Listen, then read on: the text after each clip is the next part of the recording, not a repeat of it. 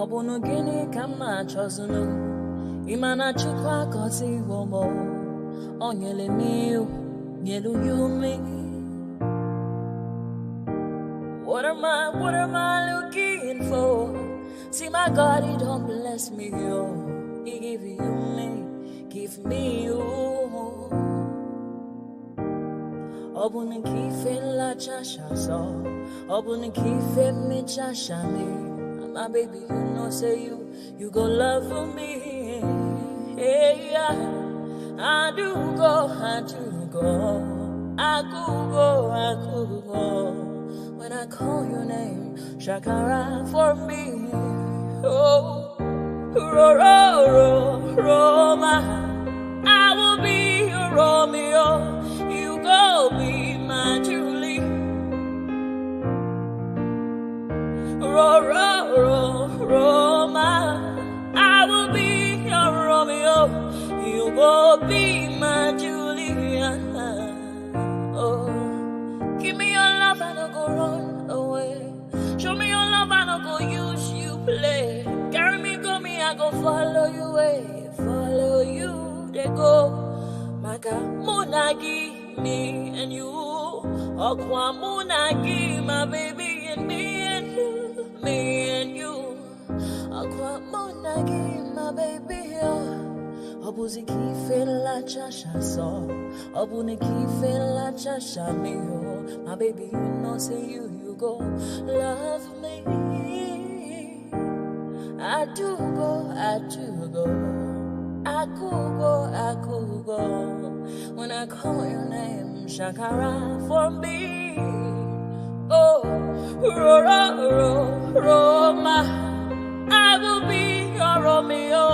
You go be my Julie. Yeah, Roma, I will be your Romeo. You will be my Julia. Oh, Roma, I will be your Romeo. You will be my Juliet.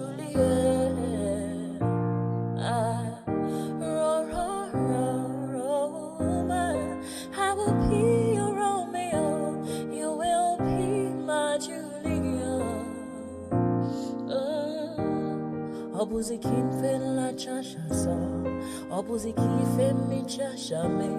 My baby, you know, say you go love me. I do go. I could go. When I call. Ejemini akibo, akobiye where are you? Ewe tumeje, itulo ni otu eshe, ifalo ni konfa imora, aibinu gbogbo atare, gbogbo meji oka baba, gbogbo meta oka wase. Orí ló túmọ̀ ẹnu, gbogbo ọ̀nà ní túmọ̀ ẹsẹ̀. Akọni ìmọ̀ tú ìmọ̀ ọjọ́, ìmọ̀ èmi ni wọn kì í dálẹ̀.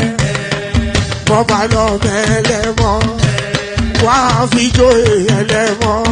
Akọni wọ́n bá lọ bèbèrè, wọ́n á fi jóye ẹlòkò.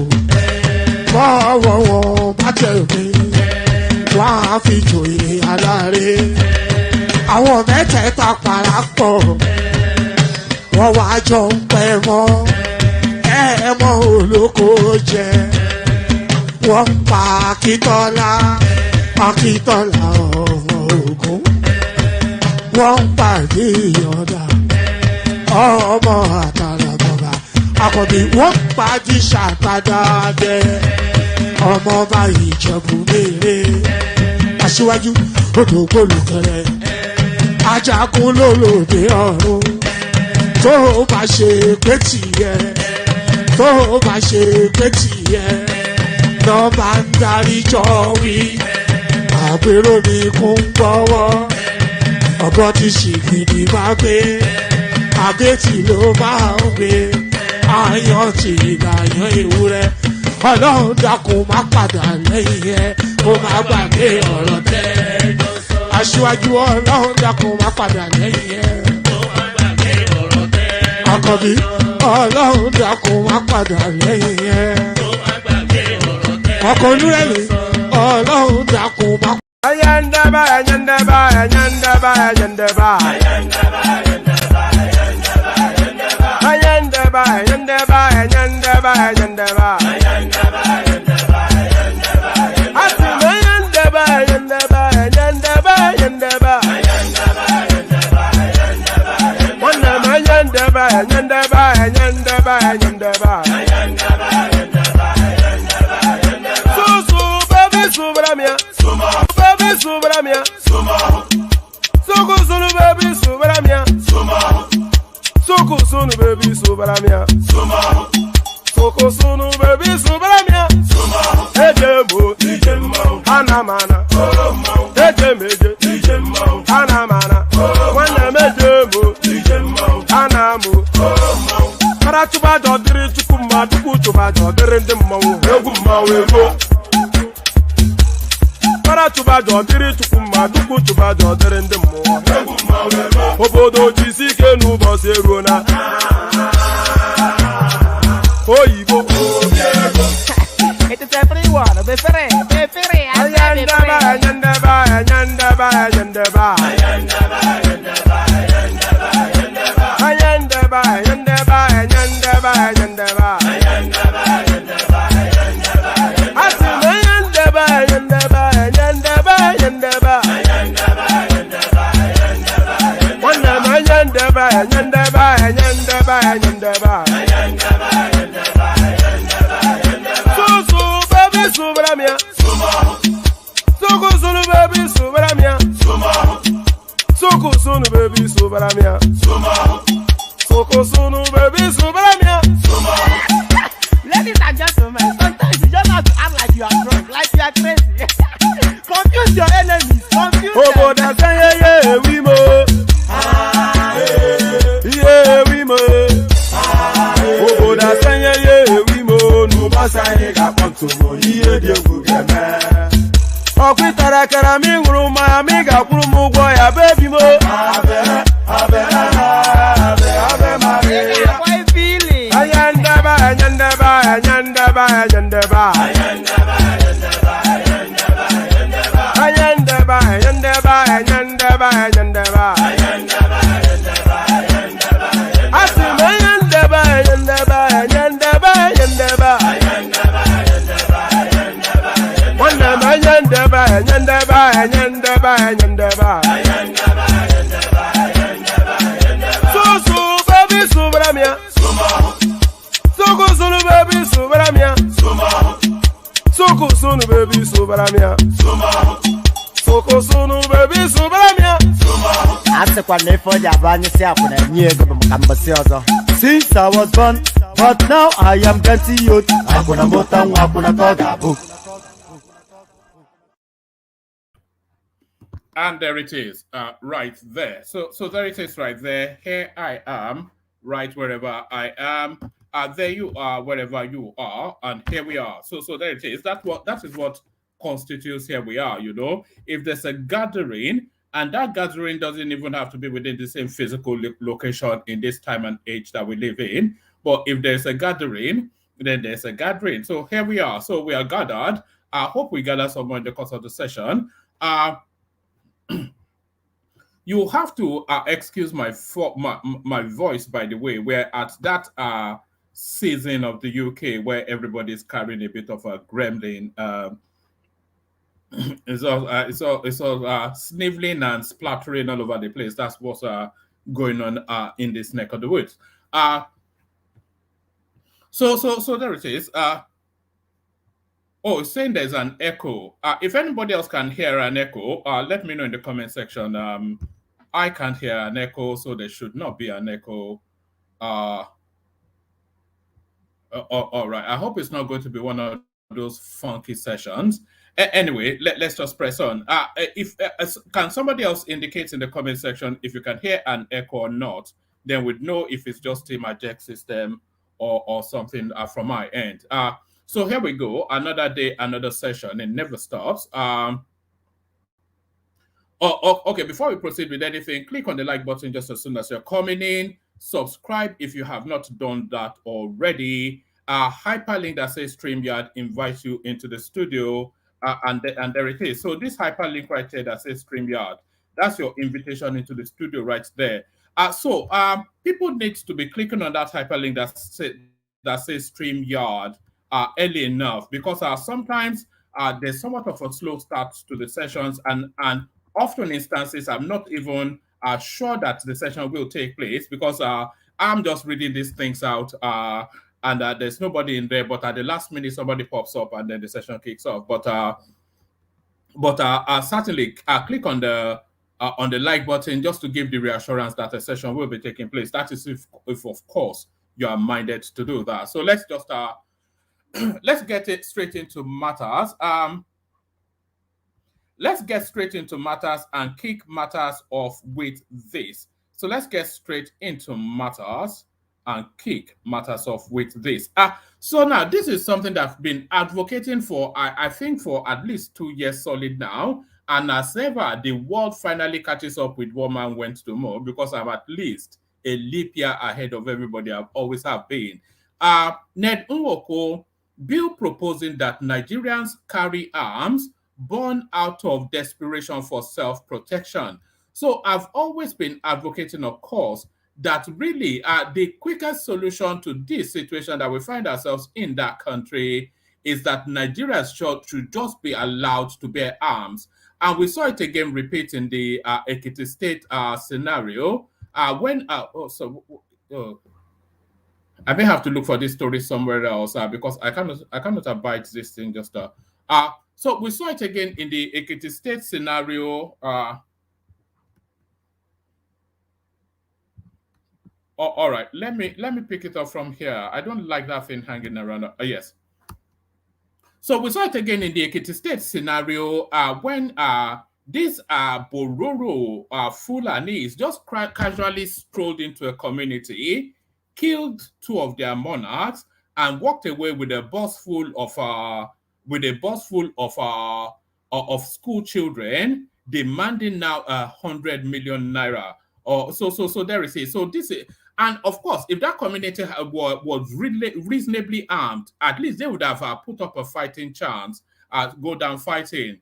What Nigerians must do to bear arms for self-defense. This is Neduoko, who is proposing that bill now in the Nigerian parliament. The lawmaker representing Delta North Senatorial District, Ned Nwoko, on Thursday, explained in detail his proposed bill that will allow Nigerians to bear arms for self-defense following the spate of insecurity across the country. The lawmaker had last month called for the introduction of a bill that allows civilians to own and carry firearms. An amendment bill allowing civilian firearm ownership must be introduced in the Senate. My bill on self-defense and firearms ownership regulation, currently listed in the Senate, awaiting its first reading, deals with this pressing issue, he said. Whilst dissecting the content of the bill, when he featured on Arise TV's morning show on Thursday, Nwoko listed the criteria for Nigerians to bear arms as contained in the bill to include references from 2 medical doctors certifying mental fitness. Others include endorsement from the local government chairman for community validation, a traditional ruler certification, and confirmation by the divisional police officer to verify the intending bearer's criminal record. So by the time people how many Nigerians can actually scale through these loops? How many Nigerians can hurdle these loops? So this before you are able. So really, it's not proposing anything, because I'm not quite sure. Yeah, you need 2 medical. I'm not quite sure why you need 2. By the way, whilst dissecting the content of the bill, when he featured on Arise TV's morning show on Thursday, Nwoko listed the criteria for Nigerians to bear arms as contained in the bill to include references from 2 medical doctors certifying mental fitness. So why would you especially need 2 medical doctors to certify you mentally fit? If If the doctor is certified to certify, then he alone can certify. You don't need two certification. Others include endorsement from the local government chairman for community validation, a traditional leader certification, and confirmation by the divisional police officer to verify the intending bearer's criminal record. So that really restricts that nobody really is going to be able to bear arms. That's not liberalization. That's just this is just a guy wanting to flash his name up in the media space. He said, talking about my bill, it is not just about people carrying arms or just going into a store to buy arms. There are measures that have been proposed and they are very strict. In America, every citizen has the right to bear arms and it is enshrined in their constitution. In Nigeria, it is not. So what I am trying to do specifically is to have a system where people who are willing to carry arms are given the opportunity. One of the first conditions to be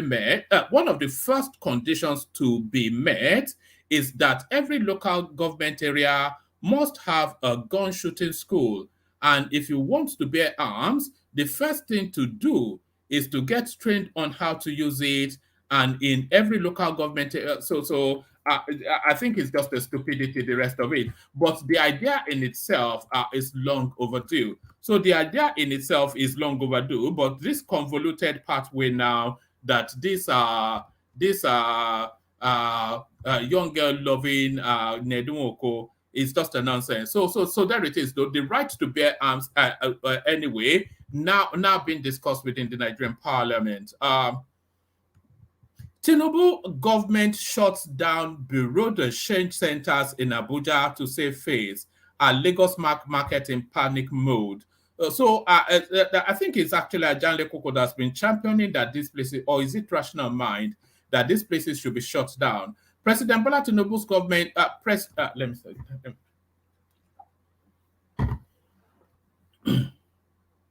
There's going to be a lot of water drinking in the course of this session for reasons of, the weather down here.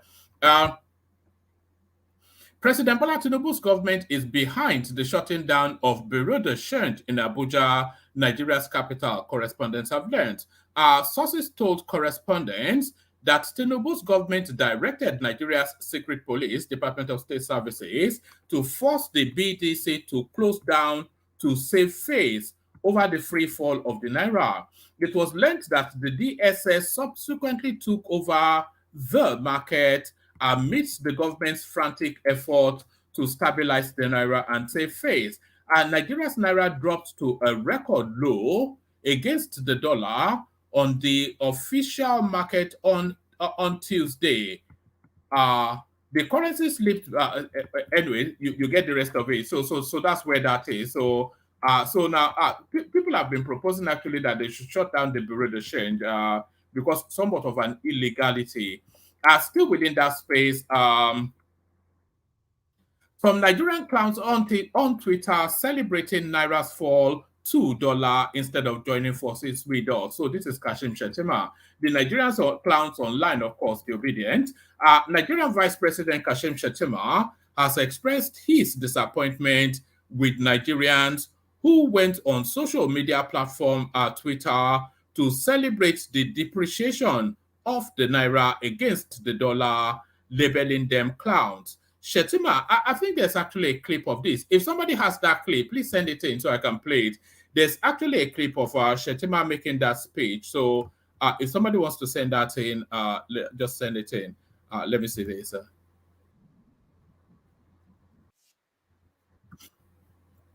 All right.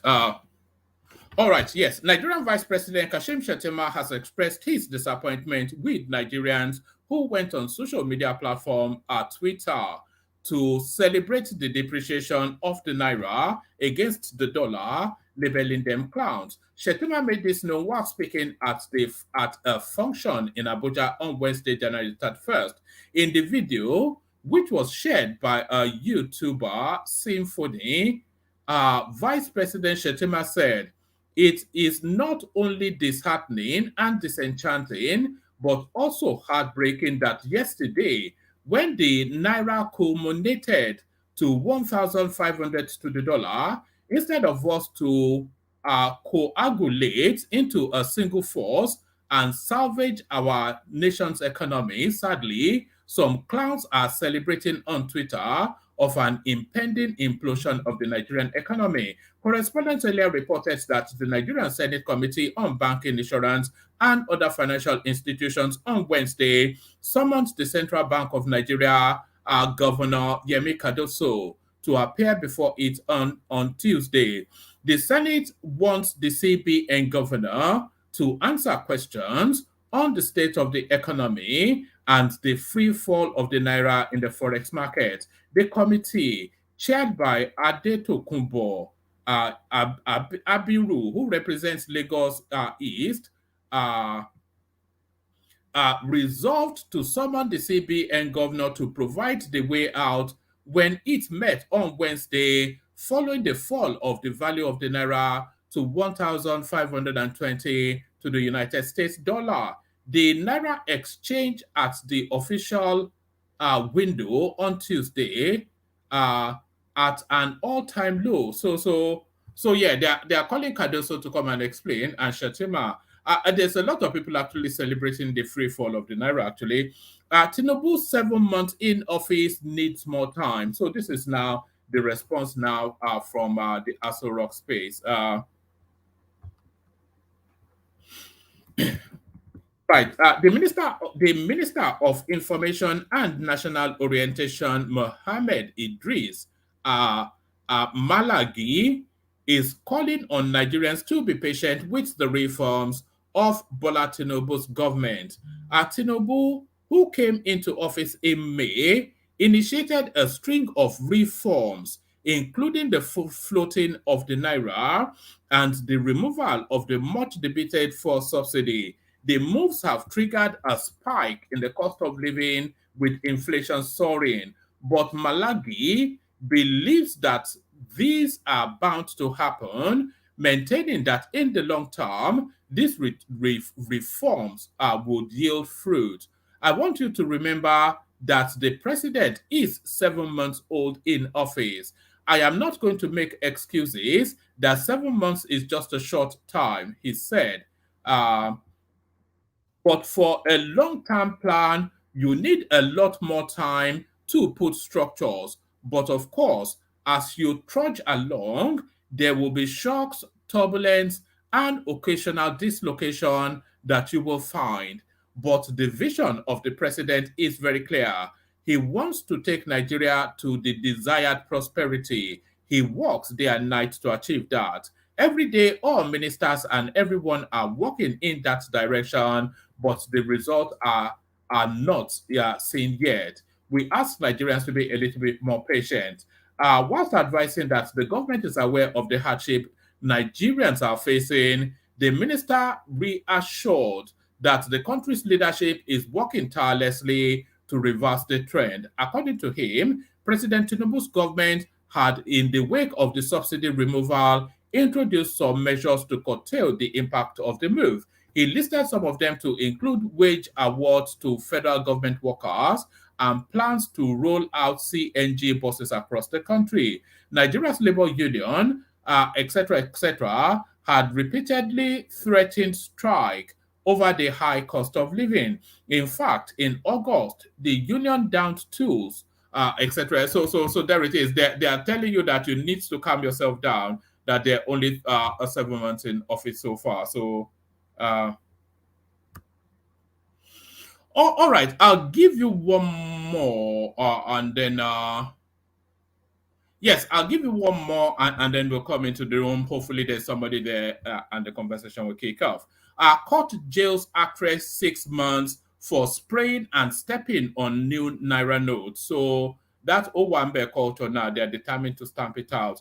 Justice Chukwu Jeku Aneke of the Federal High Court sitting in Ikoyi, Lagos on Thursday, February the 1st, 2024, convicted and sentenced one Oluwadarasimi Omoshenyi, an actress, to 6 months imprisonment for spraying and stepping on the new naira notes at a social event in Lagos. She was first arraigned on February the 13th, 2023 by the Lagos Zonal Command of the EFCC on 2 counts charge, to which she pleaded not guilty, but she was subsequently granted bail. One of the count reads that you, Oluwadarasimi, on the 28th day of January 2023 at Monarch Event Center, Lekki, Lagos, within the jurisdiction of this honorable court, whilst dancing during a social occasion, tampered with the sum of 100,000 naira issued by the Central Bank of Nigeria by spraying same in the said occasion, and you thereby committed an offense contrary to and punishable under law. At the resumed hearing on Thursday, February the 1st, Oluwadarasimi, however, changed her plea of not guilty to guilty in the face of overwhelming evidence. Following her guilty plea, the prosecution counsel ZB Atiku called Abubakar Marafa and operatives of the EFCC to review the facts of the case. Marafa recalled that the defendant was arrested by officers of the Anti-Corrupt Practices and Other Related Offices Commission on February the 1st, 2023, and was handed over to the commission on February the 2nd, 2023 for further investigation. According to him, the defendant's statement was taken under caution, where she stated that she attended the friend's wedding and that she sprayed 200 and 100 naira notes at the occasion. The defendant was processed and the videos of where she was spraying the money was found on her phone. Also, further investigation. This is probably the most ridiculous thing that I've yet ever read to you. Also, further investigations were carried out and the management of the event center were invited. They also brought the video footage of the said occasion. The prosecuting counsel thereafter further applied to tender in evidence the letter from the whoever forensic reports of her phone, a CD of videos showing her spraying the note. I'm still waiting for the crime that was committed that is getting out this young lady 6 months imprisonment. A flash drive from the event center together with statement of representatives. Justice Anake admitted them as evidence and convicted the defendant as charged. The defense counsel pleaded for leniency, saying she's a first-time offender, she's a mother of one, she is remorseful and pleads for mercy. He further pleaded for a non-custodial sentence on behalf of the convict. Delivering judgment, Justice Anake sentenced the defendant to 6 months imprisonment, effective from Thursday, with an option of 300,000 naira fine to be paid into the consolidated account of the Federation. So there it is right there. I'm not quite sure, it's unbelievable. What can I even say? I'm not adding much more to that other than there it is right there. So there it is right there. So there it is right there. Let's kick it off then. Let's kick it off then. Let me play the Kegite music, bring the people assembled so far on, and then we kick off with the session. First, of course, we go to the Kegites. Only water, where they see my water.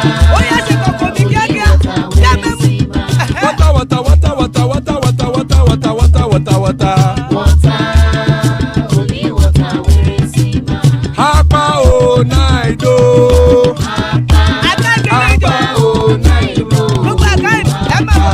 Hapa you don't come o.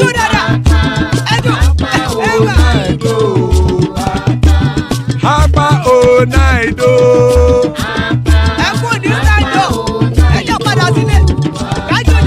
Oro kẹ̀kẹ́ ẹlẹ́mùrè o. Ilé sọ́díyà kẹ̀kẹ́ ẹlẹ́mùrè o. Bobby Master kẹ̀kẹ́ ẹlẹ́mùrè o. Chief Wailati kẹ̀kẹ́ ẹlẹ́mùrè o. Eruku lẹ̀lẹ̀ ẹlẹ́mùdé.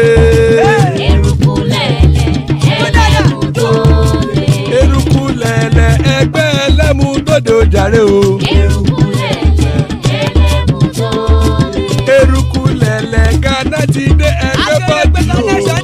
Gbé bọ́dì ẹ̀ gbé.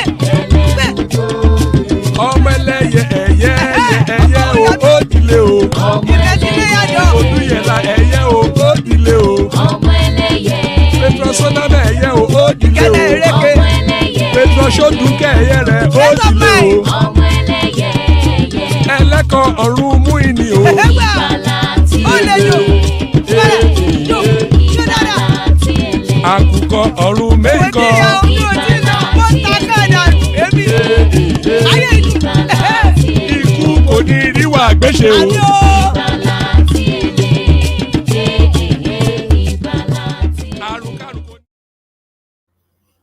And there it is right there. There it is right there. Death have nothing to do with us. So joining us, surprisingly, I say 3. I didn't even know this was your conversation of this Nigerian stuff. War Peace, yes. War Peace here. Good to have you watch War Peace. Bishop makes it fiddle his way through the connections.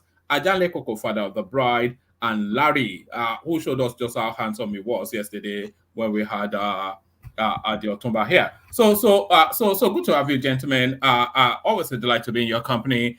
Let's kick the conversation and let's actually start with you. I say 3. So should Nigerians have the right to bear arms? Yes, you said why you're surprised at my interest in this Nigerian stuff. My father said that my great grandfather before slavery was from the Ekiti state. So there you are. Yeah, two of your monarchs got savage yesterday. Then, if you're from Ekiti state. Was that with the gun with the wow? That's actually what's propelling this. There was an incident about 2 days ago when our Fulani Bororos went into that Ekiti community on a kidnapping excursion, slaughtered 2 monarchs, kidnapped a bus load of Ekiti state. Yes, your state. Yeah. Wow. So that's what's propelling this. But so to that question, let me ask some questions. Before the arrival of the Europeans, is it traditional that Nigerians bore arms? Traditionally, Nigerians bore arms, but because by nature of the terrain and the nature of the jobs that they had at that time, because it was of course an agrarian community then. Fishing, hunting, cultivating the land, and all of that, and necessarily you had to bear arms for that. So when did the Nigerians put down their arms? What point in history? I couldn't tell you. I don't think they ever did put down their arms. I think during the colonial space, there would have been that regulation, of course. Yeah. Right. So to the question, should Nigeria bear arms? If it's actually a fundamental part of Nigerian values and culture, then yes, obviously, because it's always been that way. That's why I asked. Was it like that before the Europeans arrived? No, it's a necessity of the times that we live in now. Nigeria is somewhat under siege. From what we have concluded, and the evidence shows, are somewhat foreign mercenaries, bandits, criminals, jihadists, etc. They swoop in from the Sahel and cascade throughout the entire plain of Nigeria, savaging and pillaging their way through. But because the Nigerian security structure does not have the capacity, and the Nigerian constitution does not allow you to bear arms, so you're just lamb to slaughter. Right. And the constitution was developed by the Europeans, correct? No, the constitution was developed by Nigerians. We did get rid of the European. We got rid of them about 100 years ago. So we are on our own footing now. Well, I let somebody else speak.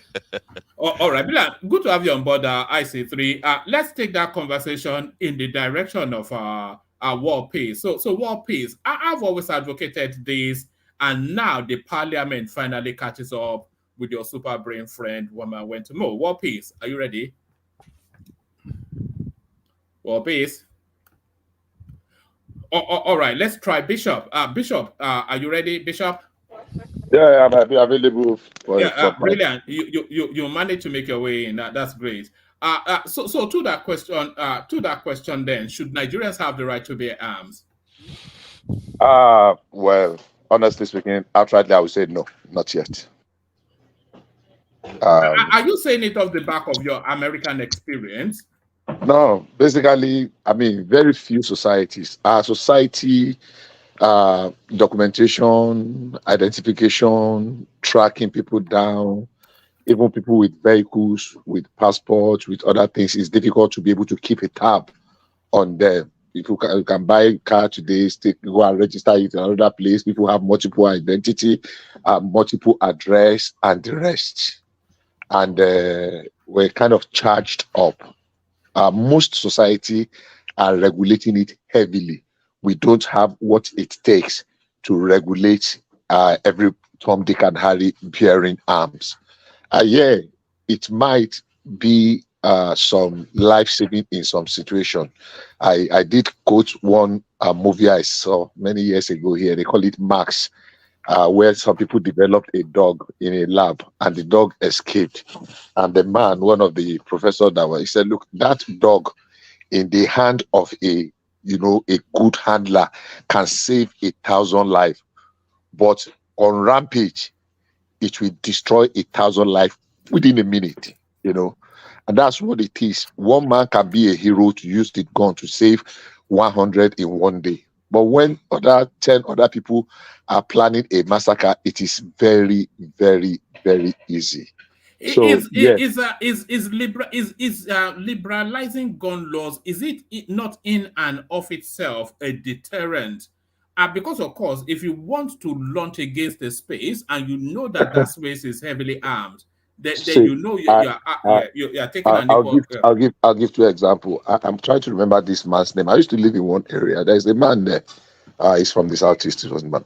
He used to have a gun. I mean, and when people anywhere in the area, he would bring out his own barrel many years ago. And people one day that they tell us, say one day monkey go market, no come back. They deliberately came for him. It's like they now say, okay, this man will just disturb us. All of them just brought gun and just came for him that day. It was a bloodbath.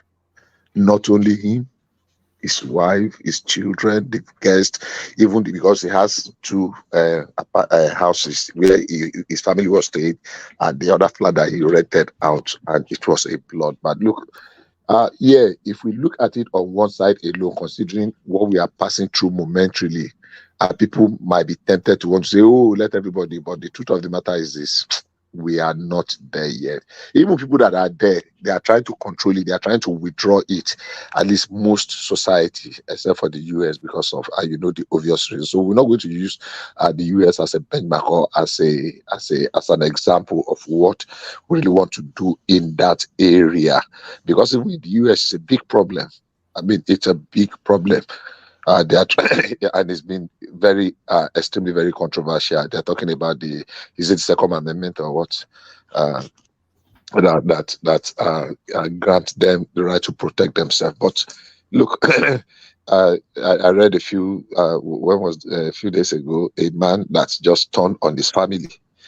I mean, a little bit of frustration, his wife and his children in his own house before he took his own life. So I don't think we are there yet. If we are, because of the situation we are in, we hurriedly take this route, honestly, we are going to really compound. We are going to really compound our situation, and I can say with a certain degree, I mean, with a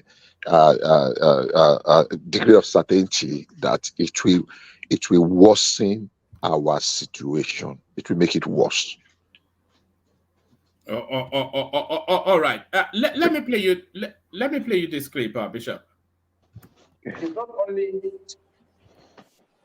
it's happening and disenchanting, but stupefying and heartbreaking that yesterday when the naira culminated to 1,500 to the dollar, instead of us to coalesce into a single force and salvage our nation's economy, Sadly, some clowns are celebrating on Twitter about impending implosion of the Nigerian economy. It is not only disheartening and disenchanting, but it will depend on how. Yeah. All right. So this is the narrative of the Nigerian note, the Nigerian currency being in free fall. To much to the consternation of some and the delight of others.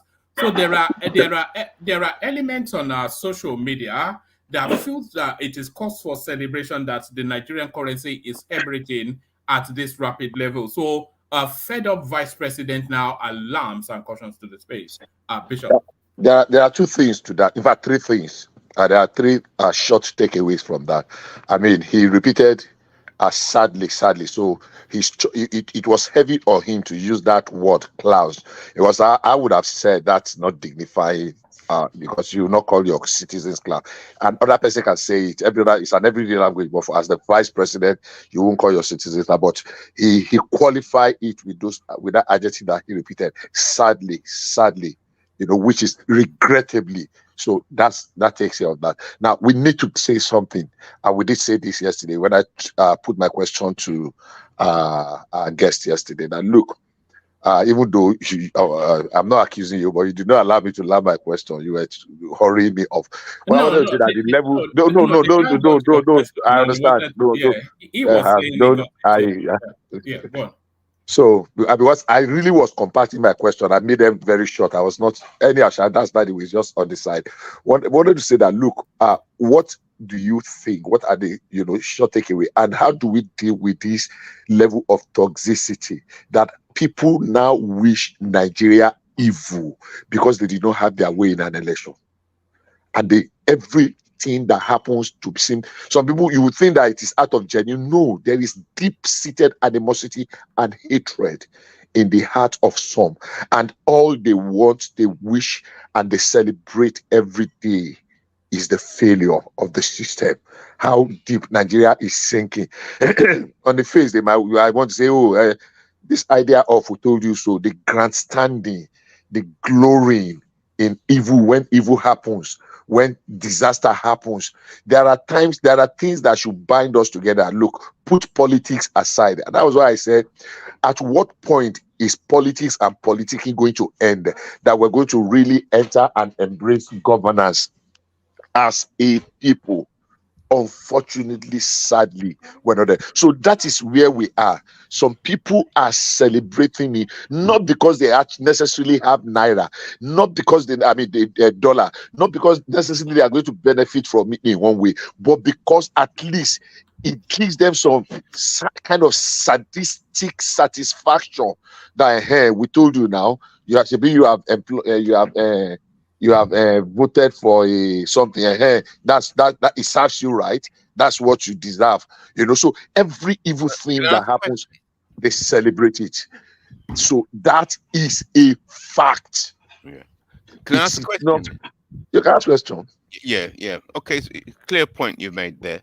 Quite a simple point. So people are celebrating. So I see the devaluation, the continued devaluation of the naira since the 80s, actually, a steady decline. The devaluation of the naira, I see the naira is the same thing as a Nigerian person. So when you devalue the naira, you're devaluing the resources of Nigeria. You're devaluing the people itself, and you're devaluing every aspect of Nigerianness as you devalue the naira. That's how it appears to me. Okay. Sorry. Hold on. I say three. Make that make sense. What you just said there, make it make sense. Yeah. Okay.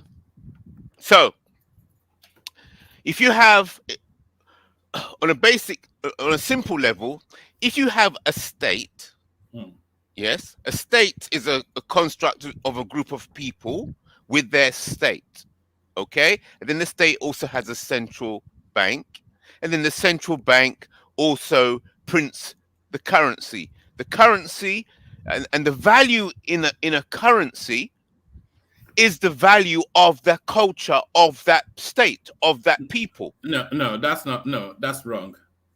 Okay, challenge me on that then. Okay, so The value of the currency is essentially based on our market forces. It's the desirability, however that word is pronounced, of that currency vis-a-vis trade. There's so many factors. It's not a cultural thing; it's an economic thing. Okay. What determines the value of your currency is your economy. Right. So you talked about market forces. Right. Okay. So don't take us on a long journey. I say keep it simple. But you disagree with me, and I'm saying when you have a state and you have a group of people, right? They have a culture, and then they start to produce things from that culture. So it could be the resources, it could be the music, it could be it could be anything. But so that culture, that state, has a value, perceived value, relative to all the other states. Yes, and that's when that's nothing to do with the current. That's nothing to do with the currency. I say 3. okay. Yes, it does. All right, let Bishop carry on. I'm not sure that you have a full grasp of what's been said. Let me just say this. We've said this repeatedly. Number one, unfortunately, the elite and the media with their popular contributed in pushing us to where we are now. The strength of your currency does not determine. No, the value of your currency does not determine the strength of your economy. We have said this. Unfortunately, our system have been so bastardized that we have normalized, we have dollarized our economy. That everything is dollar in Nigeria, and it is not helping us in any way. We have landlords today that are charging dollars. We have hotels that are charging dollars. We have schools that are charging dollars. We have restaurants. We have training that people are conducting. The resource persons are in Nigeria. Everything is in Nigeria, yet they are charging dollar. So we ourselves have lost confidence in our currency, sadly so. Now, moving.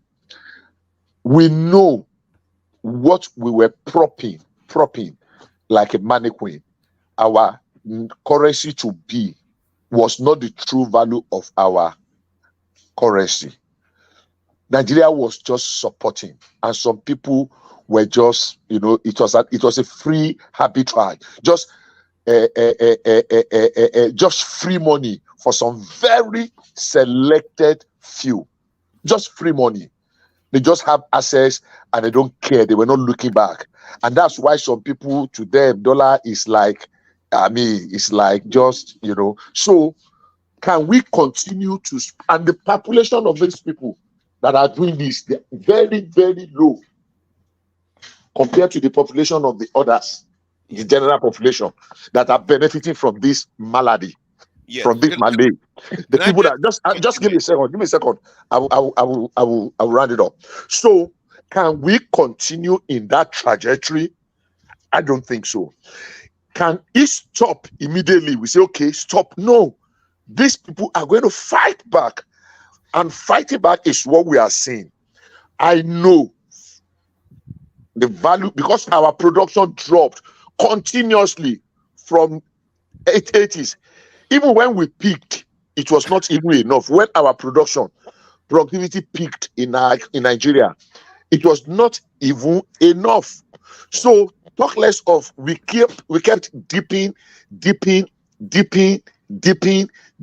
As of now, honestly, our production level, our production. Just 1 second. You will come in.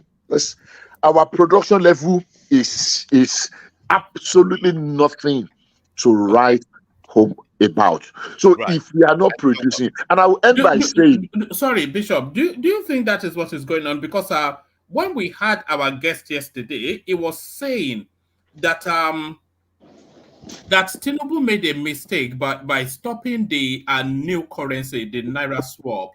And he was saying that as soon as new dollars come into the system, those illicit old Nairas that have been stored in tanks and soccerways, they just throw them at bureau de change operators to mop up the dollars at whatever price. So that is what he said, and that to me, when he said it, it seemed to make more infinite sense of an understanding of what's going on. No, I don't agree with him. You don't agree with him? I don't agree with him. All right. I don't agree with him, and I'll tell you why. So the dollar. Look, let me tell you what happened. Everybody know that we were just inches away from anarchy because of that currency confiscation. You ask people to come and deposit their money to change their money, and you were rationing their money for them. And ordinary laborers, I sent money to someone 20,000 naira, and they gave the person 14,000 naira in estate for 20,000 naira.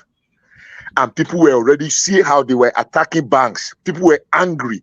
People were already losing it. No. Somebody went. You're looking at it from that pedestrianized. We're not looking Hold on. Hold on. You are looking at it from a pedestrian level. I'm sorry. Exactly. One man. I'm sorry. Please, can I hold on, please, before you interject? I'm sorry. Please, hold on. Bishop, hold on. No, I'm not holding on. Who is this? Who is this? Pansard. I want to get permission from. Hold on. I want to address you. So hold on, please. Don't address me yet. You will address me at my time. At my time. Bishop. Wait for him, rather, Pansard. Yeah. You address me when I'm done. Man, please hold on. Just 1 second. One man. You have been interjecting him, right? Don't let it spiral. I can interject anyone. Let me see what you want to say. 30 seconds, please. Now, look, Bishop, you've been coming here since that election, and you've been mistaken. You've been erroneous. You've been inaccurate. You've been inexact. You've been false. You cannot come here, keep yelling, talking forever, where you don't know what you're talking about. We told you during that campaign, this is what you're going to get. You say no. You won't listen to anybody. I'm here in the United States. Your 30 seconds is expired. Are you done? Hold on. No, I'm not holding on. You said 30 seconds. You said 30 seconds. 30 seconds expired. Let me ask another 30 seconds to. No, I'm not adding 30 seconds. Please let me land my thoughts. I'm not going to dignify your ranting. I want you to hold on. So even if you speak for 1 hour, I'm not going to dignify it. So there's no point. One man, can you take charge, please? He's been talking forever. He's wrong. No, I've not been talking forever. We just started the program, and you are making it topsy-turvy already. I'm not going to respond. Even if you speak for 1 hour. Gentlemen, hold on. It's too early in the session for us to kick it off. We usually do the ghost bars after 3-4 hours. No, this is not that. Please, this is not that. Give me 30 seconds to finish what I'm saying, then I wait. Yeah, but you're going on for so long. Please, make a short point and give other people a chance to speak. Here's what I'm saying is that, I'm here in the United States, right? You are there in Nigeria. Are you there legally? Because you keep saying you are there. I show my face. I show my face all the time. I show it now, right? So what I'm saying is that I'm here legally. Is it ICE or whoever it is? Yeah, we send them after you. Will you please let me use the 30 seconds you generously gave me here? We cannot keep doing this, right? This guy is in Nigeria, hasn't been anywhere. He doesn't know anything. He comes here. See, I said to you once, I remember when I come home to Nigeria, and I'll tell somebody like you to get on this floor. I won't dignify him. Please, one man, let me tell you something. Go on. All right. All right, carry on, Bishop. I think it's I won't dignify. I'm at liberty. No, I'm here. I'm sorry. I'm at liberty to make a political choice. I'm actually, and I stand by my choice. I'm asking you for a favor, right? Now, after all, Nigeria is divided by tribe, by religion. I want Nigeria to be divided between diaspora and people who are home. That's the biggest division we have to have now. We cannot have somebody who doesn't know his ass from his mouth come here yelling at us, who know much better than he does. He's been wrong, right? Indictably wrong.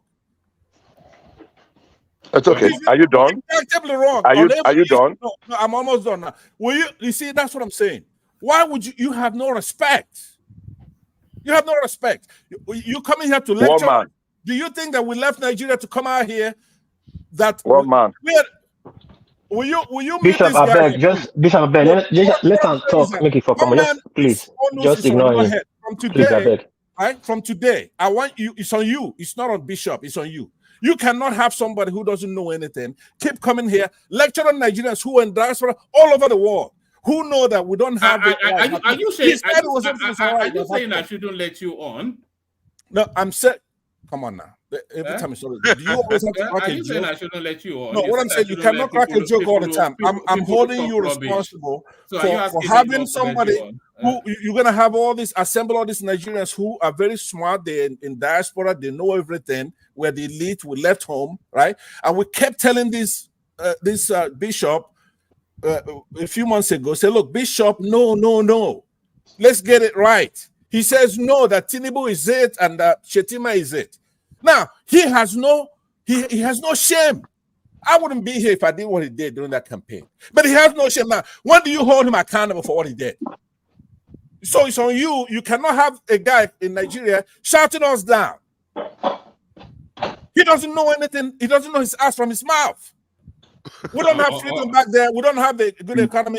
We need somebody good, but you cannot have his propaganda dominating this place. Nobody here has it. Bishop, because so I'll pass it back to him. But one man is you. If you want to run this platform, you're gonna have to here. You can't be trying to dumb us down. People who are in diaspora. This guy probably couldn't even be my driver. He would come here. When you go home, they have no respect for you. Okay. They have no respect for you because you come here and you let him come telling us he has no freedom. Have you not finished your 30 seconds? 30 seconds is over now. Stop it right now. Stop it. Have you not finished your 30 seconds? All right. Thank One you. man went to know. Bishop, back to you. So, as I was saying before the uncultured and uncouth interruption, I would dignify you. You are hearing me. I don't dignify dogs, so I won't dignify you. I won't give you that pleasure. This has gone right down. I won't dignify you. What's going on here? I won't dignify you. So back to what I was saying. So for me, this value, our production dropped, and look, our house have been leaking. Our roof's been leaking for like forever. There is going to be discomfort. I have said repeatedly, salvaging the Nigeria situation is not going to be like a stroll in a park. It's not going to be it's not going to come easy. That's it's not obvious, isn't it? Like a child. It's not going to come easy. That. So for me, listen. I mean, I gave you all the floor. You said that seconds. Can you just mute yourself and put your mouth where it should be for a second? Can you? I beg you. All right, Bishop. You just put your mouth. Can I have a chance to speak? Let one point. You've been going on. I live in Ibadan. I am an Ibadan man, and I am proudly so.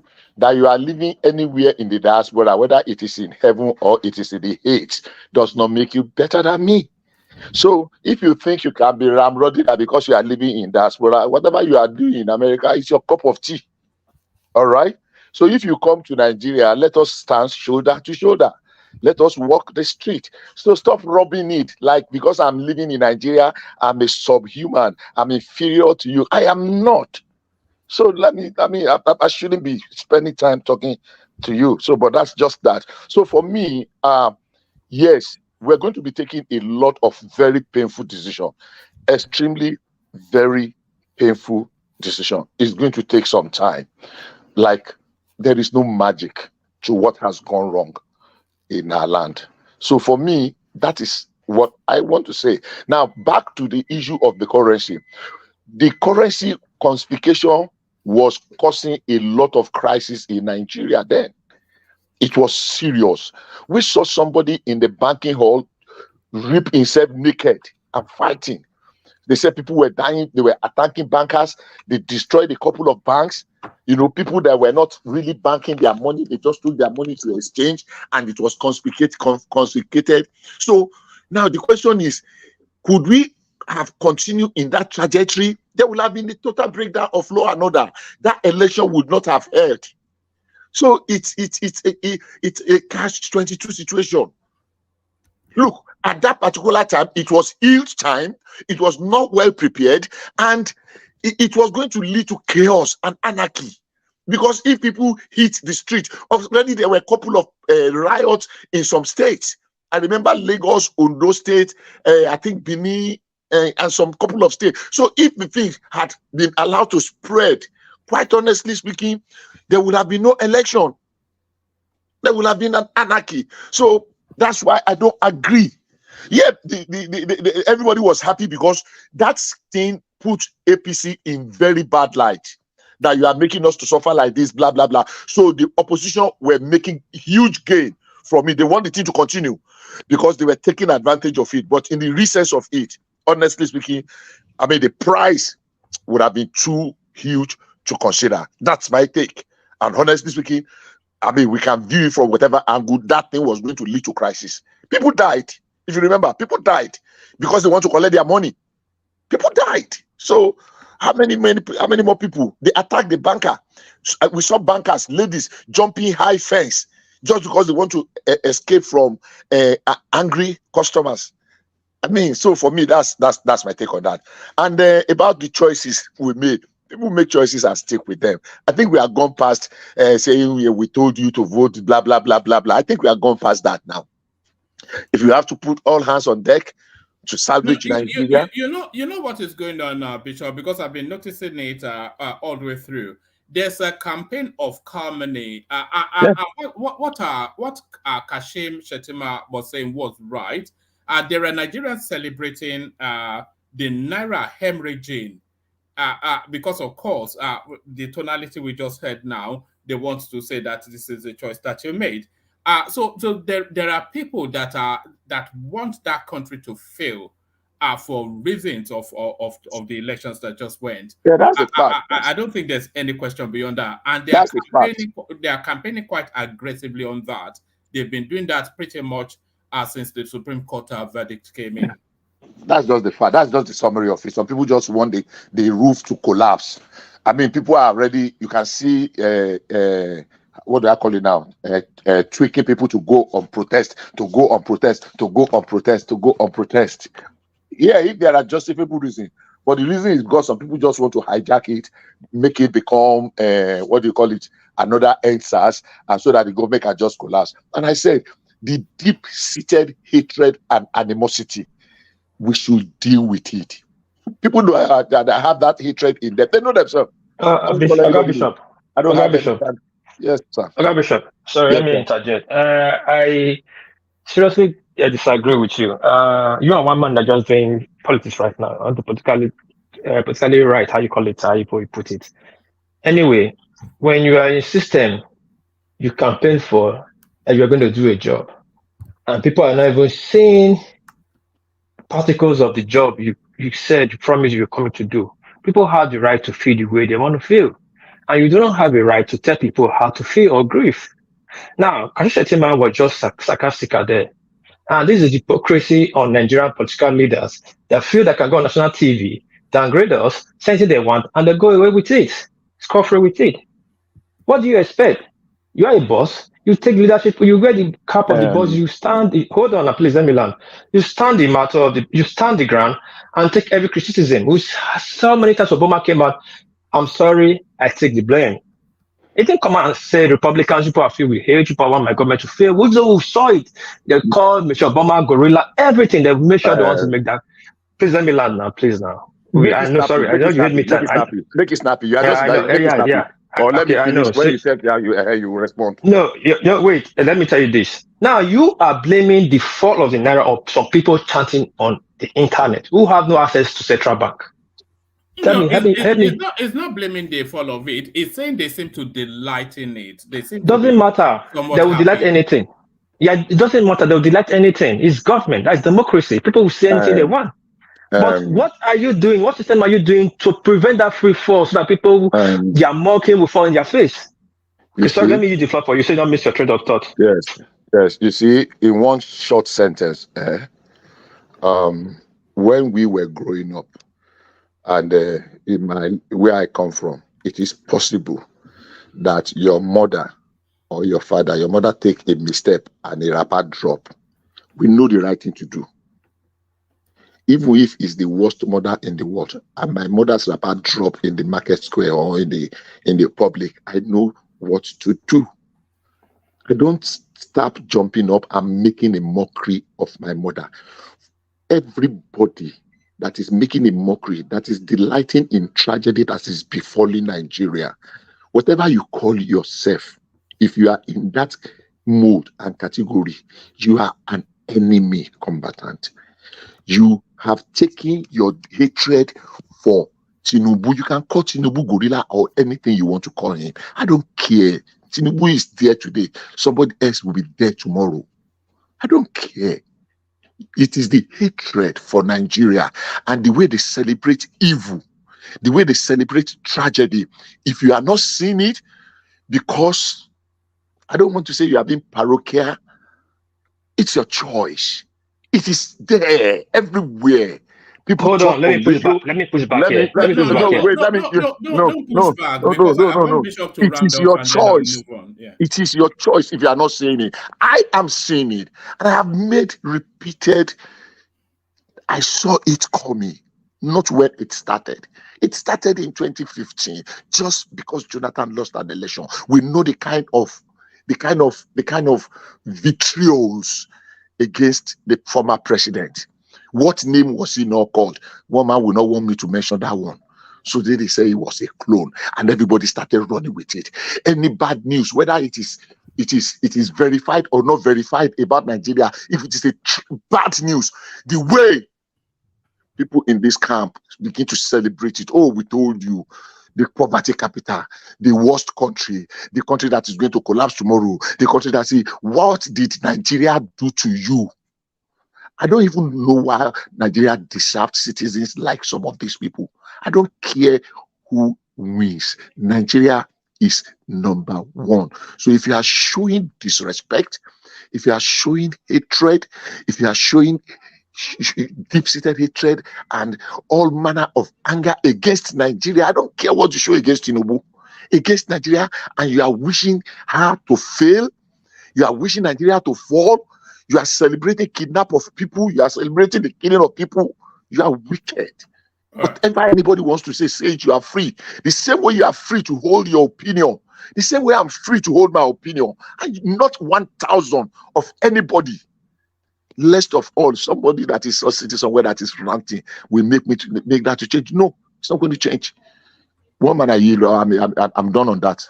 All right, brilliant. Thank you, Bishop. Bishop. Hold on. Just hold on. Bishop, stay there. I'm going to move. No, can I just? I'm going to move right away. Can I make a comment on this one that you have online? Just 2 minutes comment. All right. A short now, comment. Yeah. You see, the culture of Owambe and spreading money.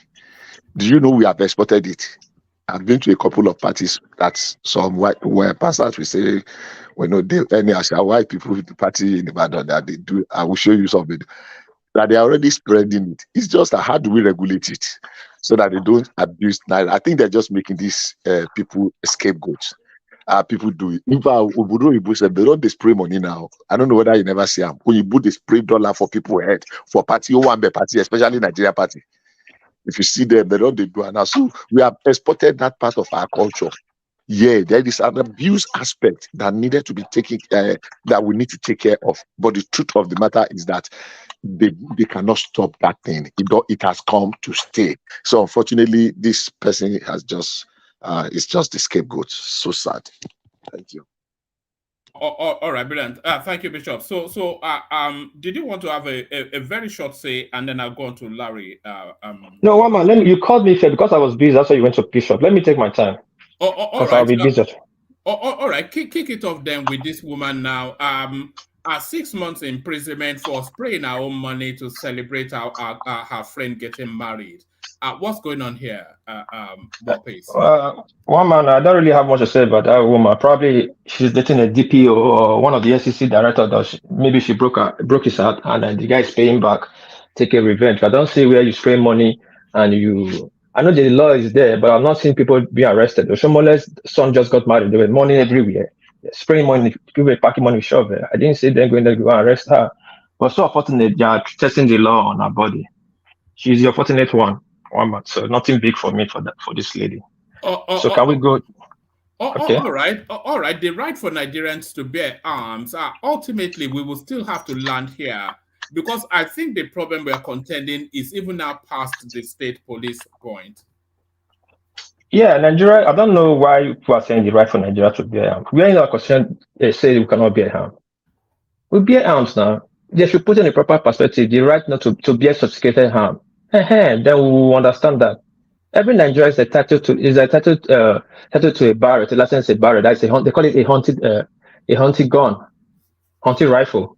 Every Nigerian have the right to get a license to get a barrel, to own a barrel. That is arm. So I don't know what Nedwonko is saying. Do we have the right to own a pistol? No, as I said, they have to make it clear what they are saying. So they'll say military style weapon, then we will not understand. But we say weapon is weapon, either hunting or military style, military grade. Yes, everybody in Nigeria have the right to own a hunting rifle.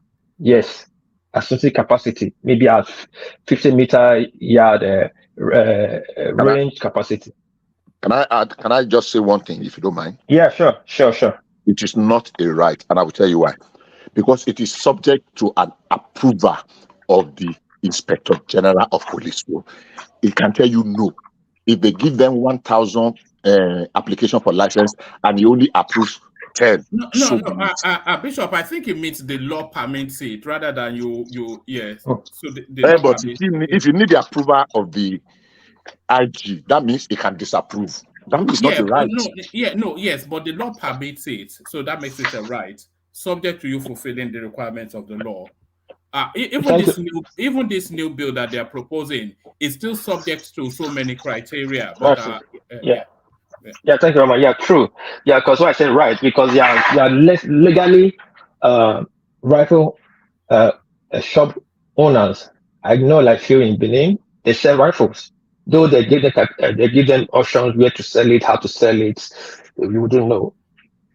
But they have rifle license. They sell. If you go, they see different type of rifle, rating me and whatever, or different type of rifle pump. You see it there because Nigeria have a right to bear a hunting gun for a hunting expedition, and they call it pellets. They don't call it bullet. They call it pellets and all that for the bullets anyway. But the Nedwoko would have stated clearly the right to bear a military upgrade rifle, then we understand. Then how to possess it, then that will be on that case. Now, yes, the way Nigeria is going now, I think I urge every Nigerian to have weapon to defend themselves. Because clearly, right now, Nigerian institution, military institution, or police cannot defend its citizen. We outnumber our security force. I think it's like 1,000 to 1 police in Nigeria. How can that be possible? They cannot map our terrain. So, but if you didn't have a way of defending yourself, it will make sense. But I will agree, and I disagree on one point. I disagree for everybody to bear a gun, a rifle. I'll use my state for example. Now, I think people don't really understand. In Nigeria, those states have the largest number of light weapons. I mean, weapons. I'm not saying the illegal ones. Illegal ones when we hit hunting rifles, because they give license to vigilante. They call vigilante. Everybody just say, okay, security, blah blah blah. Everybody can own rifle. Now, everybody can have rifle patrolling the street like Wild Wild West. At the beginning, it was good. It curbed armed robbery. Yeah, the bishop was saying court was 16 with that. I was trying to put, no, it's not 16, it's more than 16, it's going to 60. And the fight did just start last week. The fight started since November.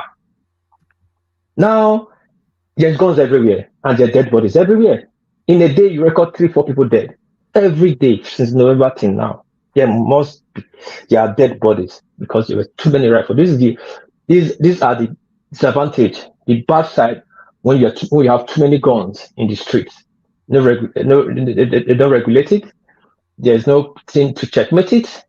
Then there will be bodies in the street. So if you just tell Nigeria go and bear weapons, without a plan to checkmate those weapons, Nigeria will be worse than Yemen, mostly in the north.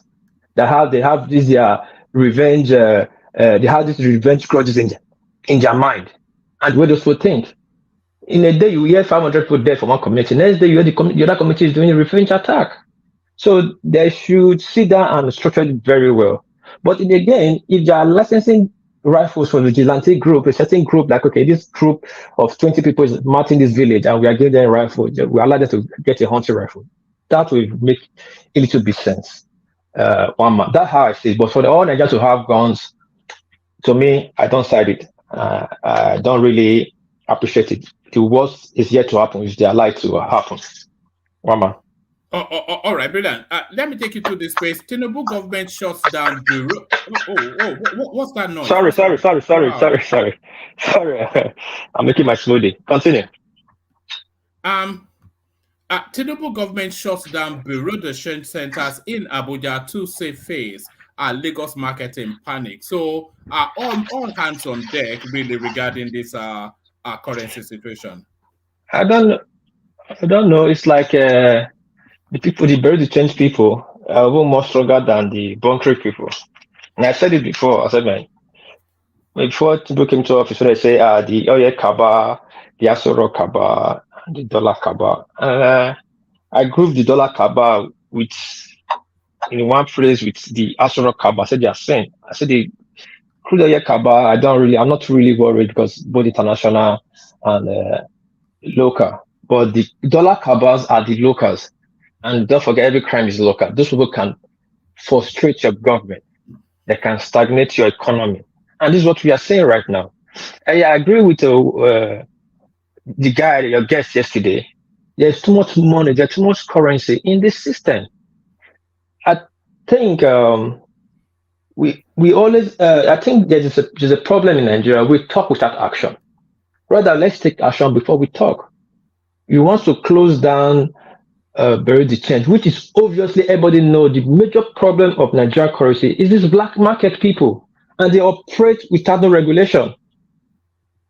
They operate, and there's no regulation to cap them that you must return all the dollar you bought to the bank. One man, do you know bureau de change? They're not obliged to take their currency back to the bank at the end of the day. Do you know that? Yes, but what should oblige them is an open economy. What no, them? It's a currency, it's foreign currency. You cannot just hold it for once you're trading with the people, and the government gives you license to trade with people. The government must know how much you trade every day. You must take your balance at the end of the day. You must balance your sheets at the bank. Yeah, not at the bank now. You keep an account. That's how you. That's what I'm saying. The account, the money must go back to your account. Everything might not go back. You keep a record. You don't have. Why should you? What obliges them to take their money? It does not happen like that in a Western country we live. All the bureaus change their currency 70% or 60% at the end of the day. You mean your corner shop person? He is obliged to take his money to the bank. The law insists. Yeah, they are corner shops. The bureaus change they are corner shops. Yeah, does the law insist that they have to take their money to the bank? The law stipulates they have money has to be in the bank at the end of the day. In which country is that? Who told you that? No, wait, hold on, listen. If not all, maybe 70% goes to the bank at the end of the day. Maybe 30% will be at their hand. No, which there's nothing that compels anybody to take their money to the bank. What are you talking about? See, listen, Oman. In your corner shop there, they said dollars or pounds. The guy that said dollars or pounds there, I'm using the end of the day. The end of the day, if you trade like 1,000 pounds, at the end of the day, 600 pounds makes their way back to the guy's account. 400 might be with him. But in Nigeria, it's not so. Yeah, but the law doesn't compel him, though. But there's a law that regulates him to be transparent about his trading. A government has to have the eye. Yes, that's record keeping, isn't it? Yes, but government controls, regulates, manage.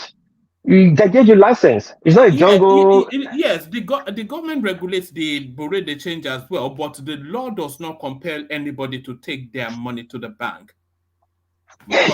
Yes. But there's a system, there's a system that is there that make government to see the transparency, to see what you are doing. So how will the government see what you're doing if they cannot keep a tab of what you are doing? Because And one way of you keep records. You keep records. okay, are you obliged to keep record? Of course, you're obliged to keep records. You have to Okay, render if you're your not, account for tax purposes. so what? So who do you render it to? To who? To the tax office. And at what time? Whatever time the tax officer. Okay, now that time comes, and there are times that you have to file your records. I think it's April in this country. Yeah, it's April in every country. So when that time comes, you cannot find your tax record. What will not happen? You get fined. It's okay. Let me leave that argument. No, that's not even an argument. The law does not compel anybody to take their money to the bank at what pace. But carry on. Anyway, the rate of change is one of the major problems of this country. That we are holding our naira, our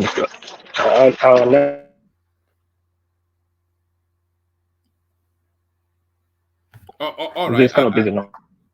Are you there?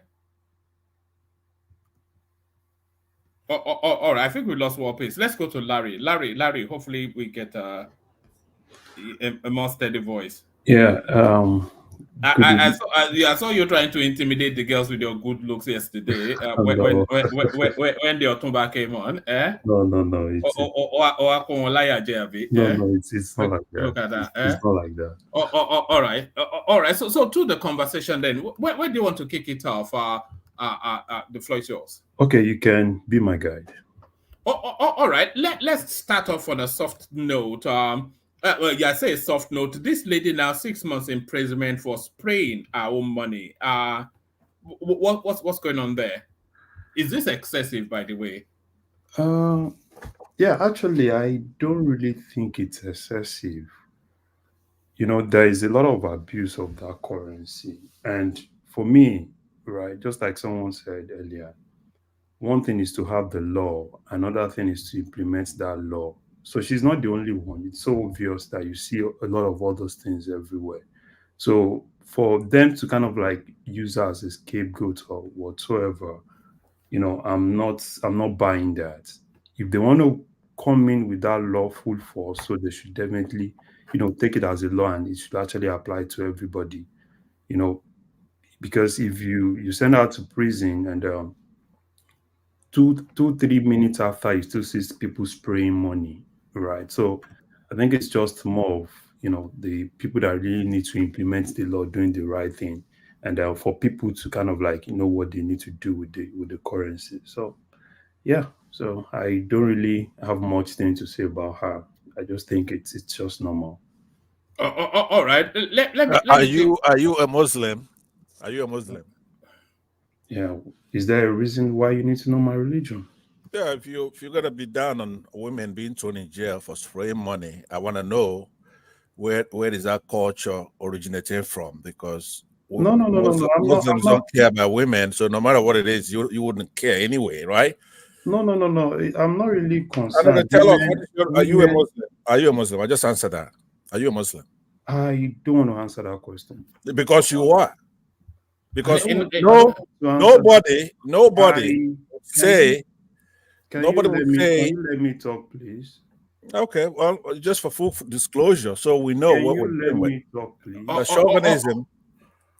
All right, Larry, let me take you to this place. Shatima angry Nigerians were celebrating fall of Naira instead of helping it to rise. So there's been a lot of pushback against this, saying that the citizens have the right to criticize how the country is being run, and it is left to him then to make sure that they're not then in a position for them to mock the Naira. So what are you then making then of the outcry of the vice president? You see, regarding that, right? I think it's just by the side. I think what he needs to be more interested in is to see how their policies will work, right? People have the right. They can mock, they can do whatsoever they want to do. But, you as a leader, I think all he needs to do is just to face the policy, which I am very, very happy that they've started doing some things that, that are really great now, right?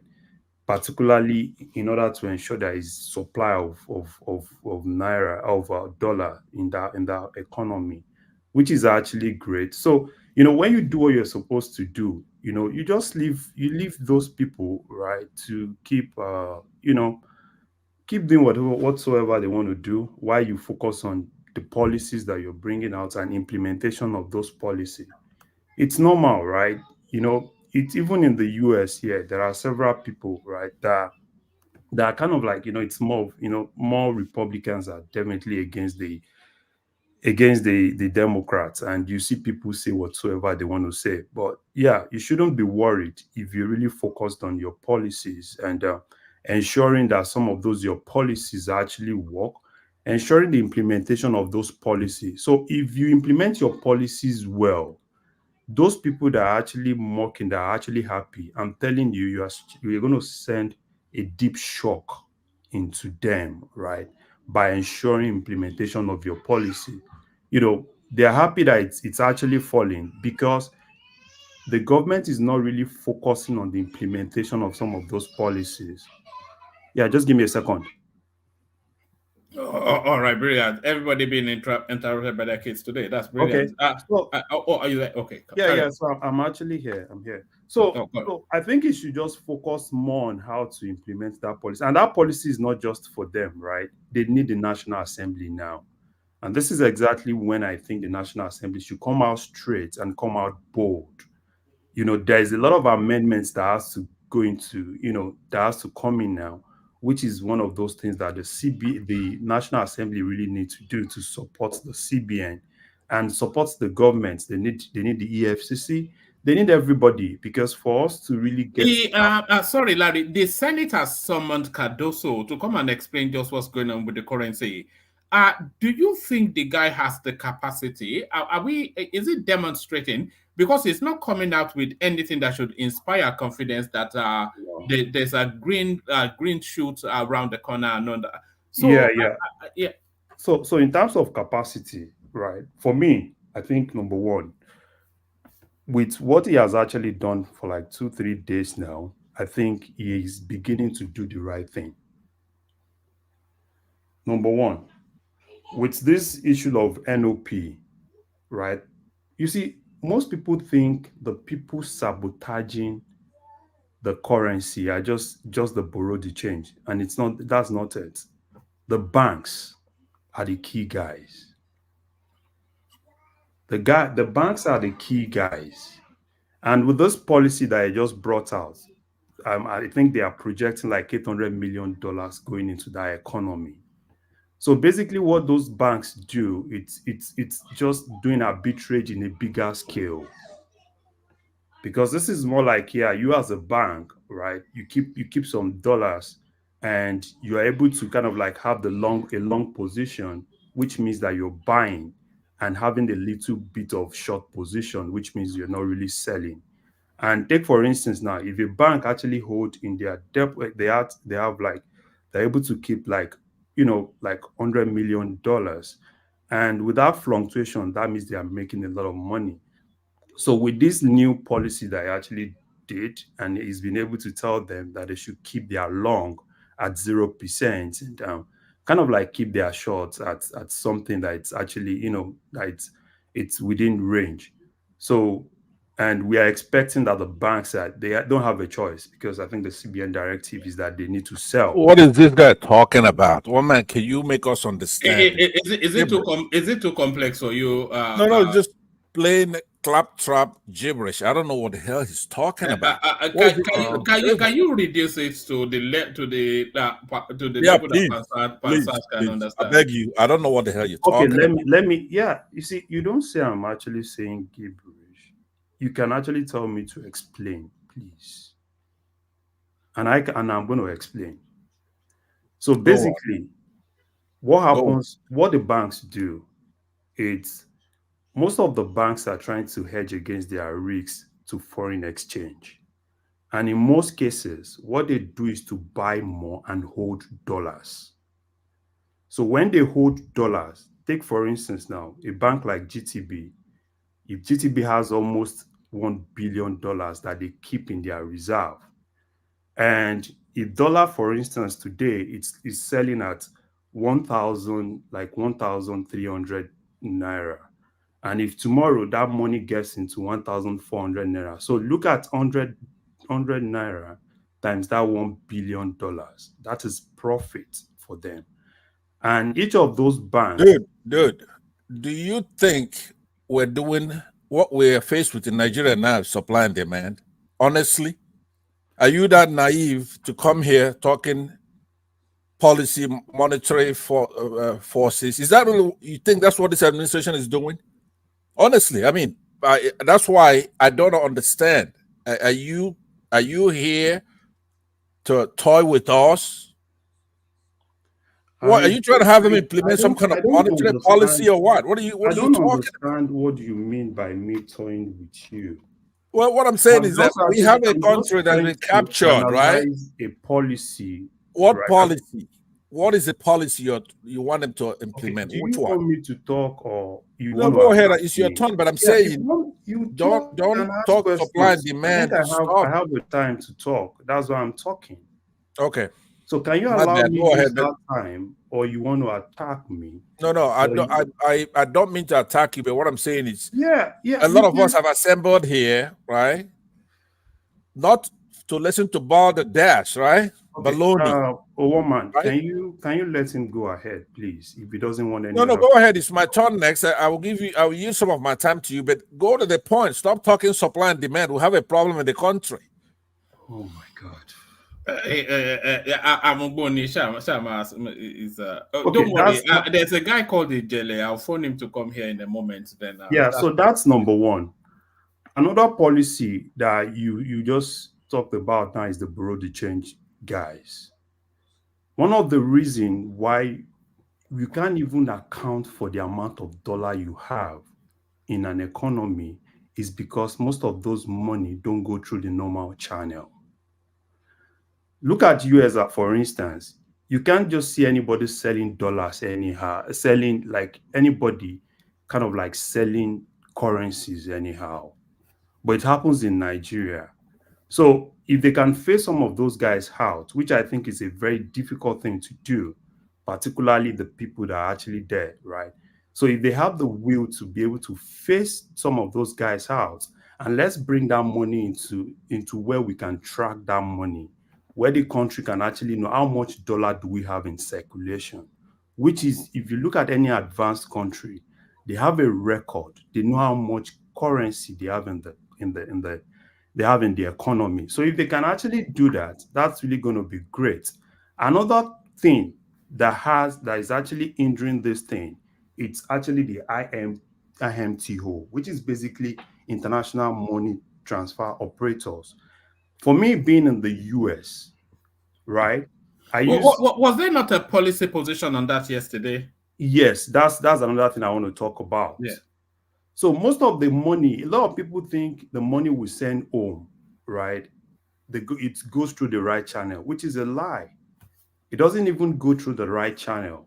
You probably today you send money through Lenfi, you send money through all those apps that we use.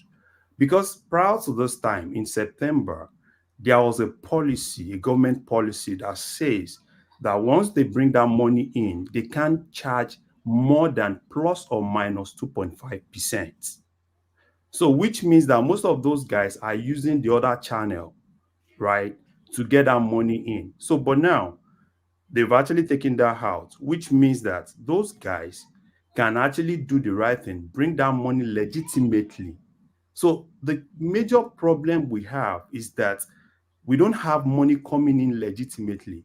And another thing that I think they've actually done, which I think is another great thing, which I know it's going to send shock waves into NNPC, and which is one of the things I've always been saying on this platform, is where were you when we were discussing it? Yeah, go on. Is it the moving the ledger to the CBN? Exactly.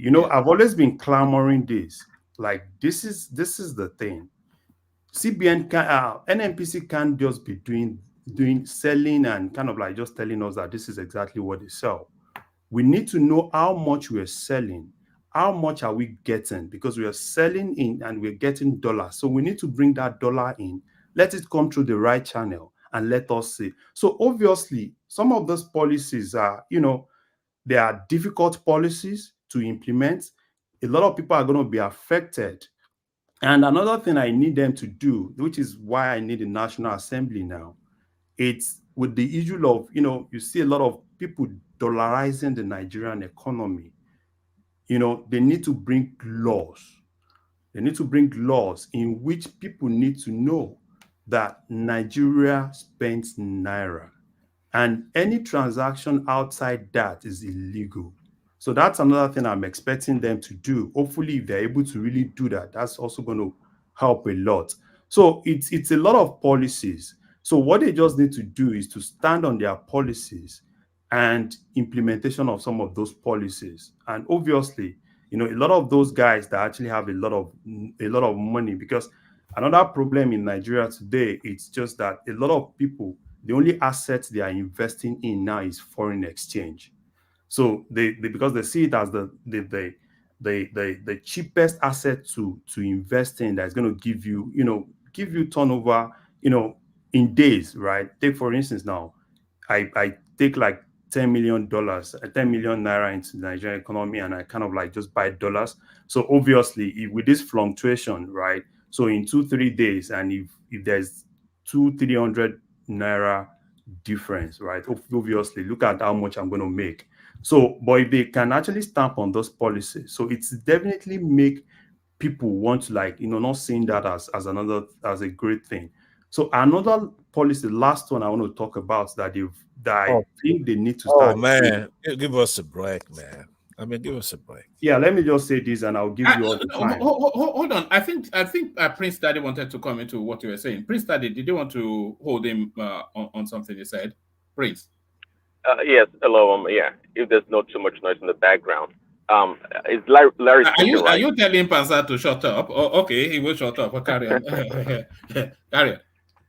Yeah. A lot of stuff that Larry's talked about, a lot of good stuff. But you want to tell the Nigerians that the Nigerian economy is naira based, but at the same time, our appetite for the naira for the dollar is so high. Okay. It would be nice. I mean, I would like to know where's the number one source for dollars or hard. Let's just say the dollar coming into the country.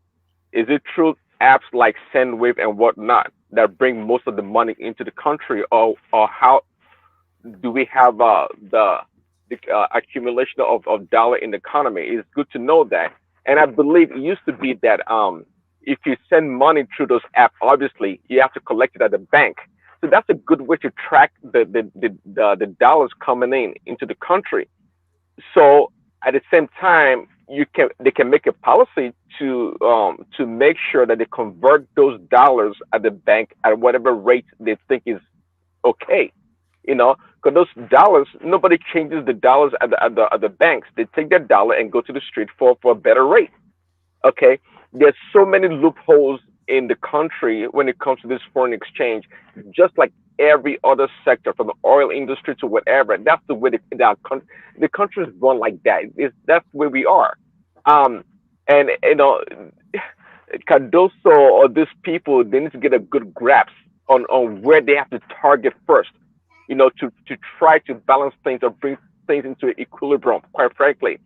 And again, I was going to say to Emefiele, I'm not even sure why Emefiele is on bail, because you were talking earlier about we don't have a good account of the naira in the economy, which is the naira supply, right? How come we wouldn't know the naira supply in the country? Is the central bank not tracking it? Whose job is it to make sure we know how much naira we have in the country? See, that Emefiele guy, no matter how much bill they put forth that it should meet, it should never be released until they get to the bottom of a lot of things. Thanks, my man. All right, brilliant. Back to you, Larry. Yeah. So I think it just re-echoed some of the things I actually said. So, but I think CBN can bring some of those policies, but there are people that needs to help them implementing some of those policies, which I think that, they need police, they need the FCC, they need every other person. And I think the last thing that I think CBN needs to do now, which I'm expecting probably they might actually do, is to look for a way to incentivize, people bringing money out of their domain accounts. If they probably want to put some things for people to be able to put that, because presently in Nigeria, the money they said they have in domiciliary accounts, Bros, please let me ask you. Okay. Are you a Nigerian or just a Yoruba guy? What kind of do you know the kind of problem we have in our country? What do you mean domiciliary can't bring money? Is that what you really see in our country? Okay. We showed a girl here a minute ago, right? Who is not able to throw money at a party, one of our customs. And she's arrested, and you say, "Oh, I don't know. I'm not charlotte about it. I don't really care I think 6 months is okay." Now, do you think we should be taking economic advice from somebody who's talking like that? But finally, you want to get somewhere. You want to get somewhere. Do you even hear what I said? I heard you. It's hard for me to follow you because you go. It's like you're walking on molasses, right? You're walking on molasses. But let me tell you. Let me give you an advice, right? Here's my advice. Here's what it is. Speed is distance over time, right? That's the physics of when people, how far you want to get to. Try to get, if all this talk you're doing here, get there faster. You're taking your time. It's only a 6-hour show. There's some of us waiting for you, but you're not addressing any of the problems that we have. You don't want to talk about the girl who's been jailed for doing nothing. You say 6 months is okay, but you want to tell the Central Bank of Nigeria. All right, don't bully him. It's not bully. No, he will do very well if you can speed it up a little bit. I know. You know what the thing is. People like high functioning people like Larry, when they get into the minutiae of areas of specialism, it can be intimidating. So I was like, I guess that I can see why you are intimidated. Yeah. Okay. People like Buhari don't talk a lot, right? But guess what? He doesn't know anything. This is your rule of thumb that when people come here and they're very gentle and they take all day to say a couple of sentences, right? That means they're smart. I could say a lot in a second, and I'm gonna be right on all seconds. So Buhari doesn't talk at all. Please, I beg your pardon. You wanted to be head of state. You. Please.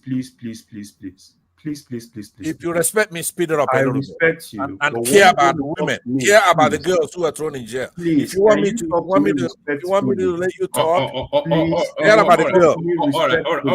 All right, Pansat. Can you please Larry is not a bruiser. You can tell. So there's no point trying to. He's not a bruiser. I know it's Baba. He changed his voice. I know it's Baba. If you know why I'm giving a hard time, I'm not letting him fool me. That's Baba taking his time to talk here, right? Trying to fool us. Who else is going to sound like that? It's Baba now. Nobody's going to come here and say, jail a girl for spraying money. That's 6 months. Who else is going to say that, but Baba? There's nobody like that out here. All right. Thank you, Pansat. So sorry about that, Larry. But if you've ever listened to this platform ever, then you know that Pansat is a culture all of his own. But back to you. So obviously, right? I just hope they're able to put in some of this policy and everybody is able to rally around the government, to ensure that this is actually solved. Because even we in the diaspora, every day it breaks my heart, right, to see that country going down and to see the economy really going down. It breaks my heart every day. So I just hope that everybody can actually rally around, and the National Assembly, the judiciary, everybody rally around the country and ensure that they are really able to really solve this problem. Yes, very good. Thank you. All right, Pansat. Give me a break. Give me a break. All right. Thank you, Larry. I was going to take you to one more talking point, but because Pansat interrupted you so much, let me take you to that one more talking point. This wasn't on the list. It's just been sent in now. So we watch this together. Give us the first reaction to it, and then we'll move the conversation on. Larry, watch this. let me make sure that yes. In the case of armed robbery, on 12th January 2024, at about 08:45 hours, one Kashimawo Emmanuel male of Tafue Ijebu-Ode reported at the station that while he was driving in his Toyota Venza car with registration number LSD 813EX, brown in color, that he came across a gang of 4 armed men, and one of them was putting on a police round neck camouflage, while 3 others were muffed. They demanded for his phone, which he calmly declined. In the process, one of them fired a shot into the air, and that was when he complied. They entered into his car and took him away towards Shagamu Expressway. On getting to Ososa, they made a U-turn to Ijebu-Ode, where a sum of 312,000 naira was forcefully transferred from his account to an OP account number 909-782-9766. Upon the receipt of this report, the DPO quickly made a call to the OP account number, where it was discovered that OP account belongs to a POS operator in Ijebu-Ode. The DPO then gave instruction that on no account should the POS operator give out the money transferred to that account to anyone who comes for it. Moreover, the operator should tactically delay anyone who comes for the money pending his arrival. On getting to the POS shop at Ibadan Garage, one first number 513707, Corporal Idowu Sunday, attached to Ijebu-Ife, was met waiting to cash the money and was promptly arrested. While taking him to the station, he cited his accomplices, namely AP number 341113, Inspector Taiwo Kolawole, and AP number 309292, Inspector John Ogwe, both attached to Ijebu-Ife Division, and one civilian, Adesina Matthew, who happened to be the driver, was also arrested. Exhibits recovered from them include Type 06 rifle, one AK-47 rifle, and one Toyota Camry. In the course of investigation, 2 other victims who had earlier or been attacked came forward and identified them to have earlier robbed them of their belongings in the like manner. The 3 policemen have been tried in the room and dismissed. They will be charged to court soonest. Equally recorded the case of. All right. What do you make of that, Larry? So we've always known that the police are armed robbers, but in what is now emerging is that they're now literal armed robbers. You see, the thing is, if you look at Nigerian police, right, it's not like they just started all those things. The only difference is, with the era of social media, people are now beginning to see what they do. It's not like they just wake up and start doing all those things. If everybody knows Nigerian police. They do some of all those things, right, normally. And, some of them don't even know. That's why some of them are actually caught off guard, right? Because they don't even know that people are now beginning to know more, that you need to kind of like record some of these things that these guys do, trail the transaction and everything. So in most cases now, people don't even argue with the police.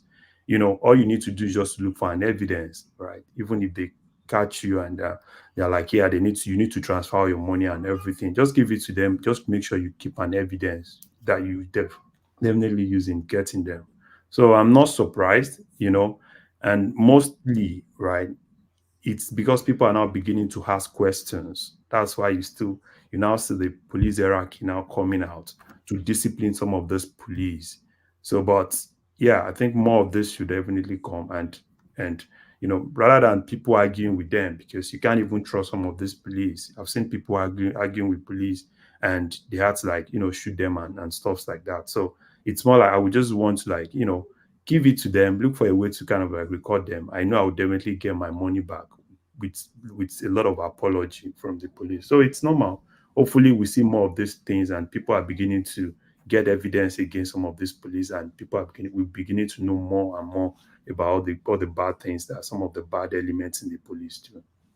All right, brilliant. All right, brilliant. Stay with us, Larry. Let's go on from you, Larry. Let's go to Pansat, who can wait to speak. So, Pansat, the floor is yours.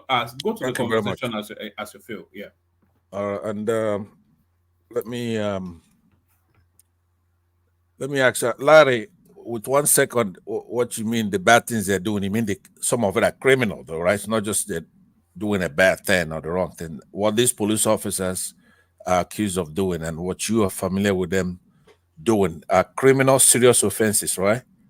Would you say? Yeah. Obviously, in every institution, as we have bad police, obviously, we also have good police, but we have we do have good police, but the allegations against this particular officers was elucidated by their chief there. Of course. And then, do you believe that the ones in the southeast who are even accused of more sinister things, including killings, including the military, that it's not plausible that they're doing those sort of crimes? So it's not just bad things. They're being accused of doing something killers could do, right? You understand? Armed robbery, do blah, blah, blah, stuff like that, kidnapping. It's not a stretch to say kidnapper killed. Is that a stretch? No. It's not a stretch, and it's not a bad thing. It's a criminal offense. It's a most egregious offense. But anyway, let me take back my time from you, and I don't know if you're new. I hope when you come back here again, it's a kind of a rapid session where your time, you're not going to be given the courage to just take your time like you did today, walking on molasses and just chilling and talking, right? So you want to bring it down to a nutshell and get to the point, hit harder. Now, I am going to be very brief today because what I want to talk about is consequences, reverberations, ramifications. If somebody comes here and they talk and they won't let anybody hear, let's, for example, we're debating the elections. Who should lead our country? What portfolio, what kind of character should we have lead our country? And somebody come up here and they're very noisy. They won't let anybody talk. And they're giving the courtesy to go ahead. Okay, make your point, land. Let's hear your genius. And they keep blabbing away, making a lot of errors that will be later identified as fallacious, dishonorable, unethical even, indictable errors, mistakes, to put it kindly. And then later on, we find out that they're wrong. There has to be consequences for that. You just don't come back again and then start from where you stopped the last time, lecture on people who are smarter than you, who try to caution you and admonish you at the time, because these things hurt us. You come here and you're louder than everybody. The frequency modulation is off the charts. Of course, amplitude as well. And I know I chimed in. I said, look, Bishop, take it easy when you're here talking. You're too loud and you're talking a lot. and you don't know what the hell you're talking about. So it's not about the election. Please keep my name out of your stinking, rotten mouth. Please, Will you? I can get rough and this dirty is with not. you. This is not about him So you coming in here making noise and you let him do it. Right? That's not you winning think you are the debate. only Please one that mute can him be right now saucy or remove him and the way you do utterly everybody stupid? else. Don't let Are him you insult insane? me because I It's better Ijele that fits you this. truly. Remove How can he him remove from you? Who are you? here. Who be your Please papa? mute him or Who be remove your him. papa? Let me Who be your land. papa? All right. To remove you. Who be your papa? Pansa, don't prod at him because of course. Who be your papa? Who is your father? You son of a dog. All right. Let's not degenerate it, Pansa. No, it's not me. Why are you admonishing me? He's interrupting. It is you. It's you. Did I mention your name? You don't even exist to me. I can mention his name. Stop. You can't. All right. I'm not going to insult him. Stop being a nuisance. All right. Pansa, carry on, but don't prod at him. I'm not going to prod at him, but please mute him, though. I don't want you to keep admonishing him. If you prod, I will respond. If you prod at me, I will answer you. What man? I said brainless, spineless, all right, Pansa, carry on.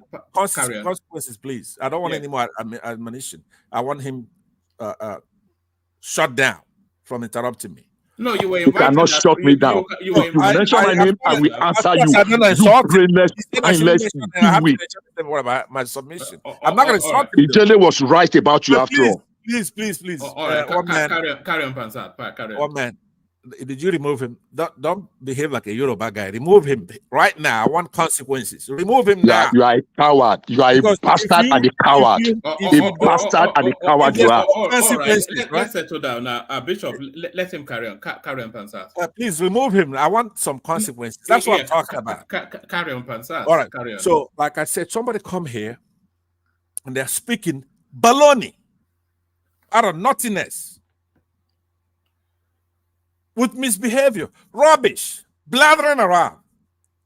And they will come to find out that they're wrong. Practically on everything about that election. He didn't know what the hell he was talking about. Tinubu built Lagos. Tinubu did this. Tinubu this. Opin told me this.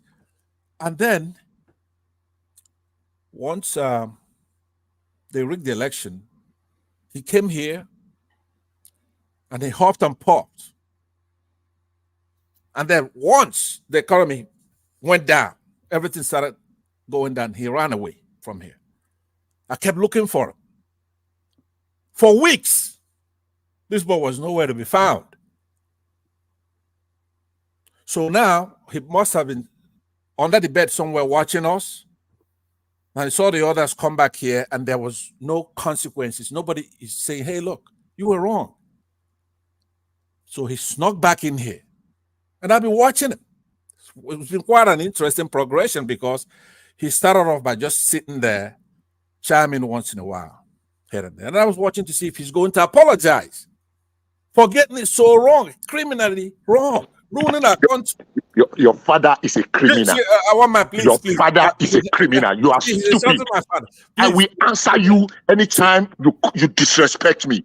You foolish, spineless nickelpop. I will not stand here and listen to your gibberish. You animal. It is Ijele that fits you.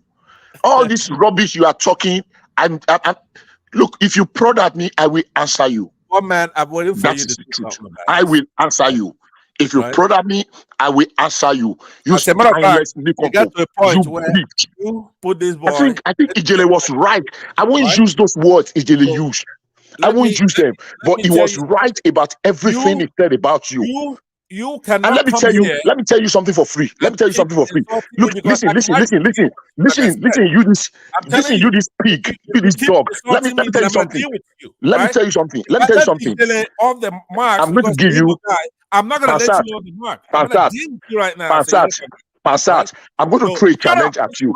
Tell me your city. You know what? Tell me your city. And in 7 days, I will be in your city and I will challenge you. You spineless nincompoop. You stupid, ignorant, ignoramus. Are you silly or something? You think you can rough ride on everybody? Ijele really fits you. Look, keep my name out of your rotten, stinking mouth. I don't mention your name. I don't descend. I don't descend to your level.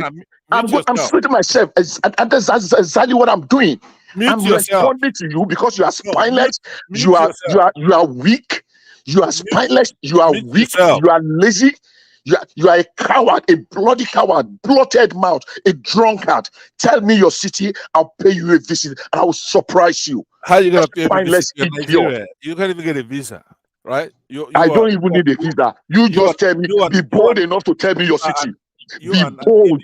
I say, I challenge you. If you are not a dog and the son of a dog, if you are not a dog and the son of a dog, tell me your city. Tell me the city and the state you live in. You bloody non-entity, you ignorant, you spineless pig. Ijele really fit you. Ijele's description of you was perfect, was spot on. You are exactly what he said you are. You drunkard. You come and punk at everybody thinking that you are the only one that can go loony. Hey, we can match your madness for madness. Like we just want to be civil. Look, I made my choice, and I will make my choice over. And shut up, you stinking rubbish! Shut up when I'm talking. Right? You shut shut your fucking rubbish mouth up when I'm talking to you. You shut up when I'm talking to you. I am not your mate. By every standard and level, I am, and I will put you in your place. You, if you are bold, if you are strong enough, tell me your city. Tell me your city. I will pay you a visit. You nonsense, brainless idiot.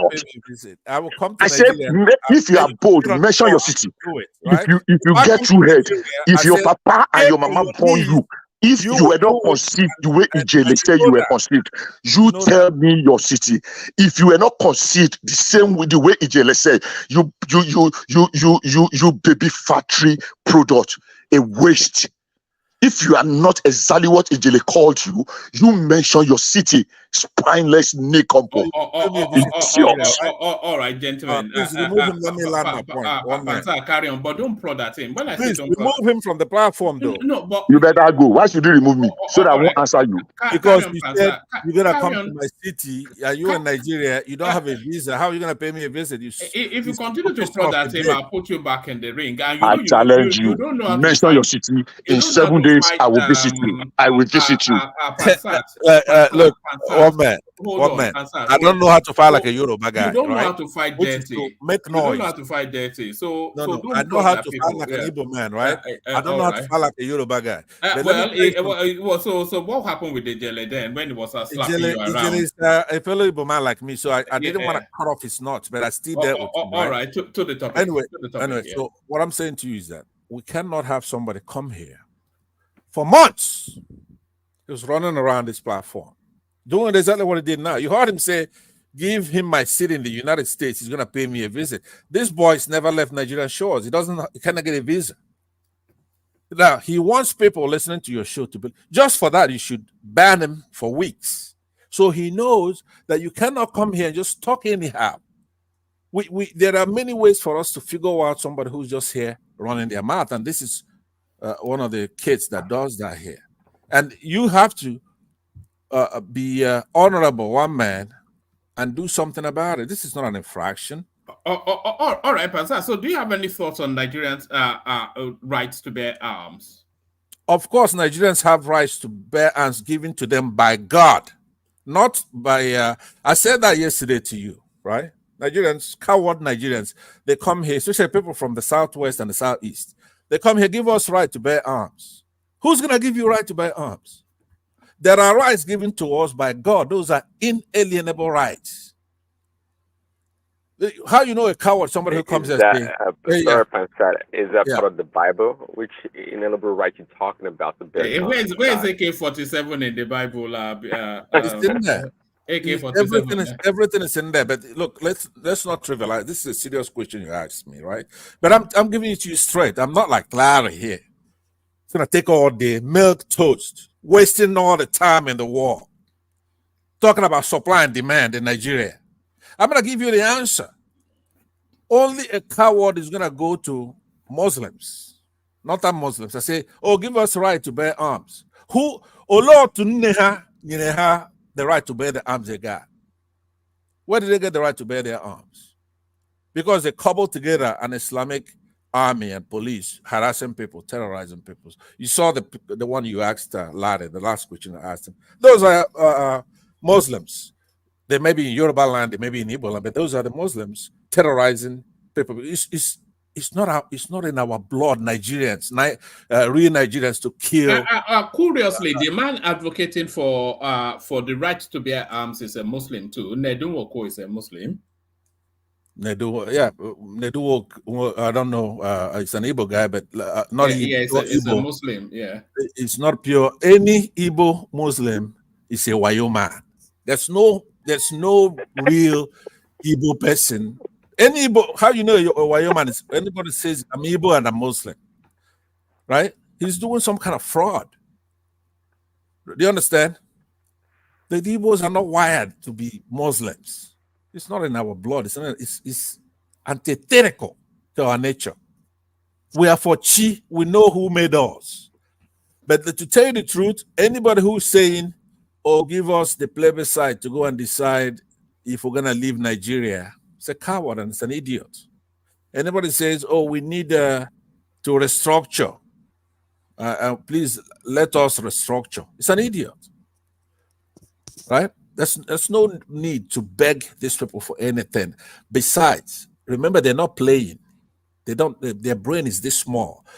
They believe that we're conquered people, that we're defeated, and basically they're just taking money from us according to the tenets of their religion. Make no mistake about it. Now, this is one of the most important things I'm going to tell you guys today. If you don't see me ever again, just remember what I told you. We are at war with Northern Islamic Muslims. That's it. It's not complicated. We solve that problem, and we solve it by taking it to them. Crusade. Well, we have to revitalize that age-tested thing, because it's nothing but a stupid little thing anyway. We need to go after them and defeat them. Nothing else. Every problem else will be solved in the country. It's not tribal, it's not clannish, it's a religious war. They do not believe in democracy. They believe in some kind of council, Islamic council. It's part of the tenets of their religion. Now, what they've done, I guess, in connivance with Britain, is to do it like this. Okay, we could have an election, but the outcome of that election is going to be determined by Islamic, say, Supreme Court, like a council. That's the kind of deal they made in the echelon of political power internationally. They right now, that's what they're doing, but they're not going to be content with that very much longer.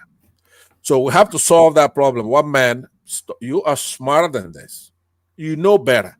How could you be here day after day, week after week with people you're smarter than? Do you understand what I'm saying? You assembled. Yeah, I know. I've developed the capacity to tolerate you. What I'm saying, we could laugh, but I'm trying to tell you the truth. You know better than your panelists. That's not smart. Instead, just stay I don't know better than anyone. No, Hold on. You'll be surprised. You'll be surprised how dumb I am. But don't let that leak out. But you correct them and you do that, and I see that. I'm not saying you're the smartest Bob in the room or anything. I'm just saying that you like to surround yourself with people you're smarter than, so that they keep ratting off like this. Bishop guy, right? He comes don't throw that. Thomas Abel. He hasn't been. I have cure for your madness. So if you come at me, I will come back. I have your time. I have your time, and I will beat you. Shut up when I'm talking. Shut up! I'm not your meat. Shut up when I'm talking. Shut your trap. Shut up your mouth when I'm talking.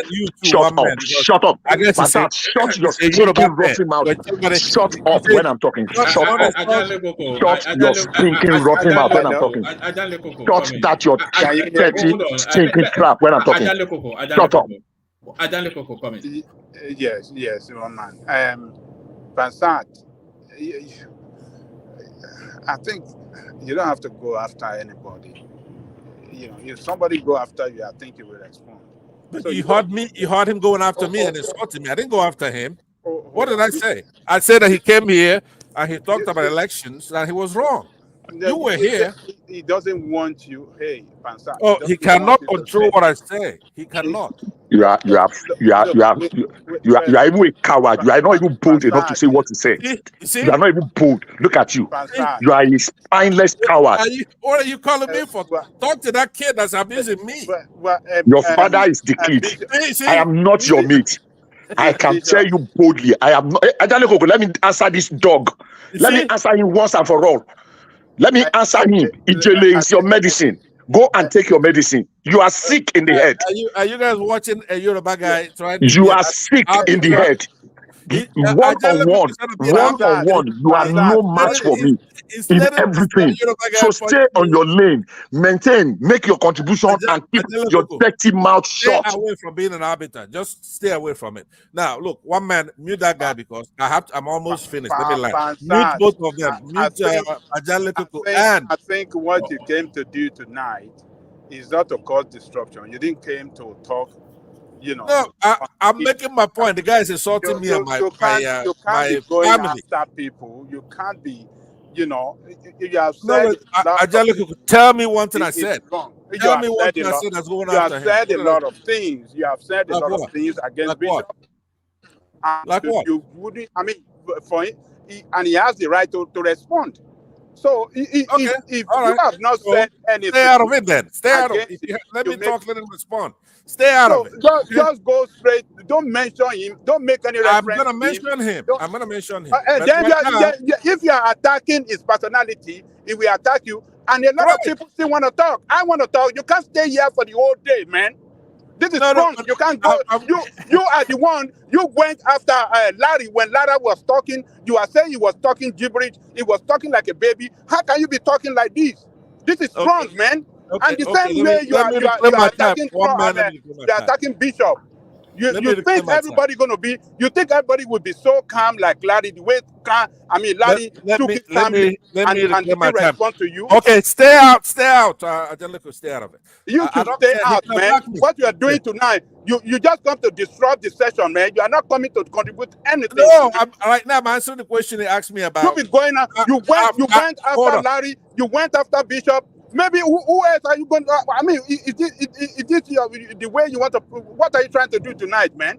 Okay, now listen. I'm answering the question about what should Nigeria. Hold on a second, Pansat. See, actually, I actually enjoy you when you go on an intellectual discourse on any topic. But quite frankly, when you go after people, you're not the person to go after Bishop. I think you know that. It's the last person you want to go after. No, listen to me. But on a serious note, I do enjoy when you talk. Why don't you keep it to your discourse, really? Because it's really. Stay out of it. Stay out of it too. Now listen to this. All right, Pansat. Don't be rude to any more person. Just go through the topic. Pansat, I want you to know one thing. Will you give me a break here? Let me land. Hold on. Let me tell you something. Let me tell you something. Pansat, let me tell you something. Tell me.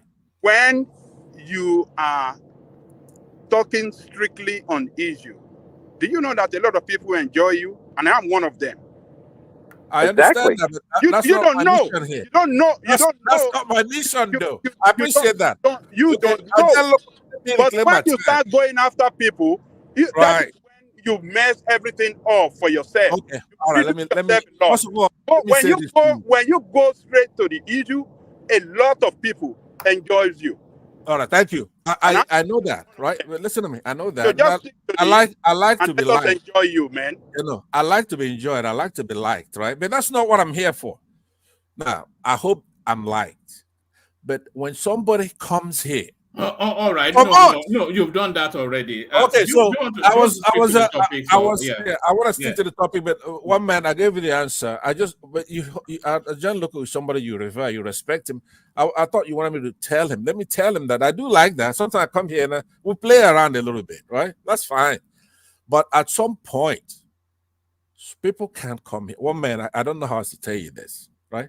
You know what the insult I take from here? Look at that boy insulting me here. He couldn't even, if I'm in Nigeria right now, that boy couldn't even look at me in my eyes. He can't. He will shit his pants. Pansat, listen to me. Listen to me. Just listen for a second. I'm being civil now. I'm being civil. I just want to say one sentence. I'm being civil. Give me 30 seconds times 3 I don't of your want. I time. don't want to hear you being civil. Give me 30 seconds. Just give me 30 seconds of your time. Be yourself. Pansat. If you promise to be yourself, I give you 30 seconds. Pansat, I don't listen, want to hear you civil. Give me 30 seconds in times 3. You took 30 seconds of my time.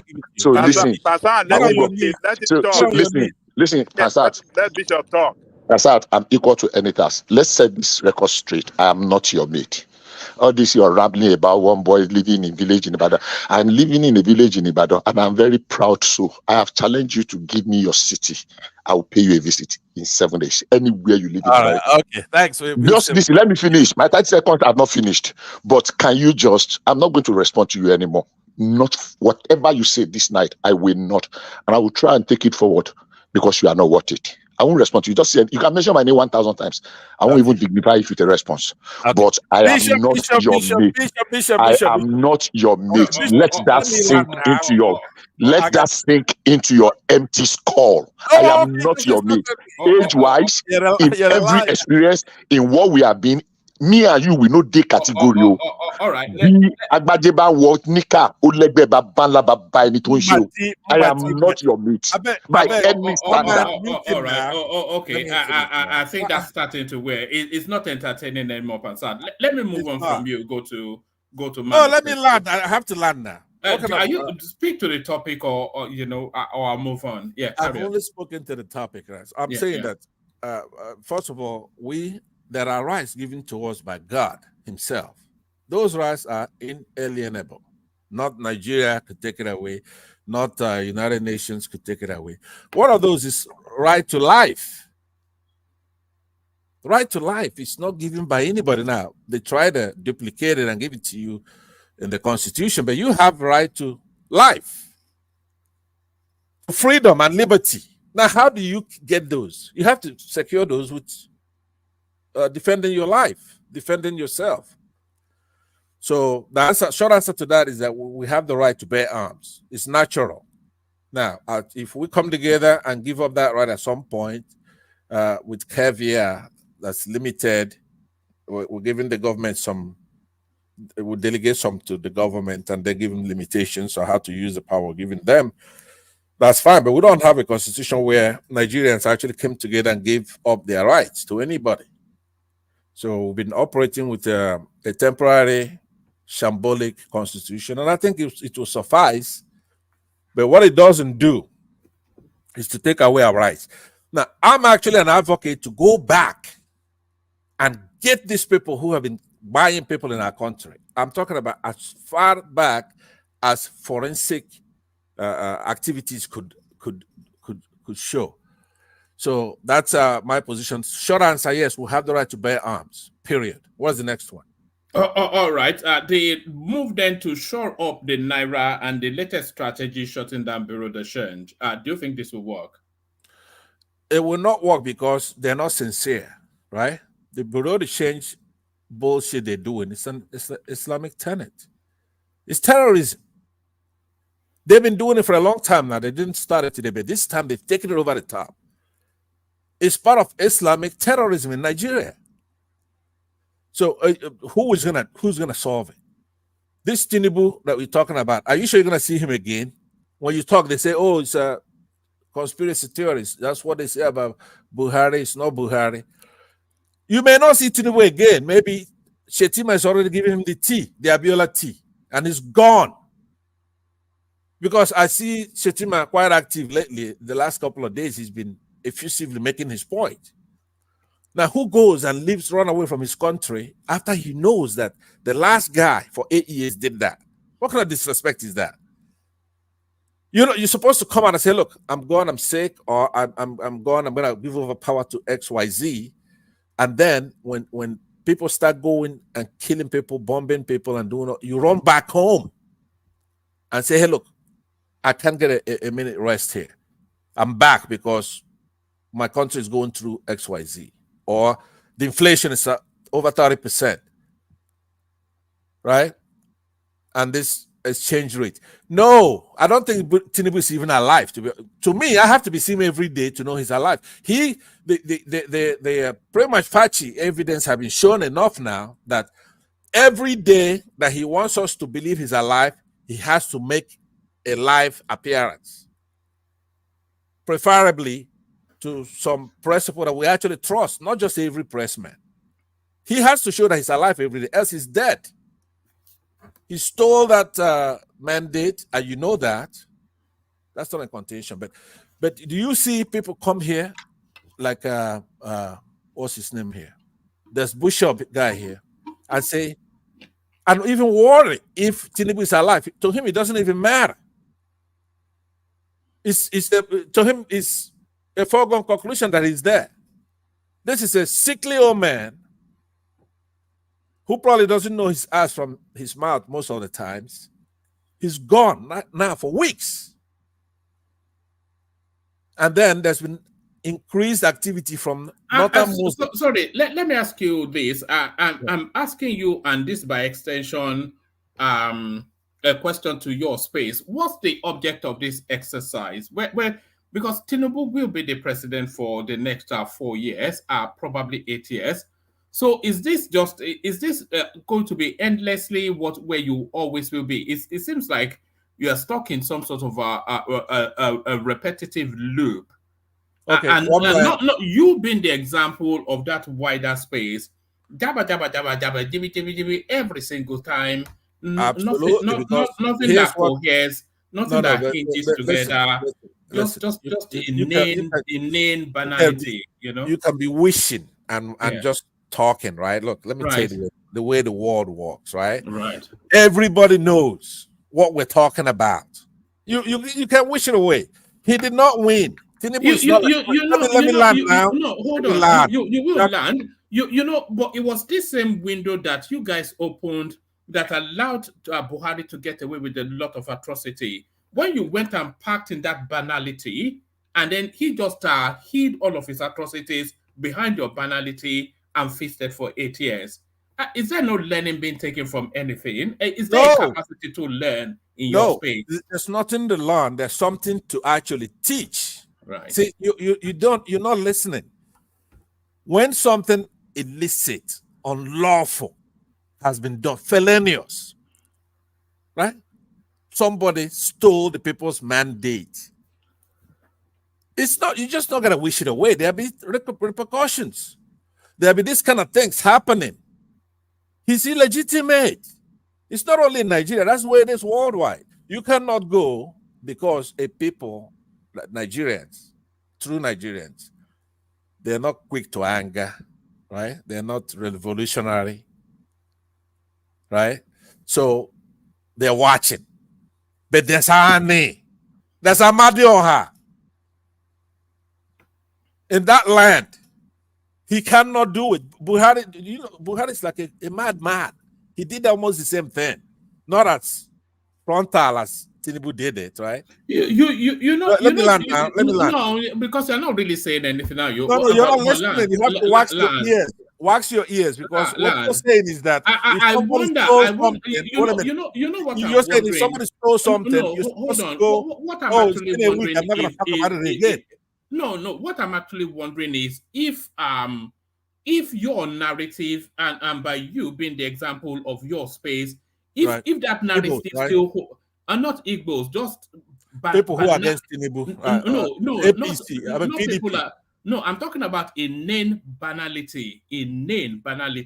I'm wondering if it still has the entertainment value that I think it has. Maybe I should just be moving on from it. No, listen. One man. Let me ask you. You live over there. I don't know what kind of. I guess you have a bloody monarchy over there, right? So if somebody is a head of state and they disappear without a trace, or somebody runs an election and you just switch off the machine, right? I mean, I don't care where you are. It's nothing that is just going to go away. I don't know how you handle it over there where you are, but something is wrong. There's unemployment is off the charts. The currencies went to like 15, 16, 2,000, whatever the hell it is, right? They are stealing money left and right. They're not doing it. There's nothing right. They got right. They're not doing anything right. He stole the election. So what do you want people to say? Are you supposed to go, okay, it's been 2 weeks now, let's talk gibberish and talk how nice Tinubu is? You're the one who is talking banality, who is insufferable. You're the one who don't get it. All right. You understand? Couple more minutes, Mansat, and then we move So on. vapidity, It's one thing, yeah. And triteness in your discussion. What do you want to hear? You assemble us here to express our view. I want to have a nuanced conversation that is frontal to the improvement of the country. That's what I'm saying. I don't want to hear inane banality. No. I don't want to hear thumping. I don't want to hear just. You want to hear platitudes? That's exactly what I don't want to hear. I just don't. Okay, so now listen to me then. Let me ask you this. Hold on. I think it has a micro moment for the entertainment value that it brings. No, but it cannot be the main. You got the wrong guy. You got the wrong guy. Listen, yes, just jabba. Hold on. Every single day. Nothing that compares, nothing that hangs together. No, listen to me. Just a name, whatever. No, but listen, one man. We're in a country where the president, quote unquote, is gone. Right. For weeks, we don't know where the hell he is. Well, but so why would you say that? How is that a conversation? Okay, where is he? Okay, if you don't know where just 1 more minute and then I'll move on. This is wearing thin. This is one thing. No, it's okay. Go ahead, show me. All right. Thank you. Let's go on from you to Ajane Koko. Ajane Koko, you're up next. Thank you, one man. Greetings to our listeners around the world. Click on the like button, share and subscribe if you haven't done so. So what's going on, one man? Yeah, but we were trying to have a conversation about the goings on, and the Tinubu administration tried to grapple with a myriad of challenges that the country is faced with. And the biggest challenge, of course, the biggest challenge in security, but that's cheek by jowl with the state of the Naira that is hemorrhaging. So they are trying to plug that hole, but they don't really seem to know where the leak is. Their latest attempt now, Tinubu's government shuts down Bureau de Change centers in Abuja to save face, Lagos market in panic. But then, of course, a lot of people feel that Bureau de Change portal is the real portal for hemorrhaging the value of the Naira. Even our guest yesterday hinted in that direction that the illicit money that is stocked in soccer ways all over the Nigerian expanse, that as soon as a glut of Naira comes into the system, they go and dig out these dusty Nairas and clean it via that route. So what are you then making then of this government's latest attempt shutting down the Bureau de Change? Yes, I think it's a good move. You said they restricted it to Abuja for now, right? Is that what you said? Yes, they've moved first against the Abuja centers, but I think the AFCC is also circling around that space. So they are starting to identify that might well be where the leak is coming from. Yeah, it's a good move, but I think they should have done it all over the Federation. All Bureau de Change must be closed down.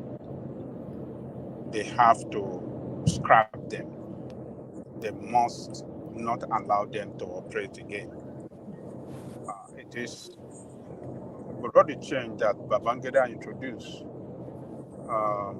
to us in the 80s. I think it's largely responsible to the devaluation of our currency, because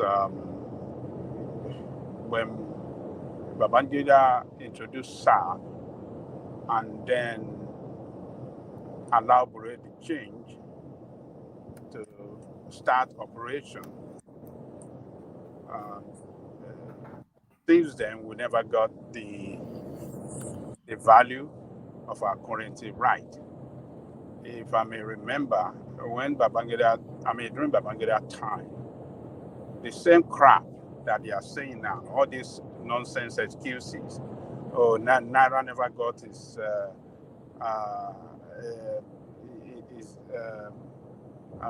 Naira value I mean, never.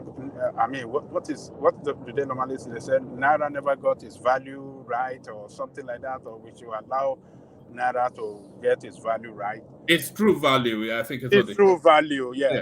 Yeah. Let Naira get its true value. This is the same nonsense that all people, the operator of Nigeria economy back then, this is the same crap they were saying now. Let the true value of the Naira, let the market determine the true value of the Naira. And as a matter of fact, they were saying that it's going to be the true value of the Naira then, they were saying it should be around $3.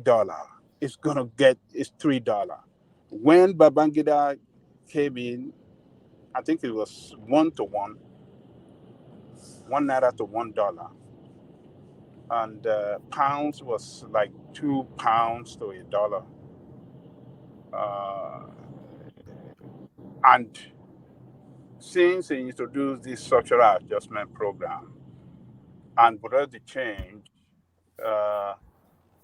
as alternative market to exchange Naira to dollar, Naira suffered devaluation day in, day out, year in, year out, century in, century out, up to where we are today. And we are seeing where we are today, 1,500. So I think the government is trying to take a bold step, but they are not going far enough to, help the situation. And what I mean by they are not going far enough is that you can't do trial and error. Whatever you want to do as a government and an effort to finding solution to economic problem, you must have done your homework well. You must have get your solution right and implement it, enforce it effectively. So what they have done, they are not, to me, I think it's not going to, the economy of Nigeria is Lagos. The financial sector that determines the exchange rate is Lagos. Why Abuja? Why not go frontally against them in Lagos? Even when the central bank is even moving some operation to Lagos, operation that has to do with monetary policy and operational department of central bank and monitoring and inspection and all these things. They are in Lagos. They've just been moved to Lagos. So I think it's not. It looks that they're trying to do something, but they are not going all out against this Bureau de change. So I would suggest that they should go all out by declaring that Bureau they should revoke their licenses. They should be proscribed, and they should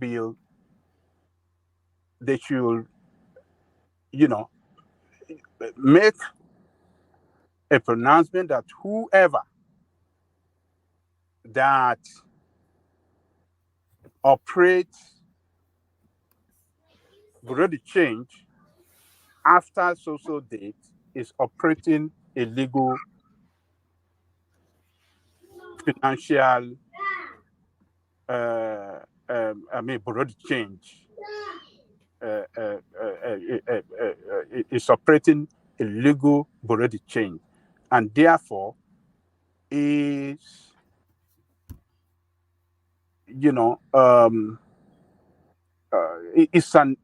and such person will be regarded as economic saboteur, a financial criminal, and that person will be sentenced. Whoever that is caught doing this will be sentenced to 30 years in jail without option. That is what the government can do. So government should declare illegal bureau de change operation illegal across the country. What you're going to see, one man, you will see appreciation in the value of naira. That. Babajande, yes. Please, can I ask you a question? All right. Okay. Do you think the present government have the capacity to run those guys out of business?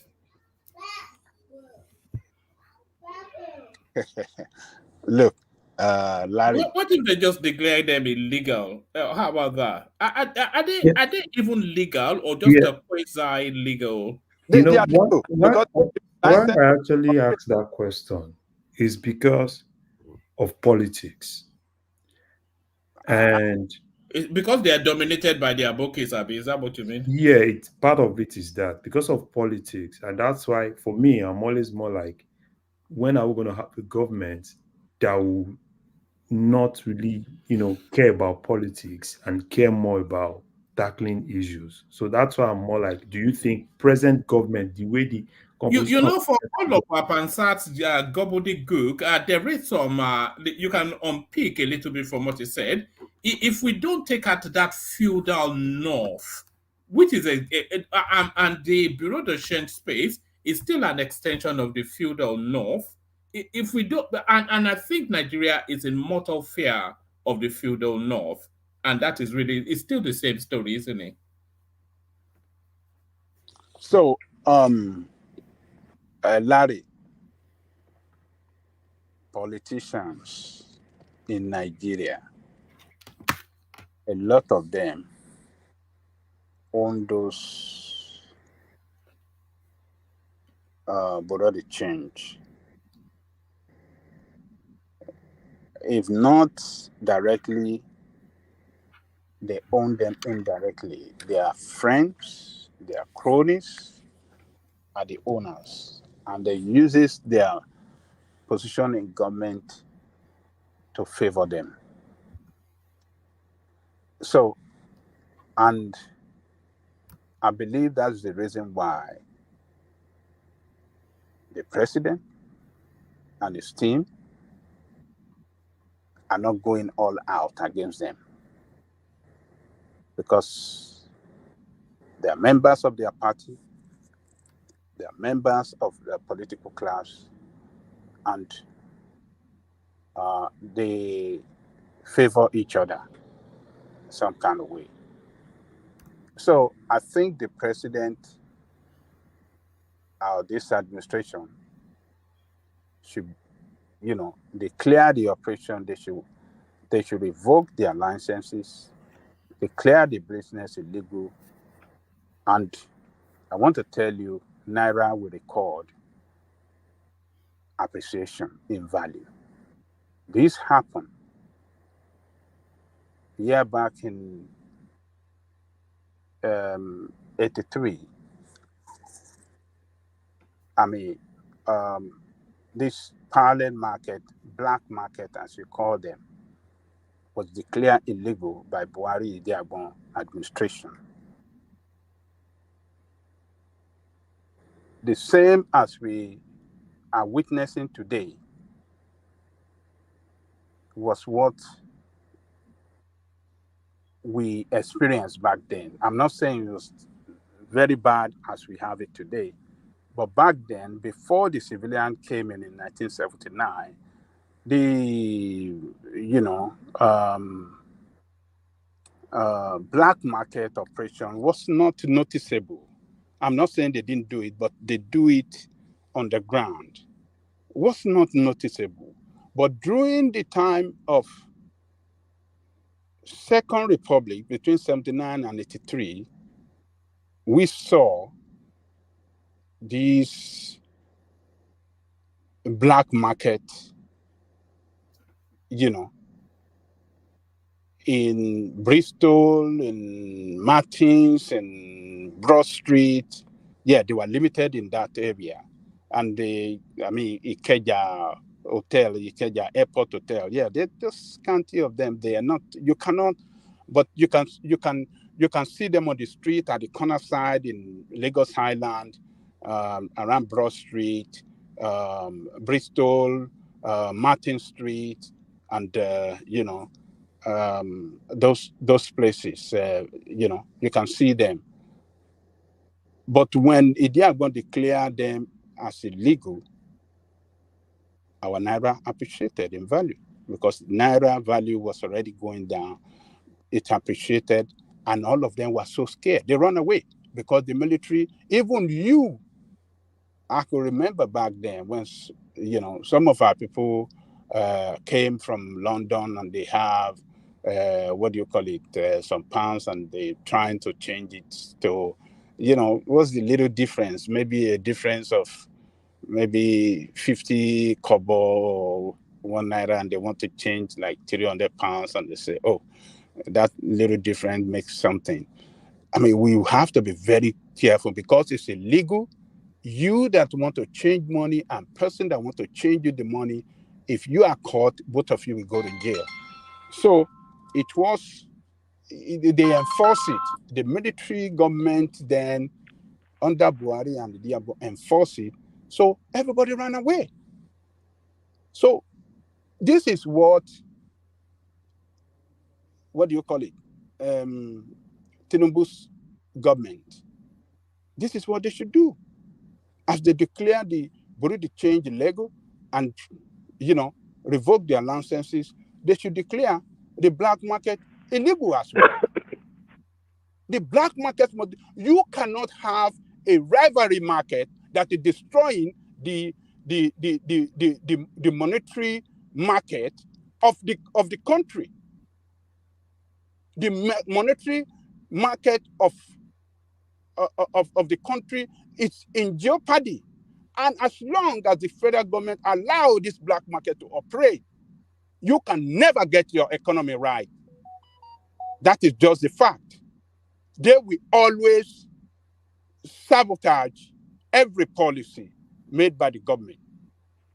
Because the little difference you have there, if it's $3, if it's 3 naira, if it's 10 naira, if it's 100 naira, that gives them the strength to work strong and continue to dominate, the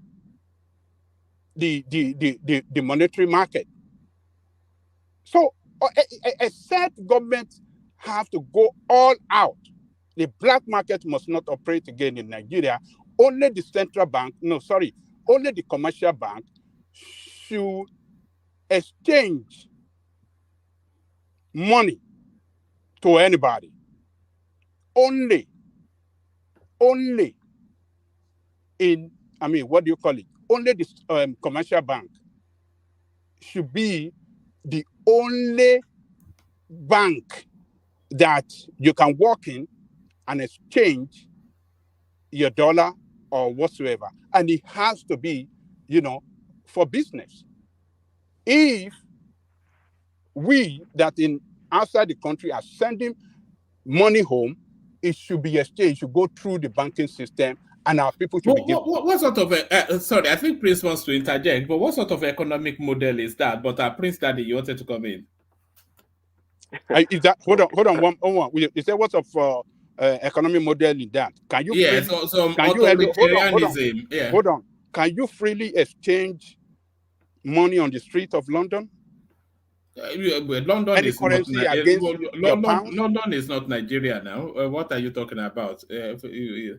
Can you freely exchange pounds? Yeah, but London is a sophisticated economy now. Stop it, Wama. What do you mean sophistication? So our own should remain like that. That we don't want to be sophisticated. We want to be bullcrap forever. No, we have to operate the way economy of the world, progressive economy of the world, the way they operate That is the same way we must operate. You think the way that London operates like that, that doesn't allow this street market economy, do you think they're stupid? It will destroy the economy of Britain.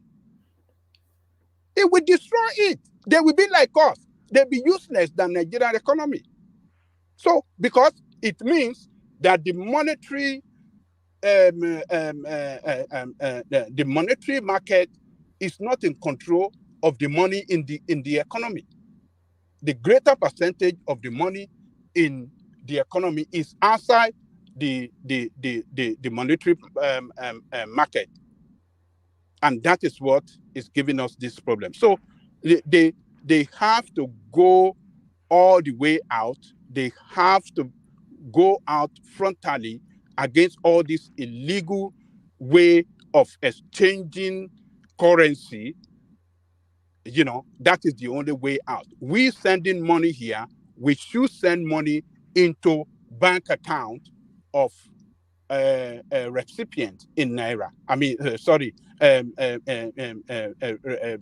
recipient bank account in Nigeria.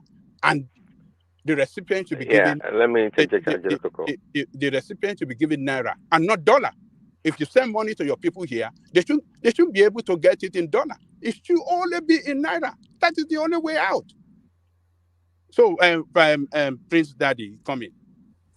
Oh yeah, thanks, Angelico. Yeah, I agree with what you said actually in totality, but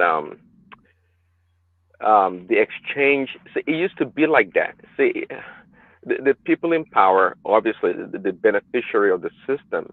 Okay, they were the ones that convinced, I don't know, the central bank or the president, whomever, to change that policy. Why? Because we needed more dollars in the economy.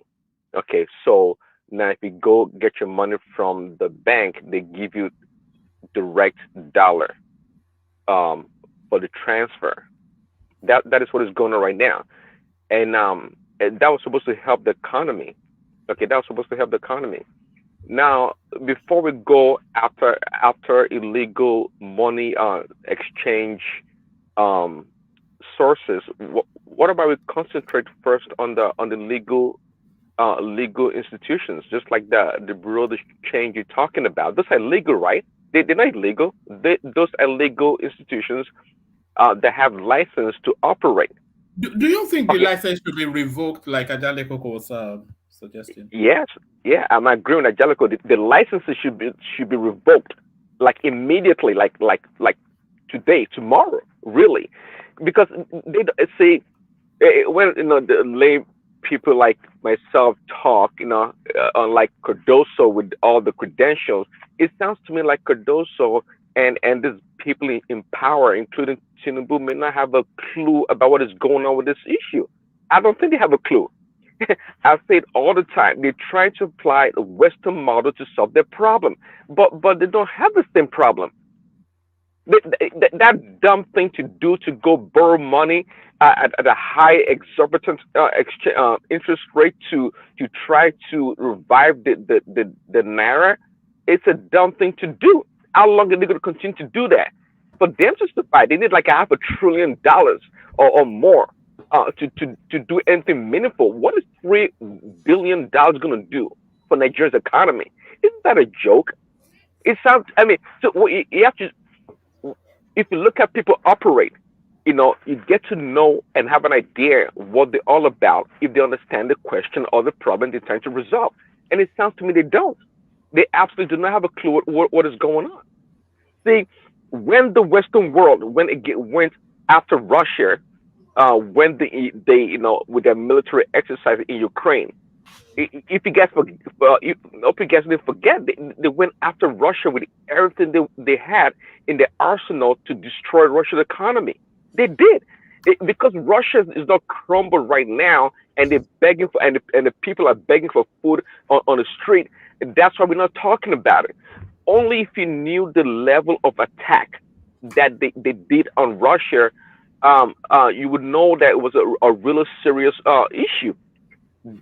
This lady, Vera Nabulina, she was the Russian central bank governor. She's a genius. She's brilliant. She's everything. She's everything that Nigeria needs. It's amazing they don't go pursue such people for advice on how to solve Nigeria's problem. I'm telling you, this lady single-handedly revived or sustained Russia's economy that the West was trying to destroy. And in fact, guess what? One man, I don't think you guys know that. A month or two after the what they call the blitzkrieg on Russia's economy, the Russian currency, the ruble, became the strongest currency in the world. In the world, for like after 3 months, it was stronger in that period than the pound sterling and the Deutschmark and the dollar. You know why? Because they were able to. They did miracle. This lady I just mentioned her name. She did miracle. These are the people that understand how global economy works. These are the people that know how things work. Hello? Sorry. Is that Bishop? Oh, I think we were both bouncing off Bishop. Yes. Yeah, no, I wanted to chip in something if you doesn't mind. Yeah, let me land real quick. So, this lady, these are the people that know how things work, not people like Cardoso that have an Harvard managerial degree in whatever in leadership. These are jokers. You know, she did not actually do anything especially clever. What she did was to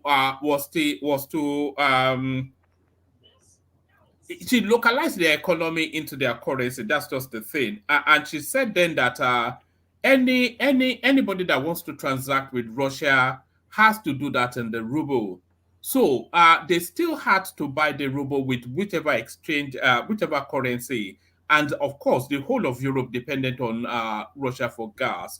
So she just domesticized the economy, and that was it. You know, it wasn't. Well, man, it makes it sound simple. You make it sound simple. Sometimes the simple solutions are what we need, but you make it sound so simple and simplistic. I don't believe that. That is one of the approach or the variable that she used. But she did more than that. It was just not just the monetary policy. You know, that physical policy also came to play. And in short, they applied the old definition of fascism, which is the strict regimentation of the economy for war. That's exactly what Russia did. See, that's what I'm saying. These guys, this Cardoso and their team, they don't have a clue what is going on. See, if you say she did something that simple and was able to wait off the Western world, I'm talking about the Western world, one man, America gripped the entire Europe. They came after Russia. They did. And so it can't be that simple. The way you just described it. I think it's more than that. More than I know. Let me tell you what she did. Rational mind, your audio, mute and unmute your audio. Your device is not connected properly. Let me tell you what she did. So they cut Russia off SWIFT or this switch or SWIFT, which is the global space for financial transactions, and then they squeezed the economy with embargoes. And then what the Russians then did was to domesticize. So all of these are brand names. So the McDonald's, they changed it to an equivalent there. So they harnessed all of their economy from within, but then the things that they exported, they denominated it in their currency. So if you wanted one of the largest oil exporters, Russia, one of the largest gas exporter to Europe, Russia, and they denominated them in their currency that if you want to buy these things, you have to buy it in our currency. So those dollars and euros that they didn't want to come in, it was then gushing in because, of course, it was and it was right about the winter time as well, which was the peak of energy use in the West. So all she did was to domesticize their economy, and that's what she did. At least that's my understanding. I may be wrong, of course. Yes. Well, man, that is fine. I'm not arguing with your presentation, but did she find a solution to the problem? Well, here we are in Nigeria. I think what we're dealing with is more like internal turmoil or internal problems. That's what we're dealing with. We don't necessarily have, of course, the dollar coming in and out, but we don't really have one nation or multiple nations attacking us. We don't have that. So whatever she did, Trust me, I think she's a genius and she's brilliant. So It was Cardoso a and his clever team, move, though. It would, like you said, it could be simple, nonetheless, but still yeah. clever. So yes. So One more. because Can I because she Hold on, let because me she understands, because she obviously she understands that the Russian economy. See, it doesn't. It's how you make the move on the chessboard that matters really. She understands the economy, so applying the right solution to the problem is paramount. The fact that she knew what to do is more important than any complex model that is out there to be utilized. No, she knew what to do. Now back to Nigeria, Cardoso and his team and Tinubu, I don't think they have a clue about what to do. That's what I'm talking about here. Because if they did, that garbage $3.3 billion to try to stabilize the naira is one of the dumbest things to have done. Why? Because they went to the economic textbook and read out the rest of the normal world, do it, and they try to apply the same model. This is the problem I've always had with the smart people we have in Nigeria and in Africa. This is the problem. Obviously, just like Angelico said, that bureau de change, it's a big problem. And other problems along the line. But it also has a political undertone, like was it Larry was saying? There's a real heavy political underbelly to that bureau de change space. Like because it's a northern dominated industry. I understand that. Yeah, I think actually Bishop or somebody may have said that like a couple of months ago. I understand that. I know the people. Just one man. Why is that industry different than any other industry that has an arbitrage or that's being used as a weapon against the Nigerian people? It's not different. Who cares if it's owned by the Northerners or the Southeasterners? It doesn't matter. Do you want to talk about the crude oil? What about that? What else? Which economy do you want to talk about?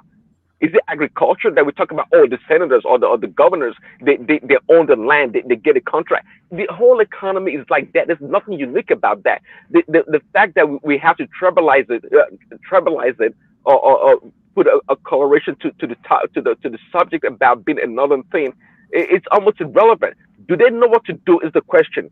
I said it 2-3 weeks ago. Whenever that look, Tinubu needs to go and he needs to understand the power brokers in that country. And go and negotiate with them, negotiate with these people, and it's not about arresting. Negotiate whichever way possible to find a solution to the problem. It's beyond these models that they have.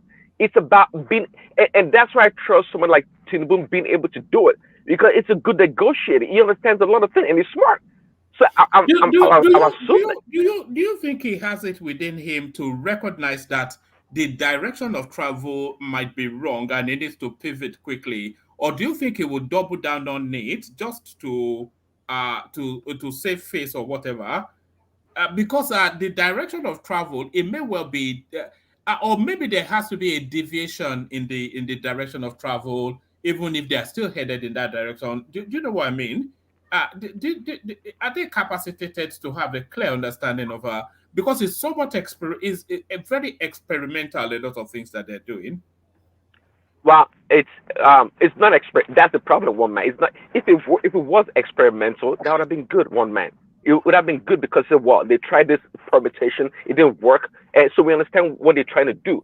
But it's not been experimental at all. I'm telling you, one man, that they're using economic textbook model to solve the problem, and it's not working. It's not working. That's the problem. President, anyway, Bishop can come in. Sorry, thanks. Okay, I thank you very much for your time. I just have one observation and one question. The observation was, I think somebody corrected you. The Russian currency was the best performing currency. It was wrongly reported as the strongest, but that was not correct. It was the strongest performing currency for that year. Having said that, we have been on this issue over and again. I want to ask from you, especially, what were our expectations of the two two major decisions. What exactly were we expecting would be the fallout? Do we think when they remove the arbitrage, everything was going to fall into normal and Naira will begin to grow? Don't we think there is going to be some reaction, and exactly what we're saying? Maybe it's going a little bit too far, but I kind of was expecting that when they removed the fuel subsidy, that things were going to skyrocket, but it was a necessary thing. What was our expectation when those decisions were taken? Maybe we'll know, so we'll moderate, what we're expecting. And secondly and finally, we have deliberated extensively on these things.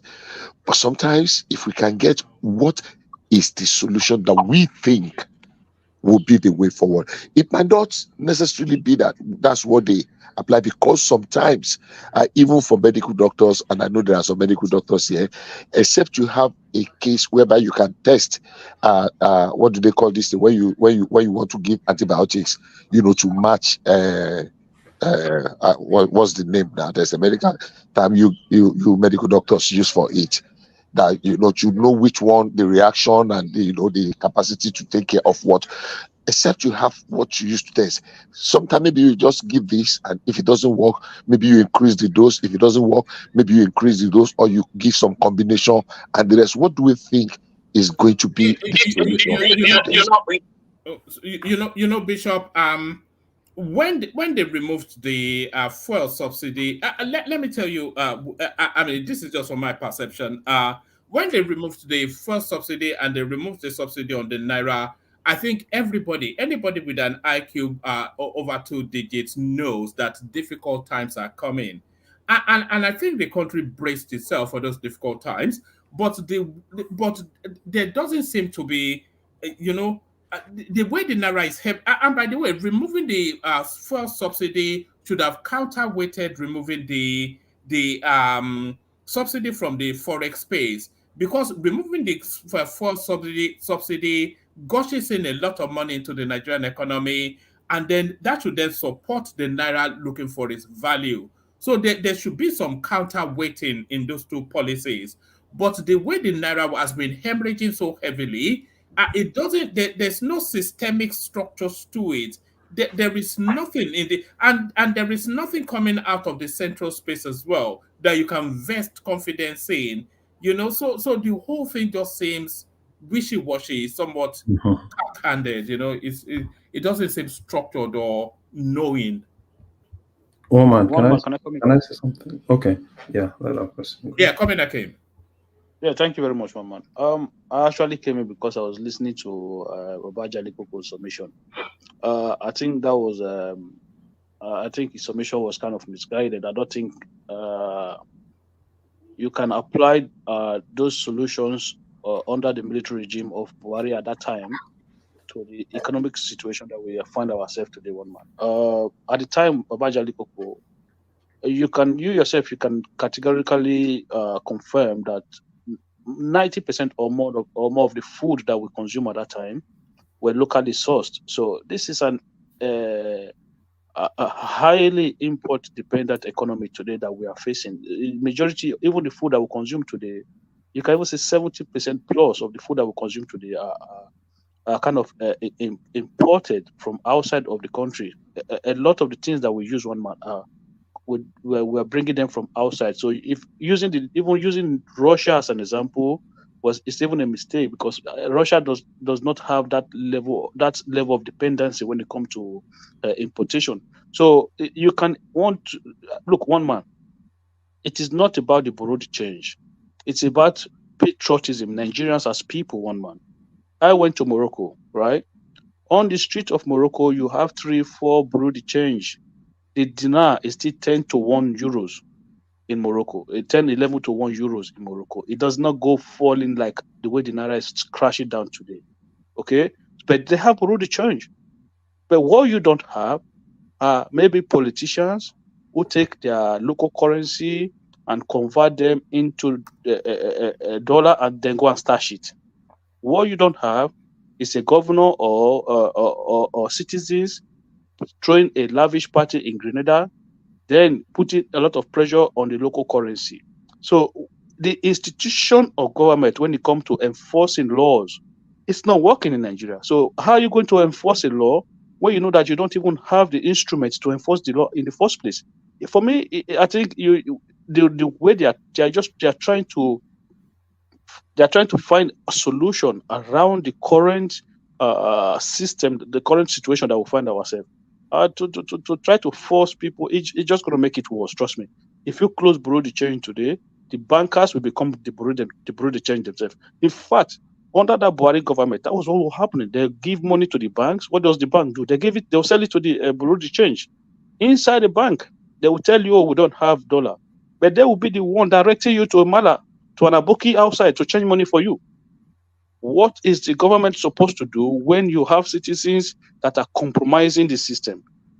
Government, first of all, need to go and sort out our institution, the police or whatever instrument of government they need to use to fight corruption.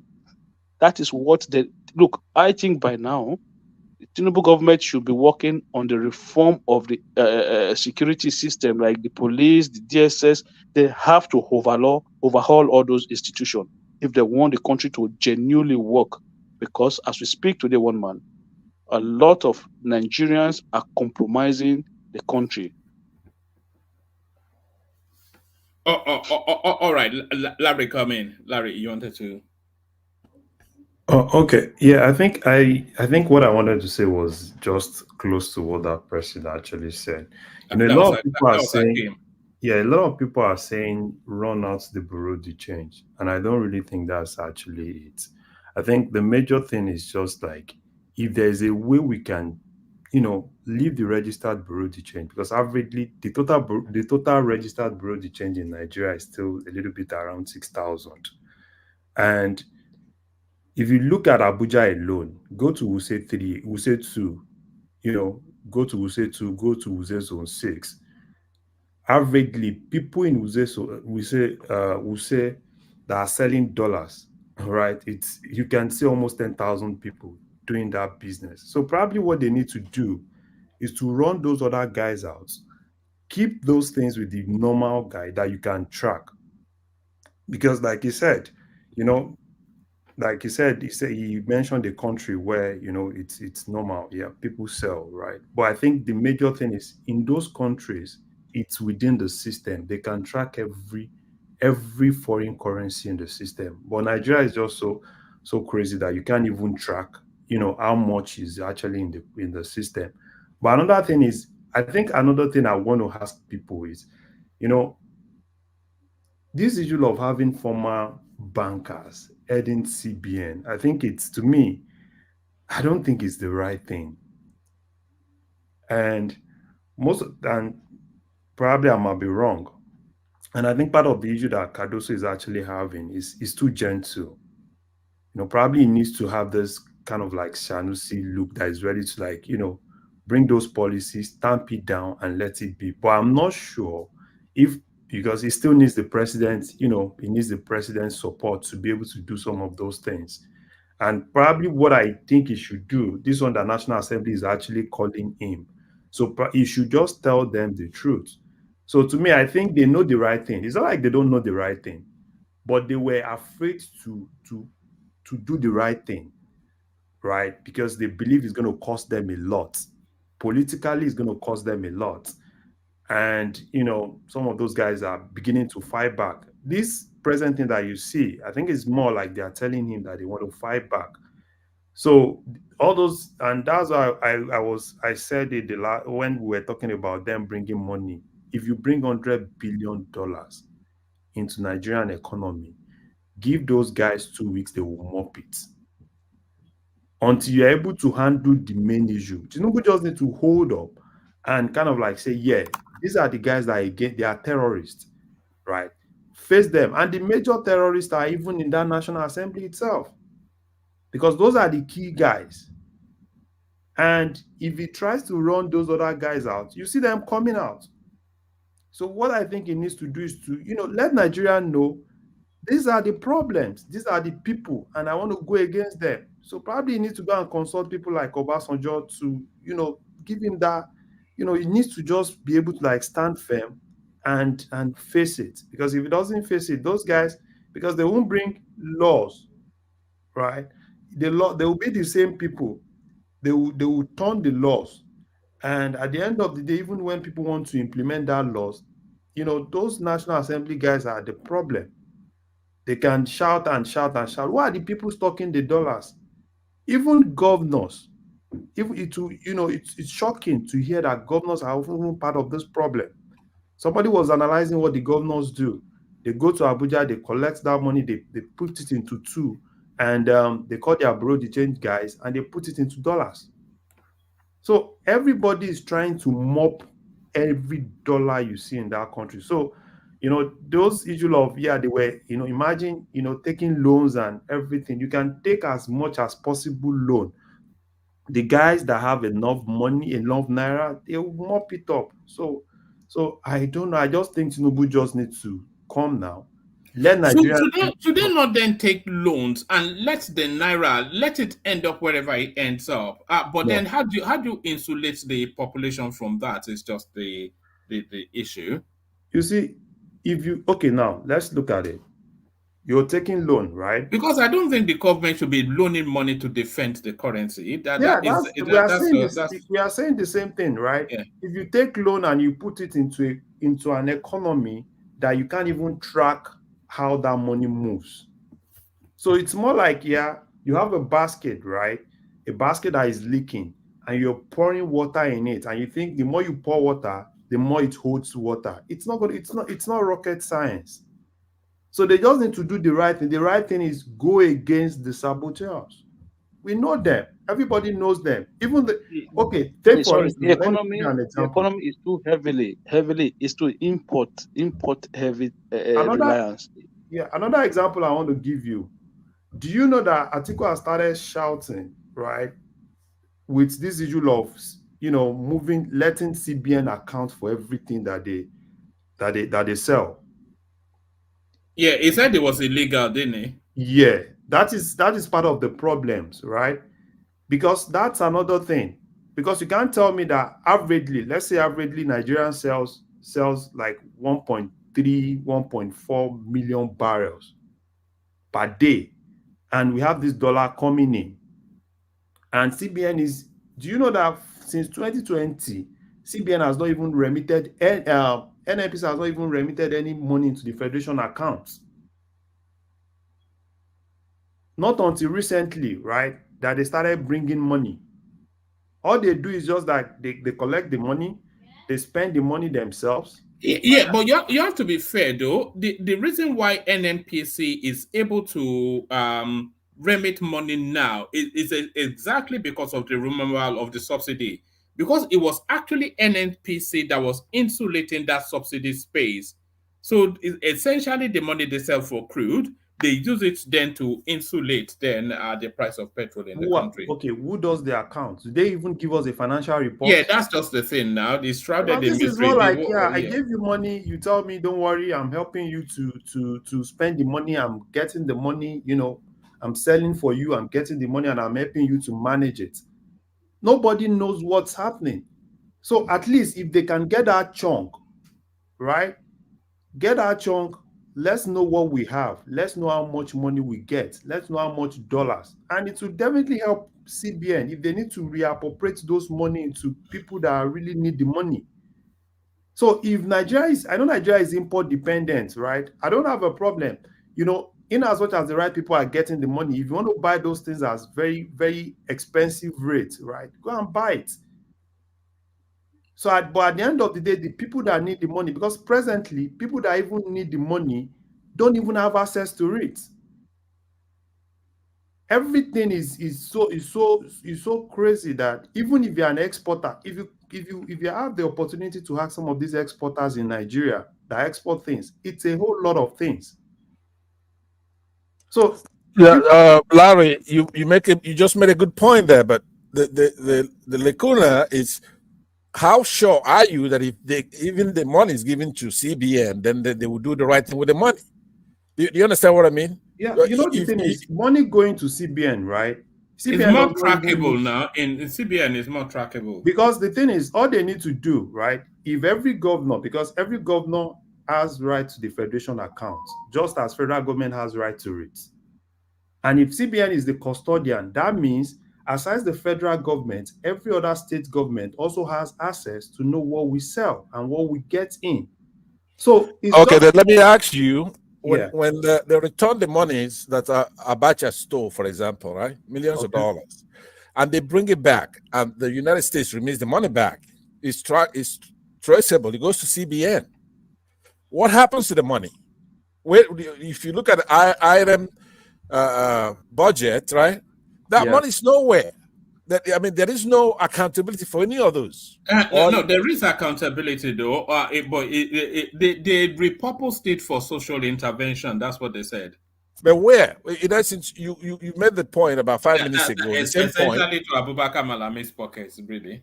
You know what I'm saying? So that's the point. The point is that we don't care who takes the money. If Nigerians don't get the money, never goes for anything budgetary wise, right? So you cannot just sit here picking the lesser evil, right? But the bottom line is that we are under attack, right? It's a religious war. Oh, all right, you said that already. No, it's not. No, but look, one man, it's not an event. It's not something you say one time that you go to talk about something else. Don't mantra chant though. I don't know how I can secure your attention which to this. religions are you fighting, Pansat? Which are you fighting? Don't open up that space. Because he asked a very good question. Yeah, but one man, he can't just be saying. Larry, do you mind? Larry, do you mind a mini debate on your time? Do you mind if we've had 2 rounds of this from you already? No, but look, one mind. It's not that every time someone raises their voice is the same fight. The fight with no, you want to say it's the northern Muslim and it's Islam. You've done that. I know. Then you have an Islamic guy. You have a Muslim now come and say, "What are you talking about?" That's a fascinating debate. Let he and I, if Larry would allow us, just take 2 minutes and then have that mini debate instead of me. Sorry. Let me navigate. I think I have the floor. Yeah, Ajale has the floor. So do you guys mind if I mind. So I want the conversation to stay with this monetary policy thing. Can I comment on the monetary policy? I was exactly wanting you to comment on that. So I know, but don't talk about supply and demand and stuff like that. Pansat Benuson. Okay. Pansat. So you guys know you guys notice Cardozo has been making some some moves, some moves. At least one of them I recommended it. So there's been many circulars going on. Let me just try and share my own understanding. It seems like the CBN has realized that there's no quick oil money that's going to come in to bail us out, and we're not going to be able to use loans to also bail us out. The only thing we have is the money you and I send to Nigeria, which is what's it called? What do they call it again? Remittances. Thank you for the correction of grammar. So they issued a bunch of circulars. One of them has to do with transparency for the bank. For banks, meaning all the FX transactions they do has to be quoted and displayed in a transparent manner. You'll think that is just innocuous, but it's really not. It has some implications, but we can skip that. The next one is they are forcing the banks to not go long on dollars, because what the banks do is when they get dollars, they take a long position on dollars to hedge.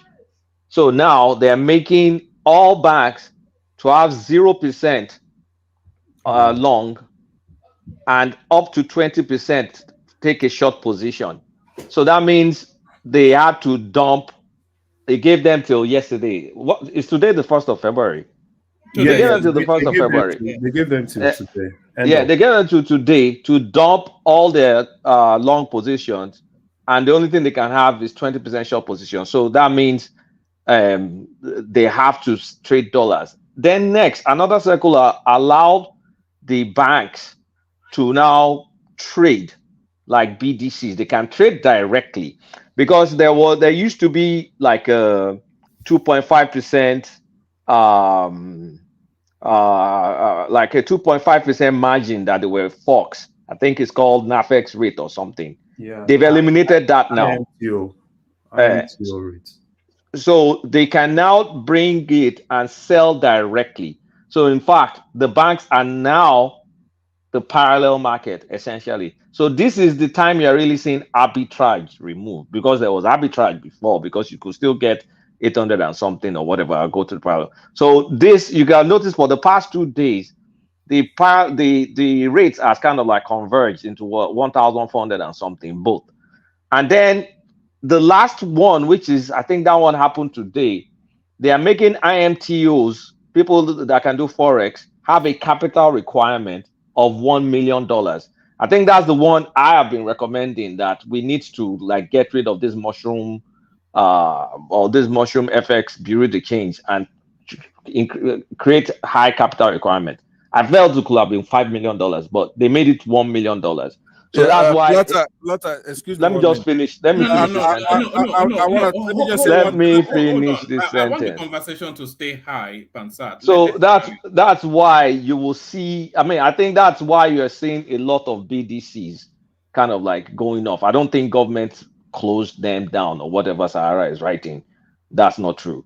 I think part of it is reaction to all this stuff that is going on, because many, in fact, why am I saying many? Most of these PDCs get fed money from these banks, but now banks are trading directly with them. Now there's a capital requirement. So there's a lot of uncertainty for small BDC players. I don't know if they will be able to get back to where they used to be and doing what they were doing, because that banks can now trade like them.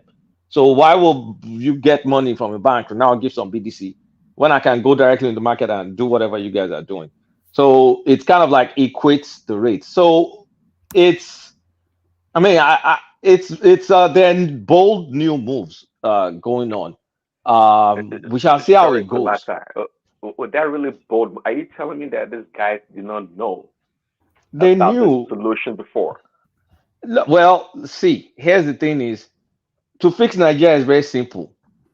Just look at everywhere that there's rent seeking and try and stop it if you have the political balls to stop it. That's just how to fix Nigeria. Anywhere you see rent seeking, go and close that loop. It's going to create trouble. People are they're going to push back with all sorts of things. But at this point in time, we're desperate. We don't have a choice. So those are the recent things going, and there's more to come from what I'm hearing. So this is kind of like an ongoing thing. I don't know whether it's trial and error or whatever, but they're putting new circulars. The only one I recommended in the past was to try and get bigger capital requirements for BDCs, and they've done that. But I think they should have made it like $5 million, and then fintechs, this probably will attract more investments for fintechs to operate in this space, hopefully. So yeah, the dollar rate will has converged, but let's see how it goes. Let's see if there's going to be a crack. Thanks for the information. I didn't know the banks were allowed to trade long on the dollar. They were all they had to do was Larry was explaining that earlier on, and then Passato was Passato Nijeke Ogbadun. Hold on, Passato, you caused a lot of trouble tonight. Before I ask you a question, I have a question for you. Before I ask you a question, I just want to tell Hakeem, I saw you yesterday saying that one man let me get away with a lot of stuff. You're here now. Why don't you fight for a debate with me? Why are you letting me do all that? You've never asked for anything here. You were rejected. I don't hold the platform. I don't hold the platform. It's one man's platform. Fight for it. Say, hey, let me talk to Pansat. Let me ask Pansat a question, or let me abuse Pansat. Fight for it. I don't want to look. Well, I'm not here to abuse. Let me ask Colata a question. Colata, I want to test your aptitude because every time you come here and you give this. Oh, Pastor, I don't have time for your shenanigans. Hold on tonight. now, hold on. Not tonight. I I'm too want to test tired. your aptitude by saying, I don't. You are not my teacher. Last time I was in school, close to 3 decades ago. I don't have time for you. Can I ask you a question? No. Hold that question. Hold that question for a moment, Pansat. I want Larry to come into the conversation because Larry, a lot of what Pansat just said now mirrors what you were talking us through earlier on. So it looks as though there's some sort of convergence in the understanding of I would say no. It was Colata that said it was Colata. Sorry, yes. I was going to say Pansa don't have that kind of. No. All he does is the Fulani. So is this indication that the penny is finally dropping in central bank at the central bank? Is this what we're hearing from yourself and Colata? Yeah. The thing is, they know what, like I said earlier, right? They know what to do. And I think at this point, they are now desperate to do the right thing. So, but what comes after it is what I don't know. Because one thing is to give out some of this policy. Another thing is the implementation of some of those policies. CBN can actually give some of those policies, but we still need, for those policies to work, you need EFCC, you need the police, you need DSS, you need the National Assembly to make laws. So it's a lot, right? So, but that is what I don't know. That's where I expect Tinubu to support the CBN governor to ensure that this is actually, going to be effective. And you were saying he's too much of a nice guy. He doesn't have Yeah. And that's the problem I have with former bankers, right? Because some of those things will definitely be you going against some of your former friends, and that's why some people are always like, why, bringing former bankers to be CBN governor, it's a lot of issues. So, but I think he just needs to just hold the balls and be able to face some of his old. Do you read an alignment between now these policies coming out and the relocation of strategic departments to Lagos? Is this are we tying the two together? Yeah, it might actually be part of it, right? Particularly with supervision, right? Supervision, payments, and all those departments. But still, like I said, it's easier for you to kind of like regulate the banks, but those that are outside the bank is the issue, right? Until they are ready to support him, and that's exactly where I need Tinubu to stand firm, because it's a whole lot of things. Those guys are going to fight back, obviously, right? Which we all know that they will definitely fight back. They have the power, they have the money, they have everything to fight back. So, if Tinubu doesn't support the CBN governor, I'm telling you, it might actually be the end of even the CBN governor himself, because these guys, they have the power to use the media, they have the power to use social media, they have power to use everything. They are politicians, they have all the power. So, Cardoso can bring out some of these policies, but it needs the presidential backing to say enough is enough. And if they can actually achieve this, I'm telling you, Naira will definitely find its real true value. Is there a way to like make this a bit more permanent? Because this is a circular now. Like by the time you have another CBN governor, I mean, things can change. There's some aspects of this. That's why you need the national. You mean to embed it into the constitution? To embed. There's some aspects of this that if it works, we can embed it, because effectively you are all these rent seekers, all these Abuja billionaires that don't do any real work but do run BDCs. Yes. It's attacking them. It's dangerous game. That's why you need the. That's why I said, when it goes to National Assembly, that is exactly what I expect him to say, to tell them, right, that this is exactly where we need, right, the Forex Act and everything, we need to change it. So that's exactly where I need him to tell them the truth, because I think they've invited him, and he shouldn't just go there and start telling them anything. They should tell them the real truth. These are the saboteurs. This is what we need you guys. I heard him speak for the first time yesterday. It didn't have the punch that I thought it would. It sounded like I don't know. It didn't sound to the quality I thought it would sound. Yemi Cardoso. You know the thing is it's too gentle for me, because it's too gentle for me. Because a lot of things. That's what I said about you, and they're trying to cut off my head. You just said it about the other guy. It's too gentle, right? No. One thing is to be gentle. Another thing is to, you are just there to give policy. He gives policy and let everybody start scrambling over the policy. So that's exactly, and he has started it, which I think he ought to have done prior to this time. Give those policy, they start debating it, they start fighting, and just do your own. That's what I expect him to do, which he has actually started doing. Take, for instance, now the relocation of CBN to Lagos, right? It's a policy decision, and he has done it. They can go to channels, okay, Ndume was in channels, shouting and everything. And when they put the questions to him, are you shouting because your daughter works in CBN? And it was not like, yeah, it's not because my daughter works there, which is actually the truth. No, but wait, let it be fair, okay? The central bank has 3 rules when it comes to policy. Yeah. Moving that stuff over there, even though we may agree or disagree, it's not a policy. A policy is like the money supply, right? Reversing interest rates, changing bank reserve requirements. It's something that is known. It's not rocket science. Saying I'm going to move something from Abuja to Lagos is not a policy thing. Now, they missed an opportunity because somebody challenged them on that. And Northern says, look, if you're going to do this, to make a policy so that if you have refineries and the oil in the south, therefore you want to move an NPC and all kinds of things over there. Okay, so that could be fiscal policy. It should originate from the House and the Senate and things like that. But when it comes to monetary policy, it's actually target is 3. In the United States, it's 2. Okay. It's 3, but it's 2. Now, let me clarify something. Do you understand what I mean? So if you say that's policy, that's not policy. No. When I said policy, I'm not talking in line of economic policies. I'm talking in line of operational policies.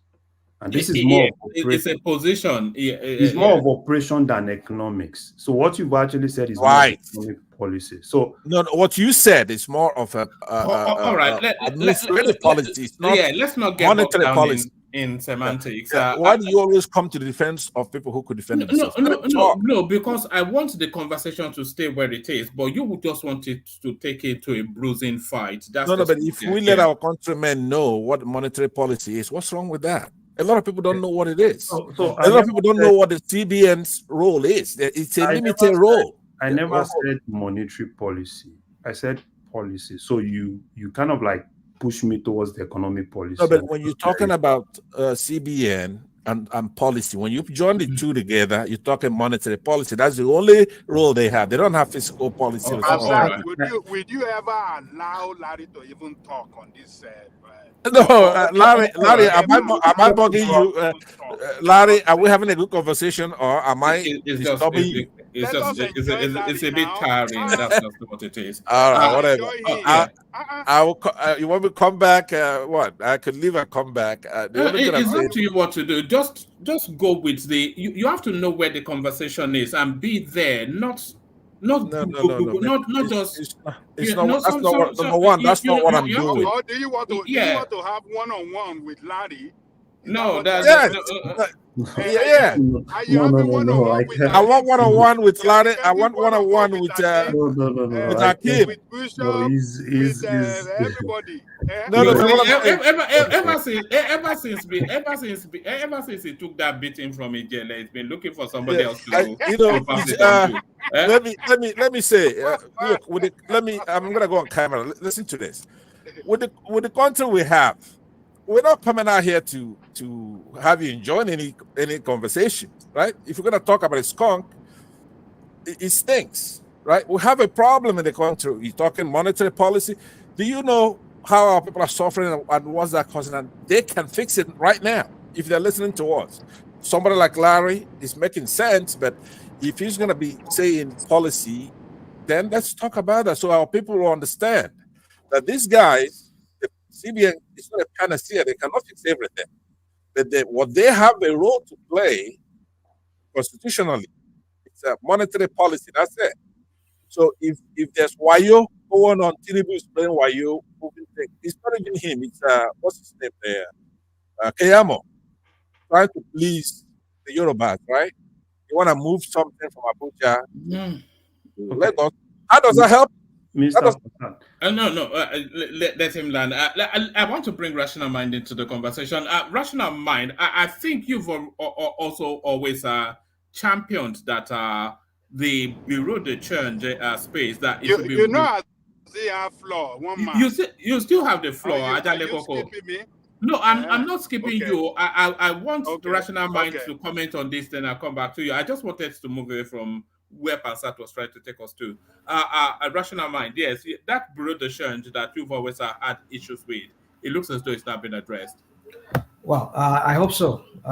One man, you see, for quite some time now, I've not been seeing Kulata here. I was here until when we had. This is the same guy who will come here and will say, will poke fun at us and will say, you're run Nissan, or you run Nissan, you know, he will say that poke fun at us. And anytime you hear him when they are Agbado genius in CBN there, or they are Agbado, whatever they call them in Asorok there, they spin out some narratives out there. You see him jumping here, and then he was like, "Oh yeah, policy, this, that." And he was speaking like, rational. Maybe they paid me. Maybe APC has given me my pocket. Me, I know, my own boy. Just hold on, just hold on. I mean, you just came back from Nigeria. I know the other time before you left from Nigeria, I was telling you here that it's like you're seeking for something from Tinubu. You want to become part of the state because the way you come here, you talk sometimes. I suspect that this guy, you are looking for something, and then you went to Nigeria recently now, and then you're back here. I already got appointment. Rational mind. Sure, I'm sure you have. I'm sure. I don't doubt you because I know you. I've seen all your game here that you play here. So it's the special assistant on Pretty Igbo. You shall find out very soon now. You shall find out very soon. Yeah. They just come here, Cardoso. They're crap that they throw out every time. They just want to you cannot root things by propaganda. And then you come here and champion that propaganda. Anytime you see something they just throw out there, you come here and start talking like an expert. I know I'm an Agbado economic expert. You come here and be talking. I mean, come on, this guy, save us this BS you come and do here every time. That's by the way, Kulata here, you know. Anytime we see ourselves. Yeah, make I hook you up, make you get your own appointments. Don't hook me up. I don't need their appointment. I don't be part of their rot. Anyway, yeah.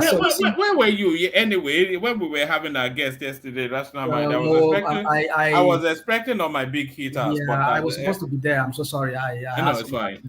It was a good session anyway, so yeah. I could imagine because I've not really watched it, but I saw your something you uploaded already. So anyway, yeah. So you see, I think I've listened to some people here. We've said it here many times that the problem confronting that country is multifaceted. It's good that some of us are talking about it, and we're hearing them trying. That's the one thing we are hearing. We always hear them.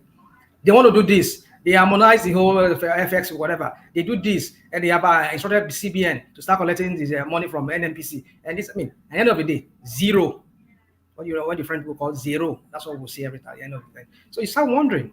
I mean, you cannot rule, you cannot govern by propaganda. Sooner or later, the truth will come out. But I just hope whatever they are trying to do, it will come. But let me just address something real quick, woman.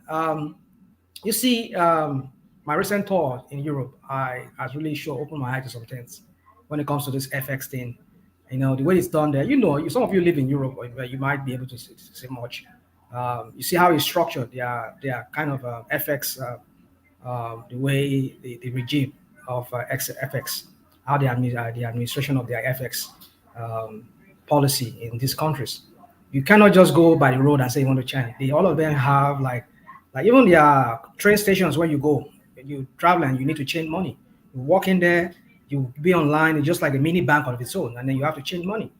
At the airport, you find that if at the airport they'll start asking for your passport or whatever. I mean, even the banks that I went to, I had to. Let me not go into details. So I had to, but then they asked for my passport. I had to take my passport and type it in and blah. See, they're keeping track of everything that is going on in their system. So you see, we said all of these things. You cannot circumvent things and. What about the idea that if imagine out of the conversation that they should just scrap the I think it was actually like John Lekoko that there should only be one single window for foreign exchange, and that should be at the commercial bank. There's no need for a bureau de change. Never mind. There is a need. There is need for bureau de change. There is need for bureau de change. But the problem what need does it satisfy that a bank cannot satiate? Well, you see, you're going to put a lot of people out of business. The way the country is right now, we cannot afford to have that happen. What you just need is some kind of policy that will be implemented and it will be enforced to the T.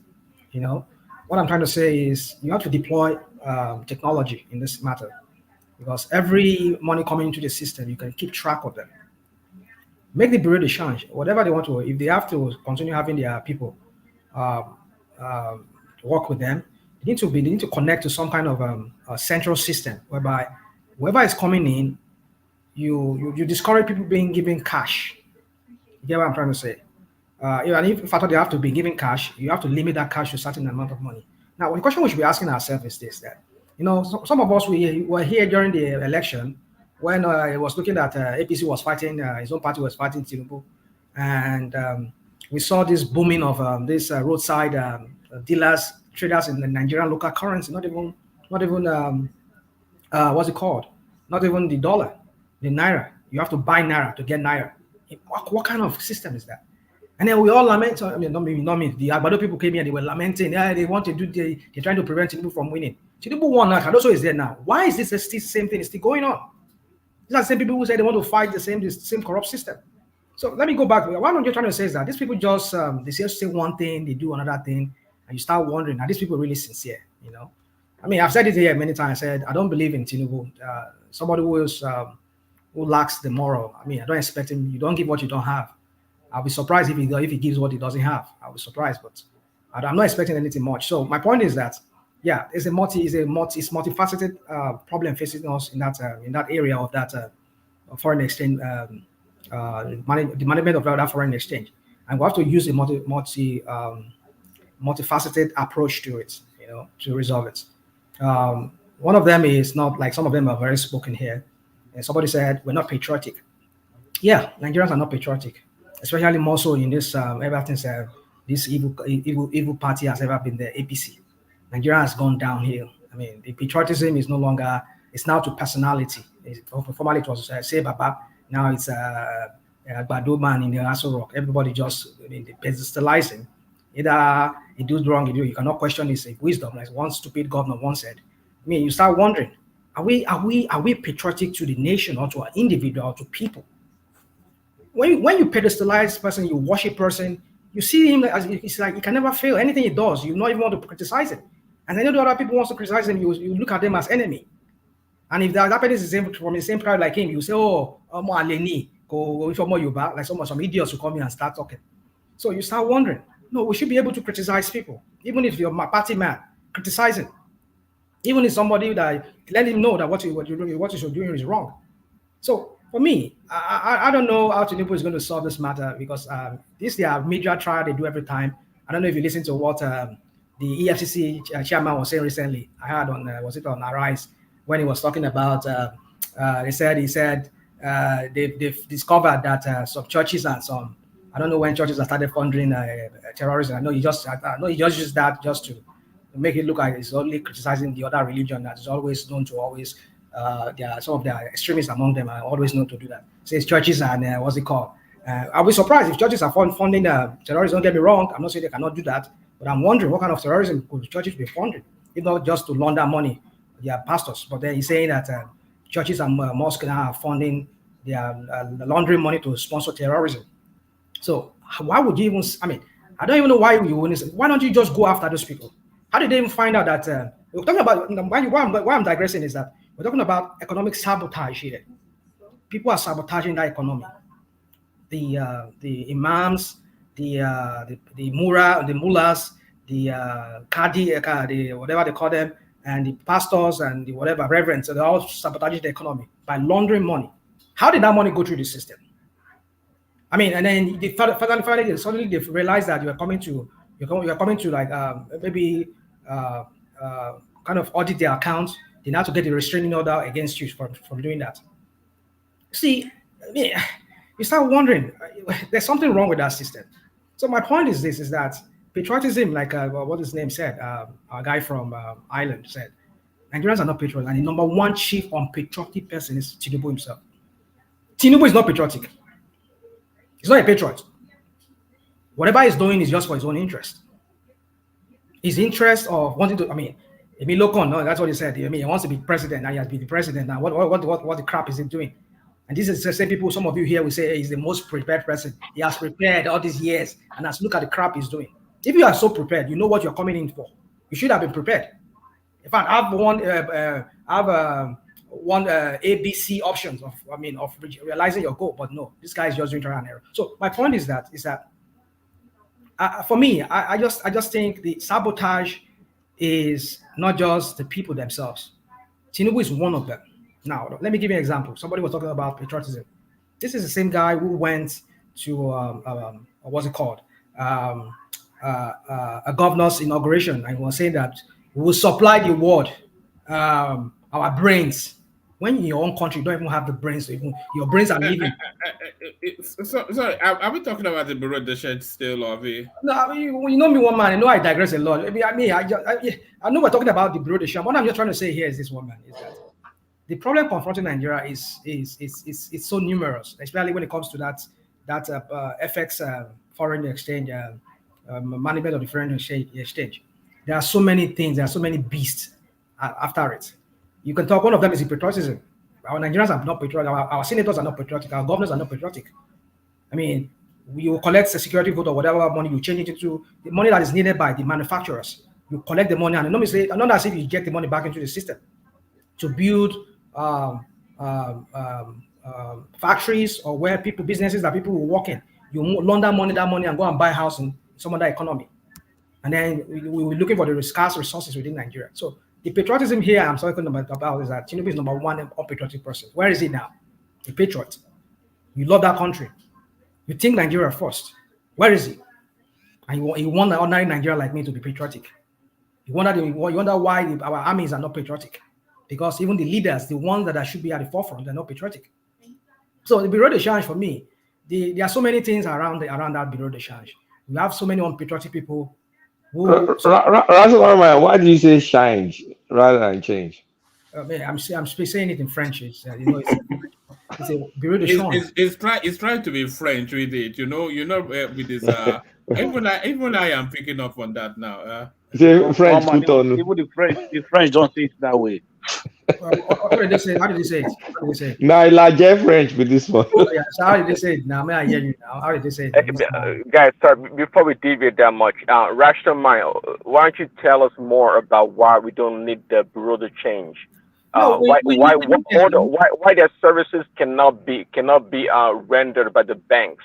No, they can be rendered. You see, the thing is this: you just have to keep those Bureau de Change, but then at the same time, you have to also let the banks also run. You manage both of them. Put some kind of technology that every one of them should have some kind of a connected. Oh goodness, I'm sorry. So you also let them. Sorry, because I'm looking at it here. Let me look at this. So anyway, so you have to put all of them on a system whereby they are being monitored by some, maybe some part of the CBN department. The money going into this, you limit the amount of money somebody can receive cash. If I say I bring $100 now, I walk into a Bureau de Change, I say, okay, I want this in cash. Then you can maybe my ID, whatever ID I have, maybe like driver's license, you must make it that everybody must provide some form of ID. Then you enter it and then you give them cash. But some limit, like if you want to change, like say $10,000, then you need to have that money wired into your account. No, you have to do transfer. So okay. One second. See, one second. See, the word of the day that was used by Colassa was rent seeking, right? That's the bane of the Nigerian economy and everything we do. especially the people at the top, including Dangote himself. Perhaps 20% of his wealth is from rent seeking. No doubt about that. Okay, for what we know from the oil transaction with his refinery. But at the end of the day, there are some people benefiting from this road of change we're talking about. And if it's not working for us right now, how come we cannot put a stop to it? And of course, we may bring it back later. No, we cannot. Okay. Other system, it works. You cannot do that. It's like somebody just, I don't know if you listen to somebody now. If you scrap the Bureau de Change and then you say the banks. Okay, now, let me give you an example. That was what I was trying to allude to. We're talking about this buying Naira with Naira. Those people staying on the street selling Nairas. You know, some of those companies that some of them go under their names, they are owned by some bank executives. You go to an ATM in Nigeria, you put in your credit card or your debit card, you cannot get Naira.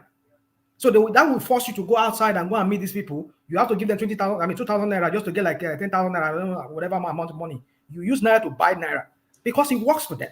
They are making their own money that way. Yeah, because it comes down to the supply and demand. That's what it comes down. See, these people, there's no doubt they probably heard the dollars. Where here in America, in Oregon, where you stay, or I don't know where you stay. I think I heard you say here in Oregon. Where did you ever see you went to go and buy dollar with dollar? How do you run a system like that? So my point is this: Russian, I just told you. Kolaka used the word rent seeking. That's what it's all about. See, I don't know about this Nigerian kind of crappy economic jargons I always throw around. No. It's a simple term. It's like what like you ask him, he will tell you. I don't know. This is what they do a lot. They just use that to convince Nigerians. I don't go by that. I'll speak in a very plain English, simple English that people can understand me. I don't understand if you. I mean, explain what your rent seeking mean. I don't want to care about whatever it is. My point is this: is that there are saboteurs, and these saboteurs cut across every ranks in that country. So my point is this: that you cannot scrap the Bureau de Change. You just need to manage them. If you need to downsize, as somebody was saying here, make them capitalize. That if you want to run a Bureau de Change, you need at least $1 million put into the vault. That's exactly what Tinubu is doing now. Say it, congratulations. Say it, Bat. Thank you. Say it.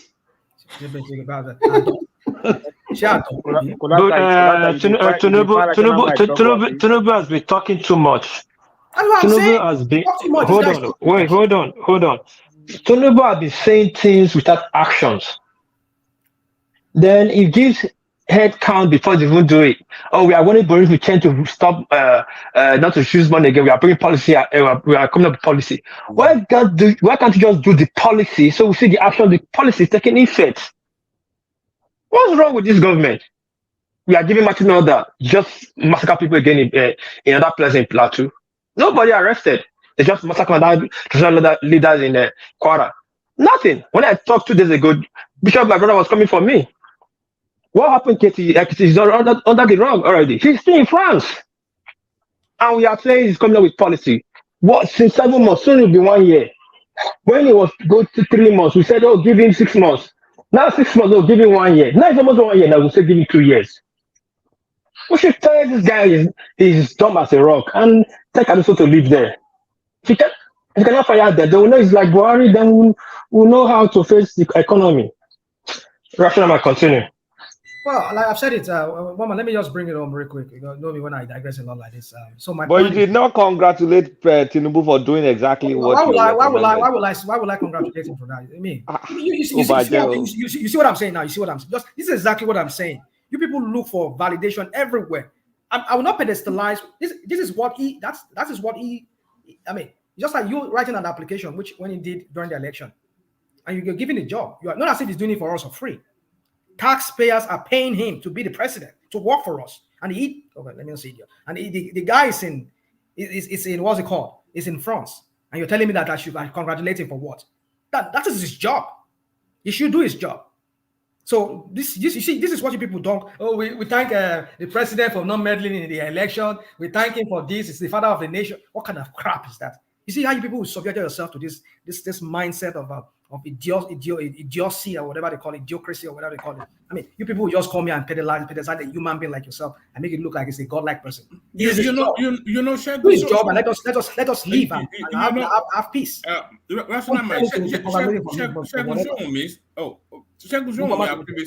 Well, he said exactly what you said.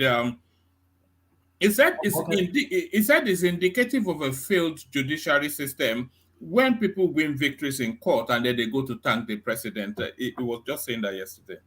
Yeah. So one man for me, it's a let me use the Nigerian stupid English, multi-pronged approach. Nigerians Nigerians with the English sometimes. I just don't know what is wrong with that. Let us say they have to use a patriotism. You know, they need to involve this National Orientation Agency. Nigerians need to be oriented on patriotism. And number one person that should do that will be the president. Show that you're patriotic. You think Nigeria first. Everything you do is about Nigeria. It's not about your some few cronies and yourself.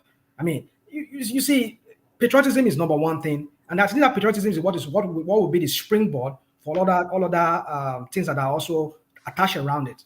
Work for Nigerians, not for your some few cronies. So if you ask the bureaucracy, I mean, I'm like, what was the name? Was it Soludo did that time when they did the recapitalization of the banks? Many banks that could not make it, they had to merge. So do that with Bureau de Change. Like when I went to Europe, you won't see a Bureau de Change anywhere. Some of them they have names, and maybe you go to one place, you see that same name, you see another city. You don't have like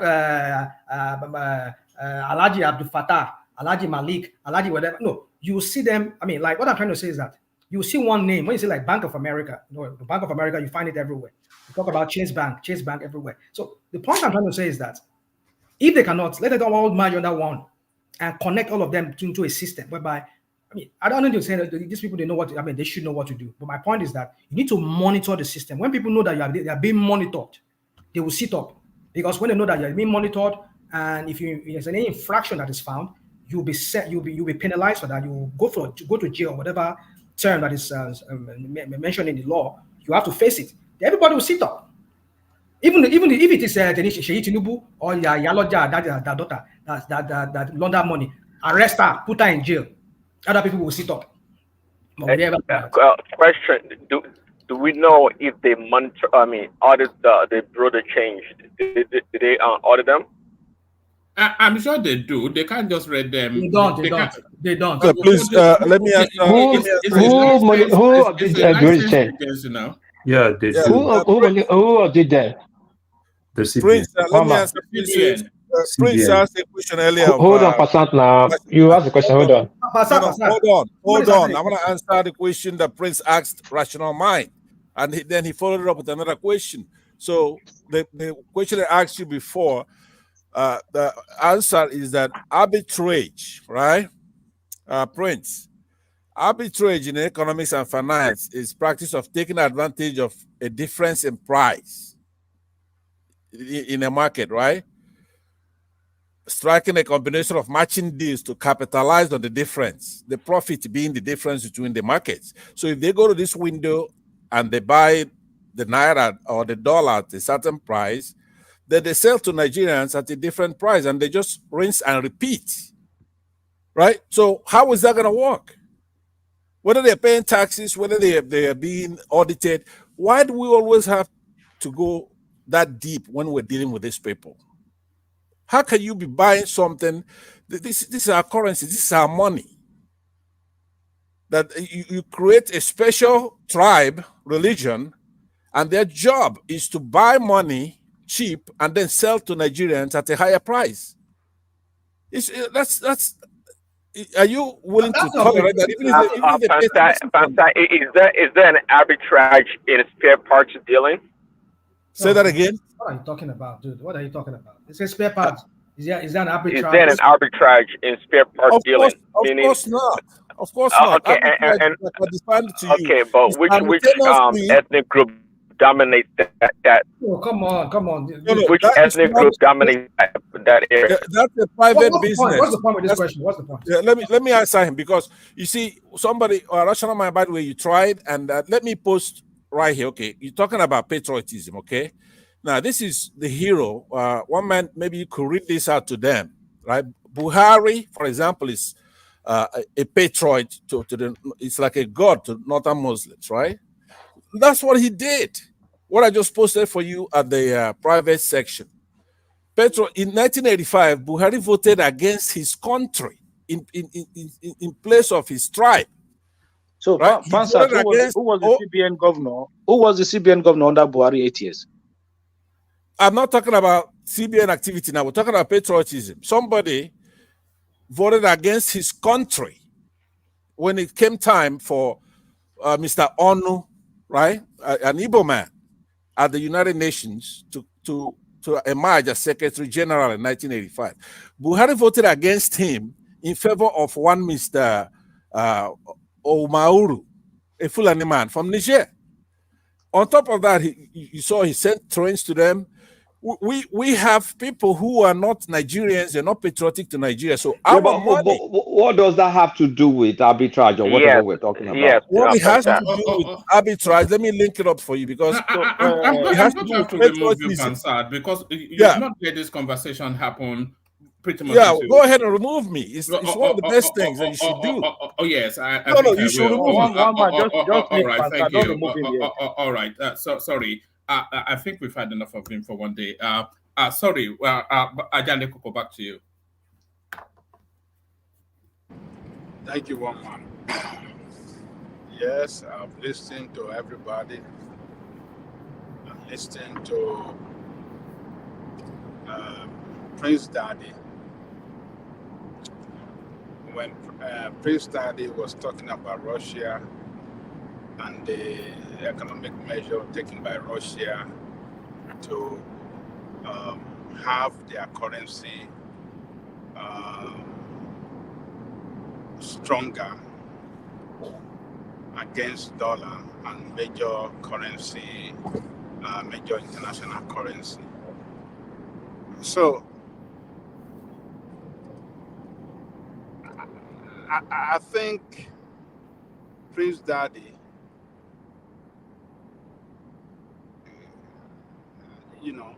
got it right, making reference to Russia. And what Russia simply did was to allow our economy, was to allow her rupee as a dominant currency in our economy. And that is the same thing we have to do. Naira must be the dominant currency in Nigeria. Particularly the only currency that every businesses, every Nigerian, or you are not Nigeria, you must carry that Naira. You must operate business in Naira. You must transact business in Naira when you are in Nigeria. And you must spend Naira in Nigeria. It mustn't be any international currency. If we fail to do that, then we will never get our economy right. And we are not using enough of Naira. In Nigeria, we have allowed dollar to overwhelm our Naira. In our Nigerian state, how would you get it right when a foreign currency has already dominated you in your country? It's the dominant currency of, But you understand why now? Do you understand why? You understand why? I understand why, and that is why. Can you tell us why? Why it's not dominant? Can you tell us why? Can you educate the public? Okay. One of why is this operation of this nonsense. What do you call this? Bureau change. Bureau change doesn't do any. They don't facilitate any anything for No, the no, economic no, no, well-being no, of no. That's not the Nigerian reason. state. Let me land. Okay. They don't do anything important. They don't contribute anything important to Nigeria. And nothing. What is it that they are doing that the bank cannot do? What structure do they have to transact their business that the bank doesn't have a better structure? But you and I live here in the United States. They have bureau de change now, don't they? No. Where do you see your bureau de change? They do. There's some airports you go, you find bureau de change. You can go in there. No. Where do you see bureau US de and change? Canada do not have bureau de change. Bureau de change? Where do you see bureau de change? No. Where Yeah, in do you see America? bureau de change in the United There's States? no bureau de change in US and Canada. You can Rashomai, that's for convenience only. That's for convenience only. We don't really have it. I've seen it in one of the airports now. No. US and Canada. I think only You 4 don't have it? countries are recognized. Okay, go on. Let me just stop. Because I have one question about Ajale Koko, because you've not addressed that matter. The issue is not bureau de change. The issue is that people have lost. Is one of the problems. If Okay, we one of the don't problems. kill, Agreed. if we don't kill bureau de change, if we don't kill the black market where they trade dollars against your currency on the street in your country, you will never get your economy right. Naira can never have its value, can never get its value right if you have currency exchange on the street, at the market, and everywhere, in the hotel, every garden, even in school, they pay dollar, even in some landlord are collecting their rent in dollar. That you can never. That means your currency is gone. That currency is gone. It's dead. That is what it means. But Ajale Koko, though, the currency is indeed gone because we have inflation close to 30%. And I spoke to one of my friends when I was in Nigeria. When she gets her salary, she takes maybe 10% of it, keeps it in Naira, and then uses the rest to buy dollars to hedge against the inflation. So our Naira is indeed dead or almost dead. So that's why people want dollars.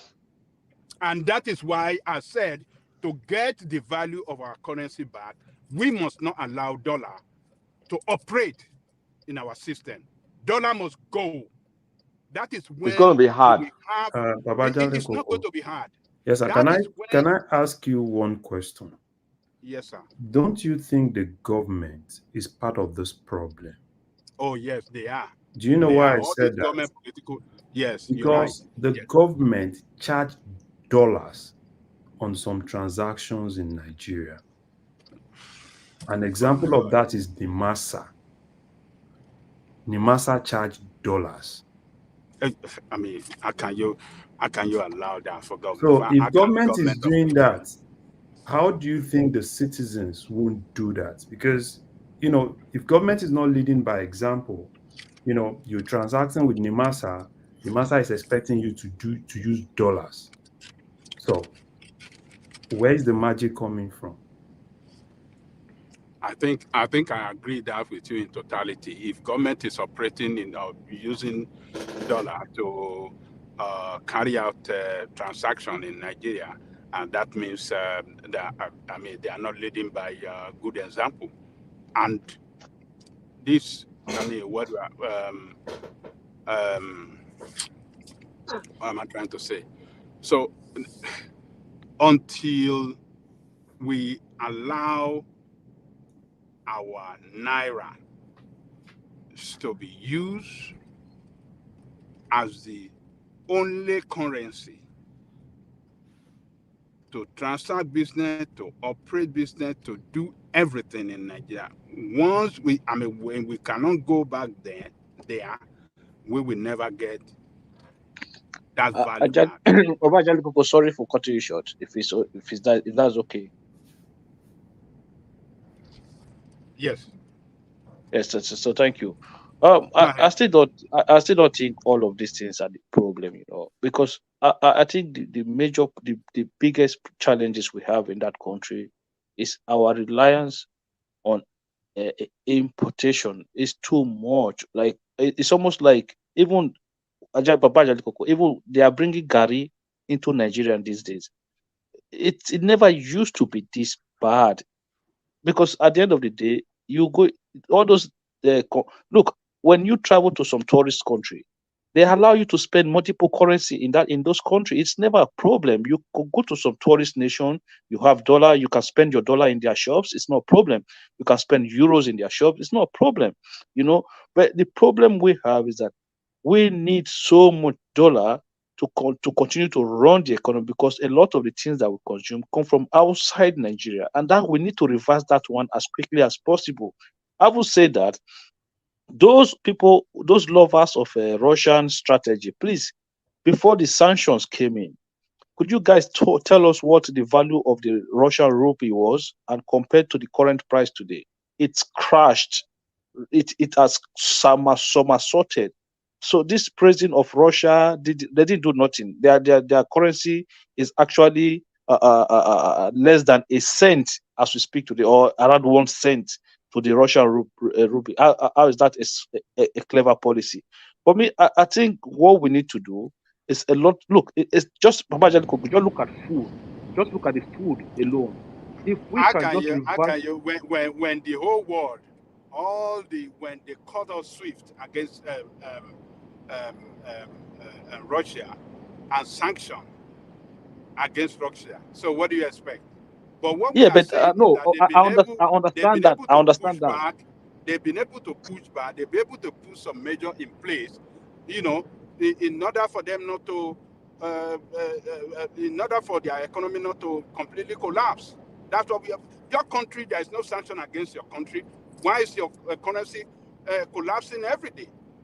Yeah, but this is what I'm And saying, that is Baba why we are Jalico. saying, and that's why we are saying that you are not spending your money in your country. Your money That's is not not that is not the is biggest challenge we losing have. value. That is one of That it. is, And the that other is not the one is biggest just what challenge you we just have. mentioned now, that we are over reliance on importation. We Yeah, import garbage. that is the biggest challenge we have, Papa Jalico. We That is the import biggest challenge. everything goes together. You don't spend your currency in your country, and you are importing. You are using dollar to import everything into your country. So that means that your country currency is gone. Yeah, It's not look, in operation. the naira could be 2,000 naira to a dollar, right? If we if we consume 90% of the things if we make 90% of the things that we consume in that country, it won't have much effect on the standard of living. The problem is not the price of the naira to the dollar, it's the effect on the standard of living. If it is creating high level inflation, then it's a problem. Look, the Chinese sometimes purposely just devalue their currency because they are an export nation. So it helps for them. So devaluation of the currency is not really the problem. It is the fact that the economy is Sorry, is that import Akim reliant. speaking? Yes. Akim, right? It's a Oh, okay, yeah. Well, non-productive economy as far as export is concerned. Exactly. it So that's the problem. okay. You're trying to make the comparison with how low the ruble is to the dollar, but that's kind of part of your false analysis. Why come you didn't tell us in 2022 or whenever before the war started or after the war, what was the 1 ruble to a dollar exchange? Somebody, I think it was it was a lot higher. It no, was no, no. even as Don't say the lot high. It's not. I just even a year ago it was about 10 cents. It was about 0.010 about in 2023, maybe early 2023. The point here though is that I think Bishop was trying to correct me earlier that well it wasn't really a correction. I said that the ruble was stronger, meaning that they did not collapse the ruble. It wasn't because the value was stronger against the dollar or any other stronger currency. That's not the point. The point was that they were trying to collapse the economy. So pretty much to that of the Nazi Germany right after the Second World War, when the Germans were using wheelbarrows to go buy a loaf of bread, that's what they were trying to do. So you have to get that point. You got to make a distinction. Yeah, but it's a different comparison when you that you made with the Russian economy compared to we're not facing sanctions. We're just having issues of economic challenges and policies. So what I'm trying to say is that therefore we are in a much better state. So we don't have any externalities or external forces. Sorry, Daddy, the country. Don't forget that Nigerians actually faced hefty sanction during the Abacha government, but we didn't see this level of inflation that we are seeing today. Mr. So, Akim, yeah. Can I just say something? Yeah, go on. Don't you think with that perspective you are coming from, don't you think CBN is also part of the problem by lifting that embargo on because there was embargo on some products coming into Nigeria, and CBN lifted that embargo and make those people have access to dollars? Don't you think that's part of the problem? Yeah, that's part of the problem. But I don't know how but for me, I just think that the biggest challenges we have today is that the government need to quickly. This is what I don't understand. The issue of insecurity have to be dealt with ruthlessly, because one of the things we had then when we were growing up, I don't know if you guys were in the same situation, was that every weekend we went to the farms after school. Friday, Saturday morning we went to the farms. You know, the gari that we will eat, most of they came from our farm. So it's not the way it is today. So the people still want to farm, but the system is not the security challenges in that country. It's just Mr. Akin, can I ask you? Let me just ask you one more question. Larry, I want to address you real quick because you said you were asking him a question. Yeah. You know that the dollar was already falling. I mean, naira was already falling even before they removed those items that you talked about. Yeah, but didn't he have to read? Well, I don't know if he had much to read, but it was already crashing. It was already more than above $1,000. I mean, 1,000 naira to a dollar when eventually they said they removed it. And secondly, do you know the rationale behind removing it? Is there a cogent rationale? I know the rationale behind removing it. Okay. When they did not ban those things, they just did not allow you to access forex from the official rate to import those things. So importing those things was driving up a lot of demand from the parallel market. So they said, I mean, since this is going to keep driving the demand for parallel market, which is going to make the gap wider and wider and wider, why don't we remove it? So if you want to import it, you can access forex if it's available from the banks.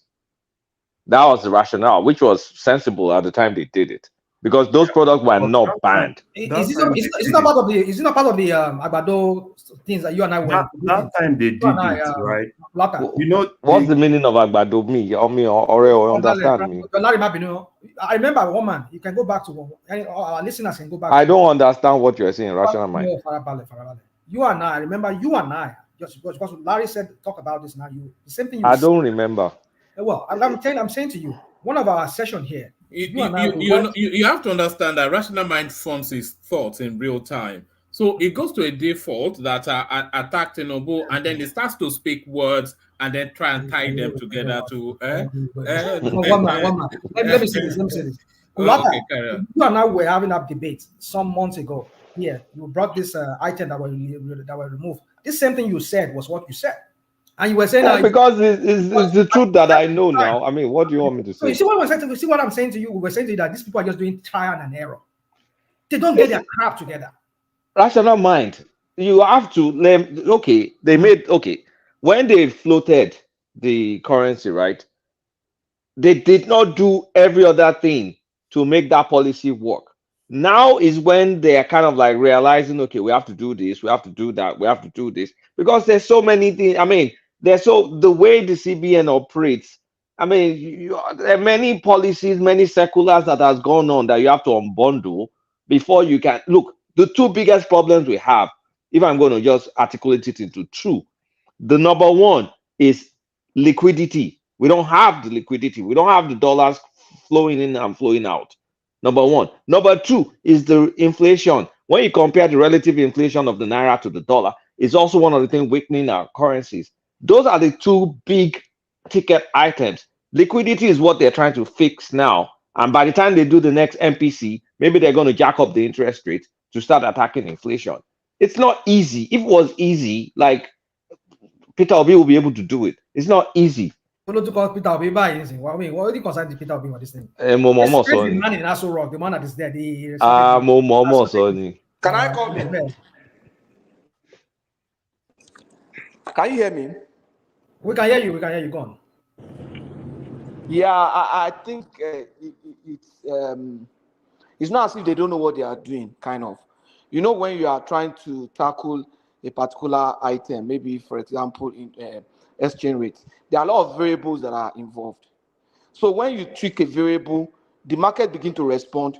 You begin to juggle now between variables. So you begin to see changes in those variables. It's just like a video game. You understand? You press a particular button, the game responds a particular way. You have to look for the other variable to adjust and tweak and tweak and tweak. So, and they have to keep doing it. It's dynamic. They have to keep doing it. You understand? If you see the market people, you see they are very alert, sensitive to every variable. They are watching things, and so that they can take positions, maybe go out, go in, different kind of things like that. So it's like that for Forex, and it's like that for maybe for CBN monetary policies and other stuff. So you need to be juggling the variables. So, but one thing that I think we need to look at is this. These guys are trying to improve exchange rates. Exchange rate, major factor that drives exchange rates is inflation and interest rates. You understand? Now, with respect to inflation, you look at the consumer price index, look at the cost of goods and everything.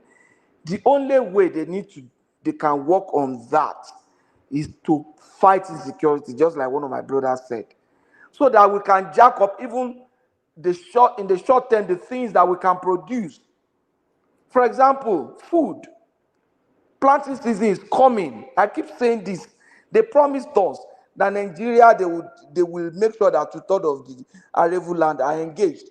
That will go a long way to bring down the prices and consequently the inflation. And when the inflation is down, the exchange rate will improve. You understand what I'm saying? Because if, for example, price of things are down in the market, yam, foodstuff, even let's look at the ones that are produced in Nigeria. Yam, cassava, agbado, other grains. You understand? Let them produce it. Now we have people who are ready to produce, people are already producing that. New people are ready to move into the market, but security is a major problem. Security is a major problem. A lot of that agriculture is very huge. I have a friend, this understand, I have a friend that produces ginger drink. So he uses ginger, lemon, and he was trying to tell me, say, it was my staff in the bank. He said, "Oh God, if you can grow lemon in Nigeria," he said, "you are made." It's because he knows how much he buys it, and a lot of people are buying it. He said, "If you can grow," so you can see that things they need to work on the agriculture. Then we can feed ourselves. The other things like transportation. But considering Patrick, Mr. Pato, considering that the resources at the disposal of the government, like they say, is very limited. What do you think? What do you think should be tackled first? Because we understand the problem confronting that country is just so numerous. Now, what do you think? Because you cannot say they want to do FX, they want to do this. They have to do one thing at a time. Maybe do two things at a time, perhaps, but they cannot do all of this because of the limited amount of resources to be able to. Because you're talking about security now. To take care of the police, to equip the police, send more out there. It's a lot of money. So, what do you think they should do first? Let me just kind of.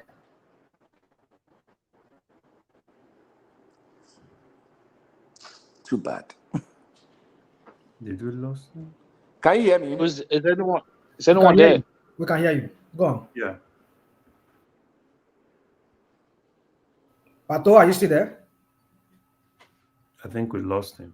Okay, so I think he's gone out. Yeah, if you want to continue. So rational mind. Listen, I just want to quickly make a contribution to see. I want to ask you one question on Mr. Hakim, because I think probably, you were the one that was saying, the next NPC meeting, probably they should raise inflation. No, that was Colata. That was me. Okay. Kolata, do you think, raising interest rates is the main solution to tackle inflation in Nigeria? Even though it works a little bit in advanced countries. Because this is the same thing that these guys, and this is exactly what I'm expecting them to do. They will come in and say we are raising interest rates. And to me, I believe it's more of, economics textbook, way of doing things, because it's expected, you raise interest rates and, and things kind of like normalize. Because even in the US, we all know what that has actually cost, right? Yeah. Raising interest rates and that they had to start looking for a way to bring things back to, start bringing things back to normal. And which is what, the normal thing that I'm expecting them to come in and say, yeah, we just have to raise the interest rates. It's going to make the inflation normalize, which to me would not work in an economy like Nigeria. So that's why I'm more like, let me explain. It's like the reason I advocate for raising interest rate, like it's gonna hurt in some aspects, but the thing is we can what's that?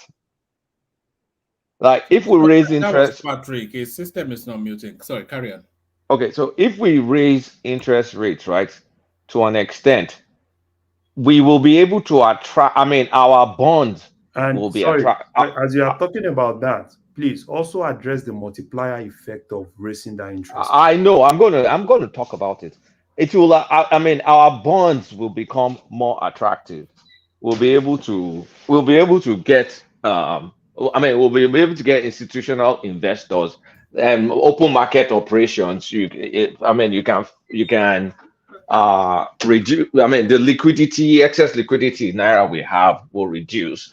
But that is not the be all and end all, because we also have inflation driven by food prices. And that food prices is only productivity increase that's going to be able to fix that.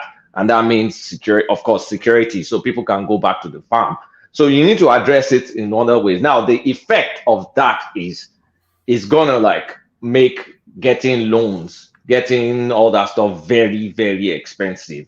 But now the government can have targeted lower rates, maybe for agriculture or for other aspect of the economy, because you can do a discounted rate for just a few things. But for the main rates, you need to jack it up.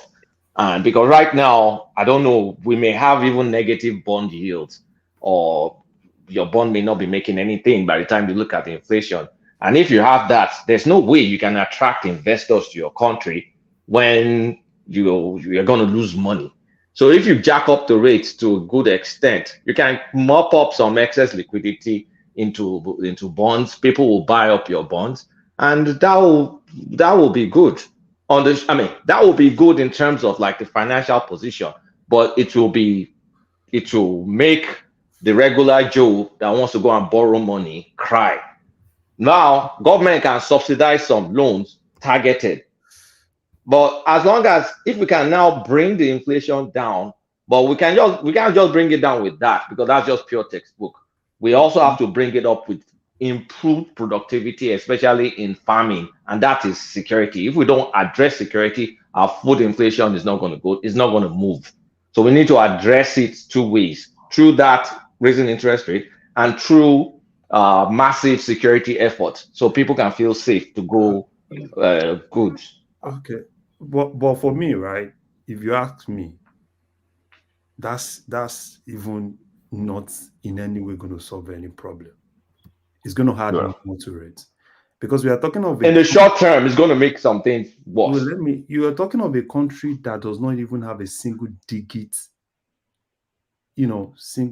inflation rate, single digit interest rate. And because you see, it's always easy for these guys to say, oh yeah, let's raise this, let's raise that. Nigeria is too complex. where, you know, even economists that are saying all those things, they always say ceteris paribus, all other things being equal. And when they also know that nothing is equal, there are several variables that you can't even predict. And some of all these policies can work when you have variables that you can, you know, have one or two prediction. But in this case of Nigeria, I know if they go to their next meeting, that's what they're going to say. And those are part of things that are going to complicate some of this issue. Because if you look at the country as it is, right?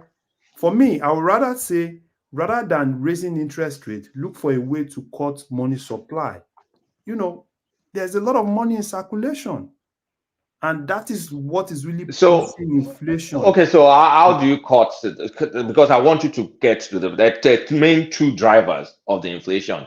There's the food inflation, and then there's all this excess money that was printed with ways and means, and that's another one. And then there's all this action of removal of subsidy and all that, removal of subsidy, floating of the naira. That's another one.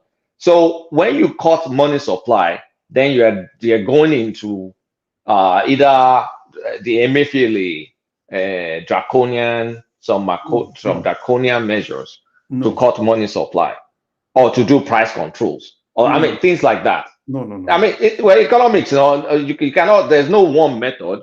It's all trial and error at the end of the day. That's just the truth. To me, right? It's not just you mopping money in the circulation. It's more of looking for a way to bring money that are out of the system into the system. Because one of the problems Nigeria has today, right, I can say 40% of the money in circulation in Nigeria is not even within the system that you can trace. So, you know, I don't know how CBN wants to do it. And that's why you see that in most cases, it's always easy for these guys to bring that money where they are keeping it to buy dollars and mop everything. So that's what I think the main issue they need to start looking for a way to tackle now. Because if you say... but interest rates, raising up interest rate is a way of cutting money supply through open market operations. Yeah, but, well, okay, now look at it in this... Larry, Marvin, hold on, please. I think I support your own method of trying to retard that. To slow down the this inflation, because, like you said, the Nigerian inflation is double digits.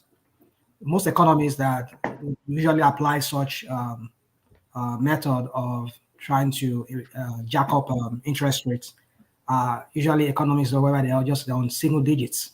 But what about Ghana? Ghana was at 40-something% before. It's now in 20-something%. So they raised their interest rates.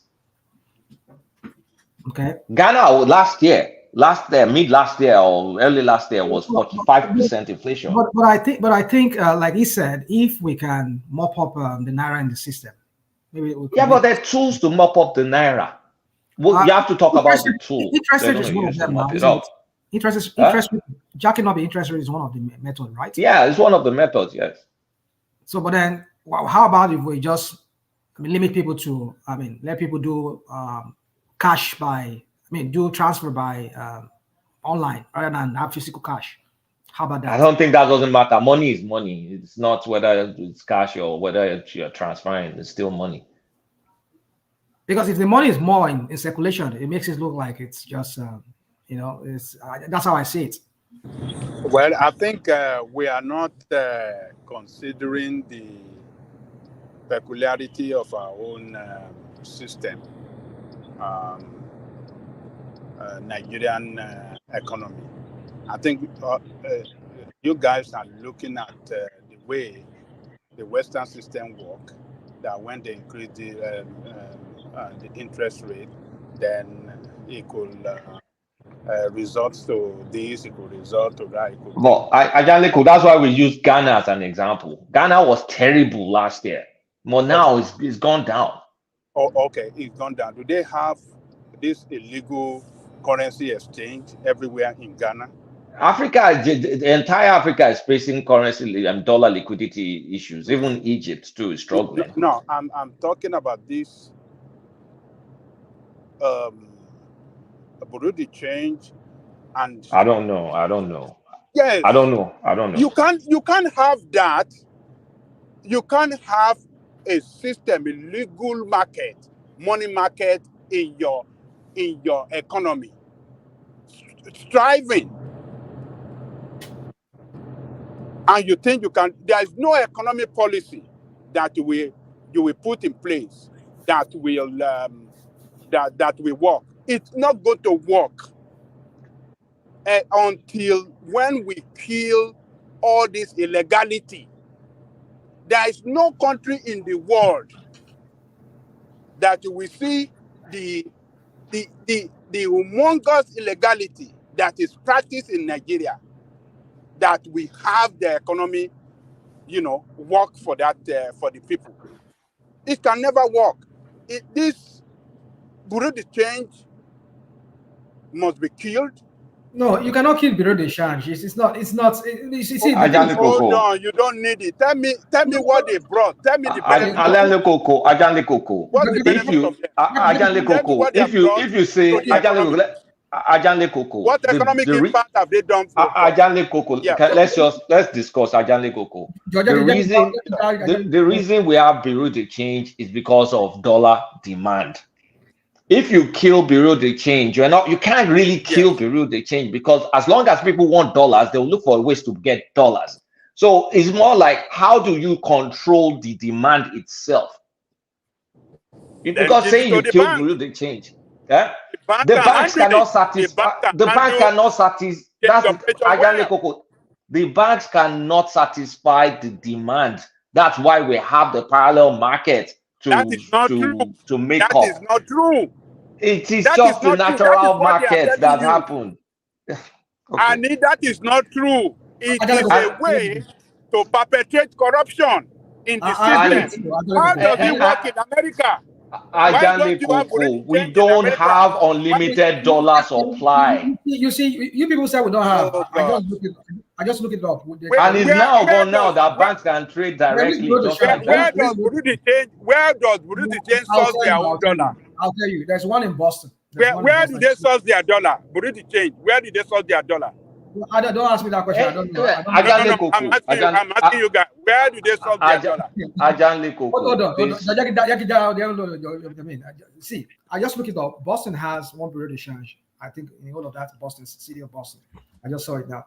So I know I've seen it in one of the airports here in America, but I can't remember which airport. America is not a good example because the dollar is we don't really have it like we don't have a prohibition like that. We have in other countries, like in other countries. It's not America. Is not a good where does Burundi change source their dollar? Where? Let me land. You see, one thing about Bureau de Change is that some people can't go to bank. They rather go to like in Austria and Germany and those places I've been to. They have people walking there.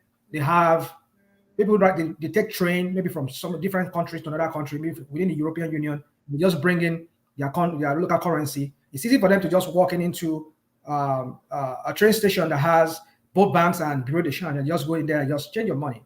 You can do both, any one of them. So they liberalize it. So the point is that I think that this news is that those guys staying on the road, those are where the criminality comes in. I tell you, if I walk into Nigeria now today, if I hold like over $2,000, $3,000, $5,000, if I go, I meet Akim or Abbas on the road, he will sit down there, he will call another dogo, you sit down there, wherever, and they will count out money to me. Count out, just give me cash, I will change it. So, how do they record that? How about if I'm just a terrorist who walks in, I just want to change the dollar like that or get naira like that? So the point is that you need to monitor those money. Set a limit to how much can be withdrawn and you can be given hand out as a cash. And what are the processes? So you see, the thing is this, it's all about just monitoring these things, putting them under some kind of watchdog that will be watching them and monitoring their. So to take out all of them on the street, nobody stay on the street. All this stuff you guys are talking about, if naira is not a proper store of value, there's no way people will not Exactly. look for safety. Exactly. That's what I was saying to what I was saying to Angelico, that the issue is not, apart from the issue of bureau de change, the issue is that Nigerians have lost. They've lost confidence in the naira. I tell you, I have people in Nigeria now that tell me, send me dollar, just send me dollar. I'll keep it in dollar. That's what some people tell me. You have to bring well, one man. I mean, you have to bring that confidence back, and you have to take how? How? That's what we're talking about, inflation. Okay, hold on. How is this? It's one of, I mean, what I'm proposing here is one of those that will bring it back. If you kill bureau de change, there's no dollar dominance of your economy. If you kill this black market, street trading, and you dollar in your economy on the street, then is it the dollar dominance or the fact that listen to this? Just listen to this. 5 seconds. 5 seconds. 5 seconds. Is it really the dollar dominance or the fact that if I save 10,000 naira now, in 5 months it will be useless? You say it's going to be useless. Of course. Yes, because of inflation. What I'm saying, what I'm telling you is that as long as you have all this illegal money market in your country operating freely, then you will never get your value of your currency right. You have to get rid of illegal stuff. Your currency will appreciate. They will appreciate, and then you will start solving the problem from there. And then we have to invest heavily on some key sector of the economy that will,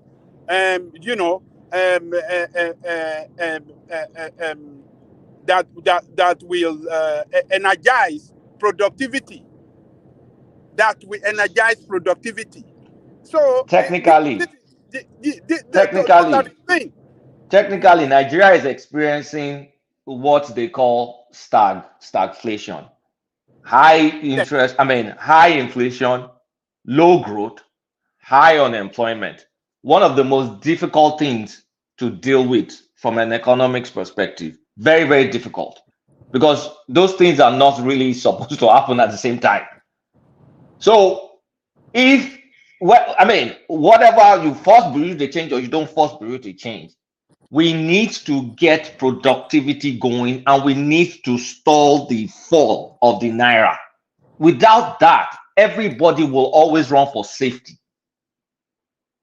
And when there's that demand for safety, there's no, in a country where there's the rule of law is lax, there's no way you can control people. People will go and buy dollar under the bridge if they have to go and buy it under the bridge. Okay. That's why we're saying get the naira sane. I agree with you, but you see, this illegality must be eliminated. If you don't eliminate it, and you have all these saboteur, the economy saboteur. I agree. This is financial terrorism going on in Nigeria. If you don't kill it, they will kill your economy. And that is what we are experiencing. There is no economic policy that will ever work in that country when you have all this illegality. Operating. That is true. They will never work. So all these things, look at, Kulata, you mentioned everything that this guy has done. All the memo that he has rolled out in order to, to carry out some policy in our monetary policy, to carry out all this central bank monetary policy. What have we got? Has he achieved results? No, this is just new memo now. These are 2 days old or 1 day old memo. The new memo, right? It's not a thing, but rather, what are we saying? This is new memo now. Calm down now. Just like the naira is dying every day. No, those memos just came out now. So we don't know. It may work, it may not work. Nobody knows. Well, I don't know. We are overflogging this topic. He has been there for some months now. I gotta go. What I think is, according from this headline, is this guy staying on the road. Not as if they want to remove bureau de change. I think all these guys staying on the road under the tree, doing money exchange without any record bookkeeping for it. That is where the problem. You cannot have this crude way of economy, and whereby we are facing the kind of what we are facing currently right now. Some people just go under the tree, exchange. They can even exchange. I mean, Tell me, you that are supporting Burundi change. Hold on. Tell me, you or all of us as ordinary people, what do we benefit from Burundi change? What does Burundi change does for us? Well, but the thing is that if you replace them, what impact does it make in the economy of Nigeria state? I just give you an example. Somebody just give us an example, which I buy into too. That if you replace one beast with another beast, you know how? Look at this buying of naira. Nigerians buying naira from Nigerians like themselves. What are the people doing it? I mean, okay, all these people that are changing. You see some people, all these money dealers on the road, on the streets of Lagos or whatever. How did they get those cash? You go to an ATM in a bank where you put your money, collect money. No, you won't vomit money out for you. But you go to a roadside, they will give you some new notes. Some of them have new notes. How did they get those new notes? It is the people inside the bank that give it to them. So now you are replacing another beast with another beast. That is why I'm saying they should be killed, because you see those Burundi change are connected with some bank manager. Hold on. Those Burundi change, they are connected with some bank manager that are, supplying them that money, dollars and everything. But when you kill them and you give the job to the banks to operate, banks that keep record, banks that keep... But Ajale Coco, that's what the guy just did yesterday. That's the policy that just came out. That's the policy that they're introducing now. That's what they're introducing now, so the bank can will drive the thing out. What I'm saying is that they have not gone far enough to effect it. You are limiting it to Abuja. The Abuja is not a financial base of the country. No, they're not limiting it to Abuja. You're not understanding. The asking is, who have they made a scapegoat from this financial terrorism we're looking at? Kulata, what one man read to us is Abuja that they mention now. No. Sarah, that's fake news. Okay. It's fake news. Yeah, I mean they wrote that they closed up. No, it's not that. What the problem is that before what normally used to happen is that you go in the bank are allowed to sell a certain rate. So what those people does in the bank is they take that money and take it outside. So then jack up the rate from the Burundi change dealers. But what the new policy says now is that you can sell at whatever rate you want to sell as a bank. So why would you not take it? So what the whole point is that why if I can sell at 1,300 to $1, why would I go and give it to a Burundi change? So I might as well just sell it. So what happened is that I will now be able to go to the bank and get at the right rate. You will be able to. So even if I go to Burundi change, I will still get it at the same rate that the bank will offer me. So there's more chance that I will just deal with the bank instead. So what they're trying to do is another thing we should look at is they're devaluing the naira too. I don't know if people read business. The naira has been devalued. The naira has been devalued. If you devalue your currency, is it little wonder that this money also is also falling against the dollar? So are we now hipping the whole national mind? Just if you don't even do any trade, as long as your naira inflation is greater than dollar inflation, your naira is devaluing. Except you want to kid yourself or you have some reserves to back up whatever you want to back up. Kolata made the right explanation. It's rent sink. If you get rid of they are trying to get rid of the rent sinking in that FS trading. So the idea that you can get it from one place at a cheaper rate and sell it in a different place at a higher rate. Look, you remember when Nigerians were able to withdraw money, withdraw cash from their ATM abroad, right? You will see a Nigerian man will have 50 ATM card and go to outside country and withdraw foreign currency just for the purpose of taking it back to Nigeria to trade that money. We are our kind of human being, and I've never seen before, man. Like we don't have this country first attitude in us. People come to Europe and just come with multiple ATM cards and withdraw money. That was one of the reasons why they stop this allowing Nigerians to be able to withdraw money with their ATM abroad outside of Nigeria at the time. So certain things sometimes as a people we just have to stop being unnecessarily greedy, because some of the greed that we practice in that country, sometimes you could look at it and think maybe we have some mental health issues, the way we behave when it comes to wealth. With the hunger for excess wealth among our people is crazy. A lot of these things are not done by poor people. It's just people who already have money, who can stop for one reason or the other. They just continue to perpetuate their illegal means of making money, by so doing sabotaging the economy of the country. I told you, you go to some Africa countries, like you don't see all of this nonsense, man. People behave themselves. So I think certain things we have to do when it comes to our law and order, when it comes to criminal justice reform. I don't understand why this. If for the Tinubu government, I think they should focus more on the criminal justice reform.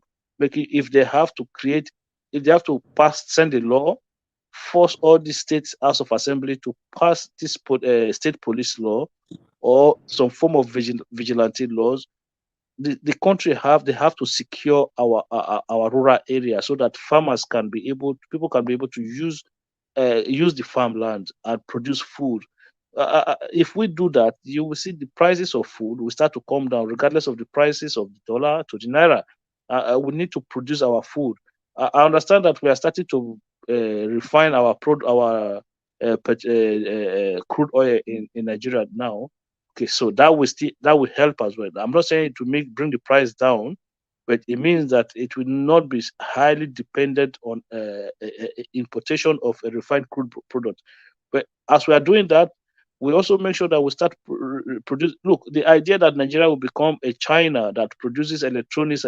Look, we need to just push that one aside and concentrate on the area in which we have an advantage, which is food. Look, we can produce food, not only produce food, also export food outside of Nigeria. It is easy for us. We have the land. Our land are very fertile.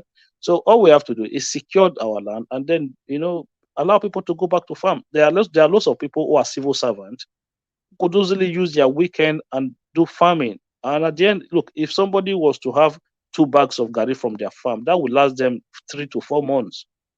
Do you know what that is?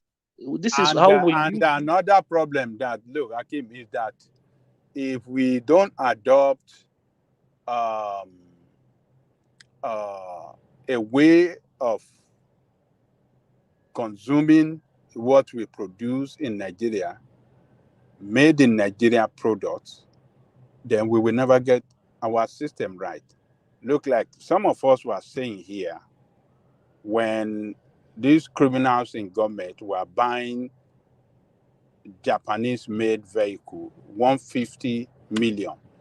If they had invested that money on Innocent Nord, and some other local car manufacturing plant, do you know how that would have stimulated economic growth? Not by a lot. Let me be honest with you. Not by a lot. Those 2 examples you gave.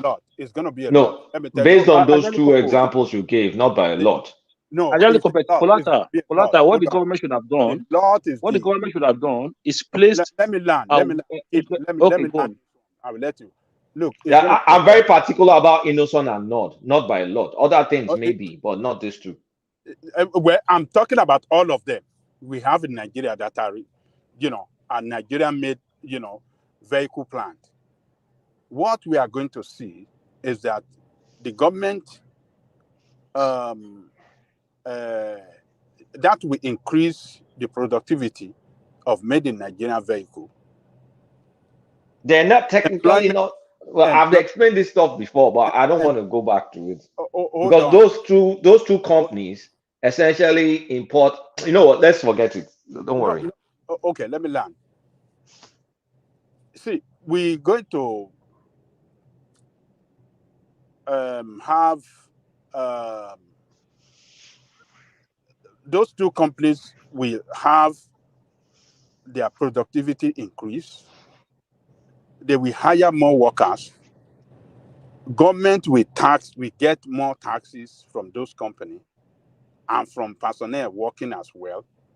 And you know what that we do? You know, our money that we are exchanging for dollar, that we stop. Nigeria will start using their own money inside Nigeria to buy made in Nigerian vehicle. Those are the things that will get our currency stronger.